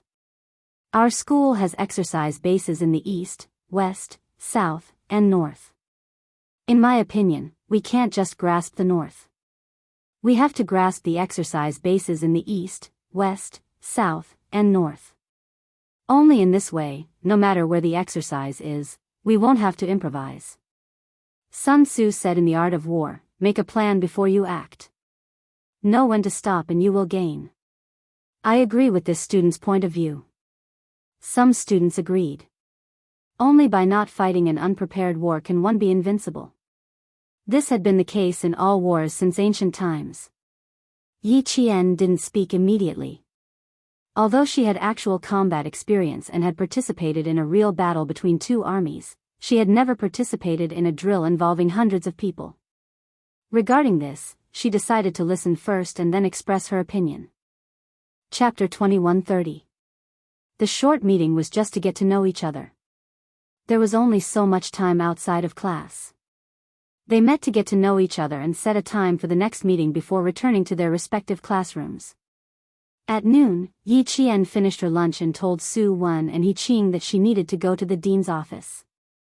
She told them to go back to their dorms to rest while she jogged to the dean's office. Su Wen looked at Yi Qian's back as she left and lamented to He Jing, I have 2 fears. One is my father, and the other is entering the office. Every time I see a classmate entering the office, I always feel like the wind is blowing and the water is freezing. The hero will never return. As long as you improve your physical fitness, you will never have the chance to go to the office. He Jing pointed out her classmate's weakness without giving her any face. During the scolding session this morning, as long as your physical fitness was mentioned, I saw our instructor's gaze sweep over you. Why are you so weak?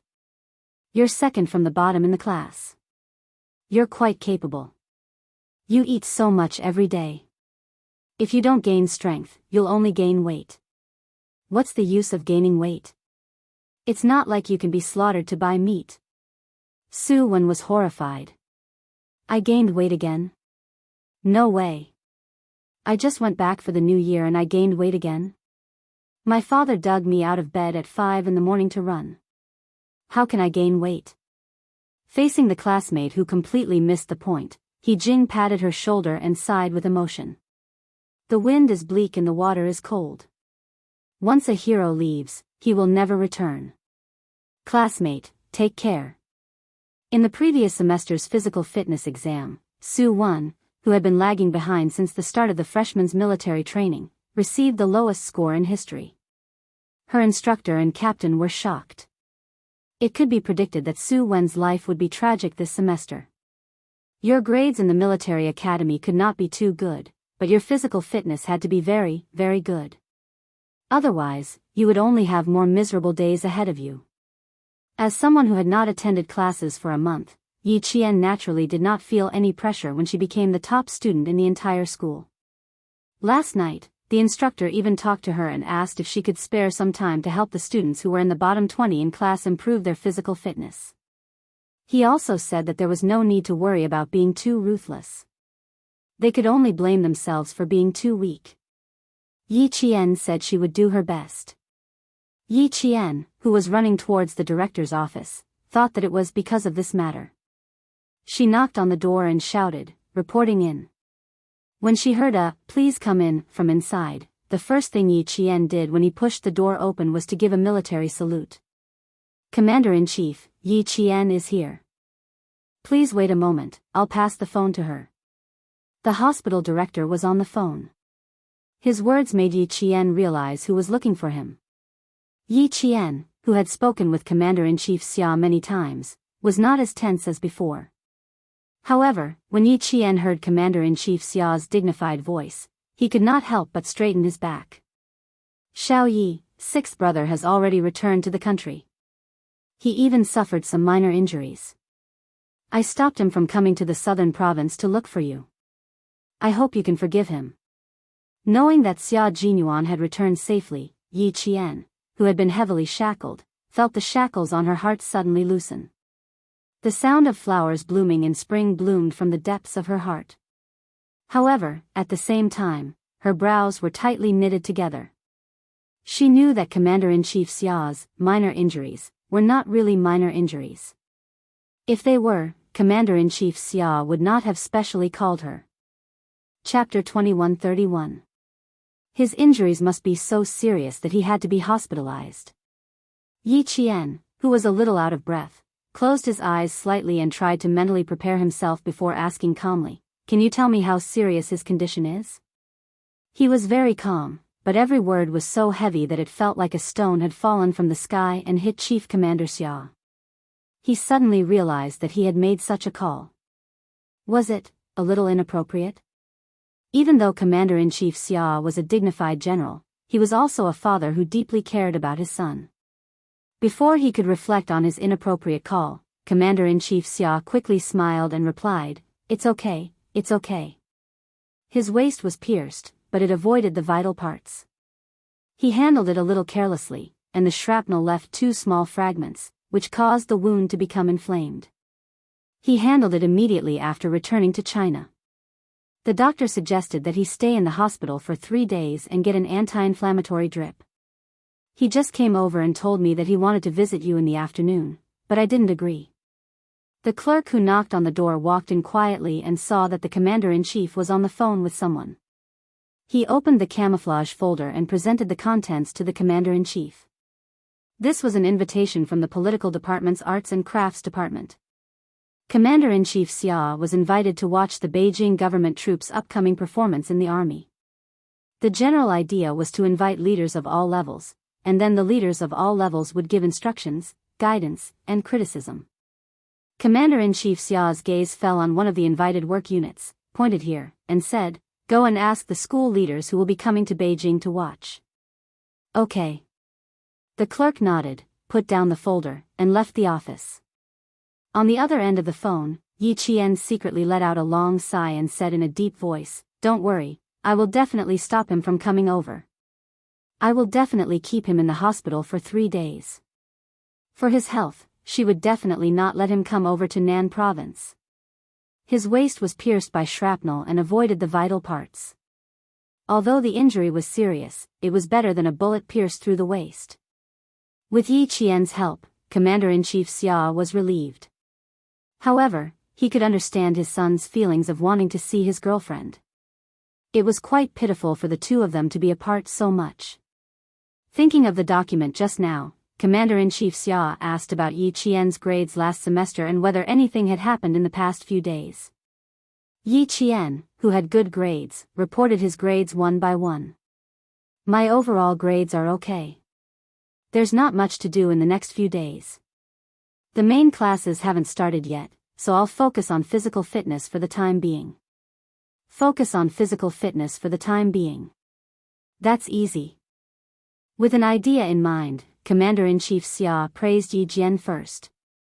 He smiled and said, "Not bad, not bad. No wonder old Six told me confidently that you would definitely get the title of outstanding student. Little Yi, you're very good. You let us all be at ease. Since you don't have classes these few days, and it's Saturday and Sunday in 3 days, how about this? You go to the capital with the school leaders to watch the performance of the Beijing political group. At the same time, you go to the hospital to visit Sixth brother, lest he sneaks into the southern province to look for someone and make everyone uneasy." Yi Qian readily agreed. It should be said that he couldn't ask for more. She really, really wanted to see Captain Xia. She really, really missed him. Lovesickness seeped into her bones, and she was deeply sentimental. Regarding the matter of Yi Qian coming to Beijing with the school leaders had called the dean before she left the dean's office. They asked the dean to inform Yi Qian that he would come to Beijing with the school leaders at 9:00 tomorrow to report on his work. They couldn't directly go to Beijing to watch the performance. After all, watching the performance was secondary. The meeting after the performance was the main point. Chapter 2132. Yi Qian, who was about to leave for the capital, was oblivious to the fact that Yi Ying was talking about her. Browsing through the graduation album of the military academy, she chuckled and said, "Jay, I always thought that you graduated from the National University of Science and Technology as well. So, it turns out that you graduated from this military academy."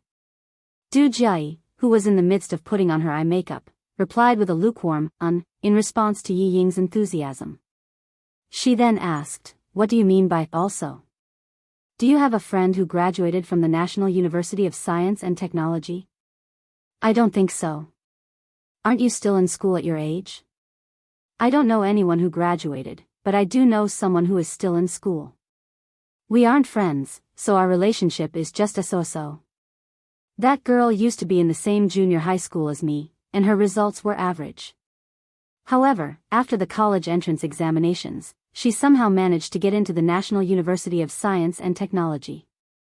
It was a huge deal back then," Yi Ying said calmly. At the same time, there was a hint of jealousy and disdain in her voice. It was difficult for two girls to like an outstanding girl, but it was easy for them to hate the same girl. It just so happened that Du Jiai was secretly looking for Yi Ying's faults. Hearing her words, a cold sneer crept onto her lips. Feigning concern, she said, "Having such an outstanding girl by your side is indeed a headache. Alright, you aren't bad yourself, so why are you being jealous of her?" "It's not that I'm jealous of her. It's just that she used to be really bad. Her results back then were really bad. She was always at the bottom of her class from primary school to junior high school. I found it hard to believe that she managed to get into the military academy all of a sudden." Yi Ying continued flipping through the album as she casually continued speaking. "Take Sis Jiai for example. Your results have always been good, so it's no surprise that you managed to get into the military academy. On the other hand, from primary school to junior high school, she had to copy my homework every single time. No one gave her any exams, so she was always at the bottom of her class. How can I not be surprised that she managed to get into the military academy during the college entrance examinations? That's indeed a little surprising. So that's what happened. Someone who was worse than me suddenly managed to get into the military academy. Naturally, I would feel a little disappointed, so Du Jia said apologetically. Ying continued as if she did not understand, I'm her relative. We share the same surname and grew up together. I'm happy that she got into the military academy, but I'm also worried. It's fine if he really relied on himself to pass the exam, but I'm afraid that's not the case. At that time, everyone in the village was happy, but my parents were worried, afraid that they would be happy for nothing. If Du Jia conveyed her words to the deputy chief of staff Du, Yi Qian, oh Yi Qian, what do you think will happen to you? Du Jia, who was not interested, suddenly opened her eyes. She turned to look at Ying, who was sitting on the dressing table to her left. She has the same surname as you? What's his name? Yi Qian. Ying could tell that there was something amiss with her tone, so she thought that Zhang Xian had understood what she was trying to say. With a deep frown, she sighed deeply. My cousin grew up without parents. If not for my parents raising her, she would have been living on the streets by now. She wasn't the type to study since young. My parents said that it was my uncle and auntie who blessed her that she was able to get into the military academy. They had the same surname, but one was from the military academy while the other was from the army. Am I overthinking things? Do you have a picture of her? Let me take a look. Regardless of whether I'm overthinking things or not, I'll know once I see the picture. Du Jia asked, unwilling to give up. Chapter 2133. Du Jia was far more scheming than Yi Qian, and she was better at hiding things. She didn't want others to know that she knew Yi Qian, and she also didn't want others to see her abnormality. She added lightly, if a gentle and generous girl like you doesn't like Yi Qian, I'm sure that Yi Qian isn't very likable. Ying hoped that Du Jia would stand on her side. Hearing this, she smiled and said, I don't hate her, but I don't like her either. After all, she and I are still family. I also hope that she doesn't do anything wrong and doesn't always think of taking shortcuts. Hearing this, Du Jia almost couldn't help but laugh out loud. What right did she have to criticize others? Wasn't she the same? The two sisters were the same. If the Yi Qian she was talking about was the same person as the Yi Qian she knew, then it really was. Du Jia's eyes darkened as she played with the eyebrow pencil. If it really was the same person, she had to admit that Yi Qian was undoubtedly much better than Ying. However, they had one thing in common, and that was that she didn't like either of them. She was from a small family, yet she wanted to marry into a big family. She was dreaming. As for the other one, she always tried to be brave, but all the male soldiers fell for her tricks.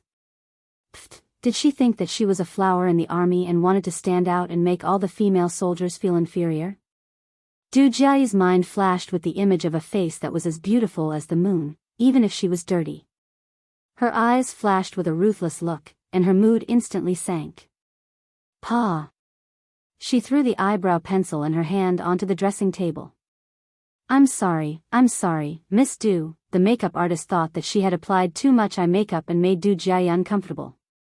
She was so frightened that she quickly apologized. Du Jia had a habit of venting her anger on others, but she never did it in front of others. Instead, she liked to play dirty tricks behind people's backs. This matter had nothing to do with the makeup artist, so she didn't need to vent her anger on a mere makeup artist. She raised her hand, indicating that it had nothing to do with her. However, Ying misunderstood. She thought that Du Jia was standing up for her and said softly, Jia, don't be angry. I don't care anymore. I don't have the photos. If you want to see them, I'll see if I can get the photos taken during graduation. Who would look at the graduation photo? It was filled with heads, how could they see it clearly? Can you show me a solo photo? Du Jia glanced at Ying, who was putting on an act in front of her, and the disgust in her heart grew stronger. She really didn't understand what her mother liked about her. Pretentious and pretentious. Although her looks were acceptable, this kind of appearance was completely unrecognizable. Seeing the flash of joy in Yi Ying's eyes, Du Jiayi immediately understood why Yi Ying had mentioned Yi Qian to her. Earlier, she had mentioned that Yi Qian's grades were not good, but he had suddenly gotten into the military academy. Wasn't this hinting that Yi Qian had relied on cheating to get into the college entrance exams?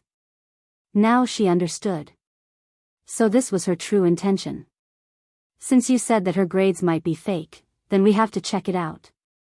The military academy is meant to groom future military officers. How can there be fish eyes as pearls? Give me the solo photo as soon as possible. I'll ask my father to find out what's going on. Yi Ying was so agitated that she secretly pinched her thigh to suppress her excitement. However, she pinched herself too hard. Her expression of pain and excitement intertwined, causing her sweet features to twist. She panicked and said, "There's no need to check, there's no need to check. She's doing very well now. I heard that if she didn't pass the military academy's new training program, she would be rejected. Since she didn't, it means that she's still capable." Chapter 2134. The door of the dressing room was pushed open and Madame Li, who was dressed in a dignified and noble manner, walked in. Yi Ying, who was talking, turned her head when she heard the noise. She hurriedly adjusted her expression and stood up. She stood up gracefully and greeted Madame Li. Madam. Madame Li took in all her expressions. She didn't know what was going on and thought that her daughter had embarrassed Yi Ying again. Seeing that Yi Ying could quickly adjust her expression and pretend to be calm, she smiled with satisfaction. She didn't misjudge her. She was indeed a sensible girl who knew not to embarrass others. "You are injured.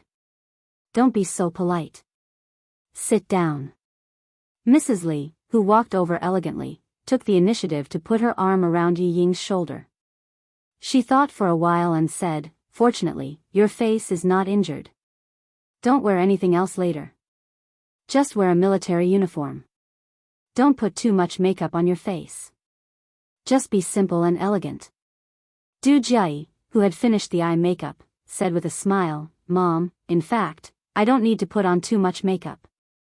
Just be simple and elegant. Just wear a military uniform. You want to disagree with me again, don't you?" Mrs. Li tapped her daughter's forehead with her index finger. She was in a good mood and joked with the makeup artist. "Make her uglier. She will be too ashamed to see others later." The makeup artist hurriedly said respectfully, "Miss Du is born beautiful. She is very beautiful without makeup. Did you hear that, Mom? You have to listen to the opinions of the people and the voices of the people." Du Jiayi, who was smiling like a flower, raised her eyebrows like a girl and pulled Yi Ying into the topic. "Tell me, who is prettier, me or Yi Ying?" Mrs. Li liked Du Jiayi's coquettishness very much. It was not coquettish, but coquettishness that made her laugh. Hearing this, Mrs. Li looked at her and then at Yi Ying.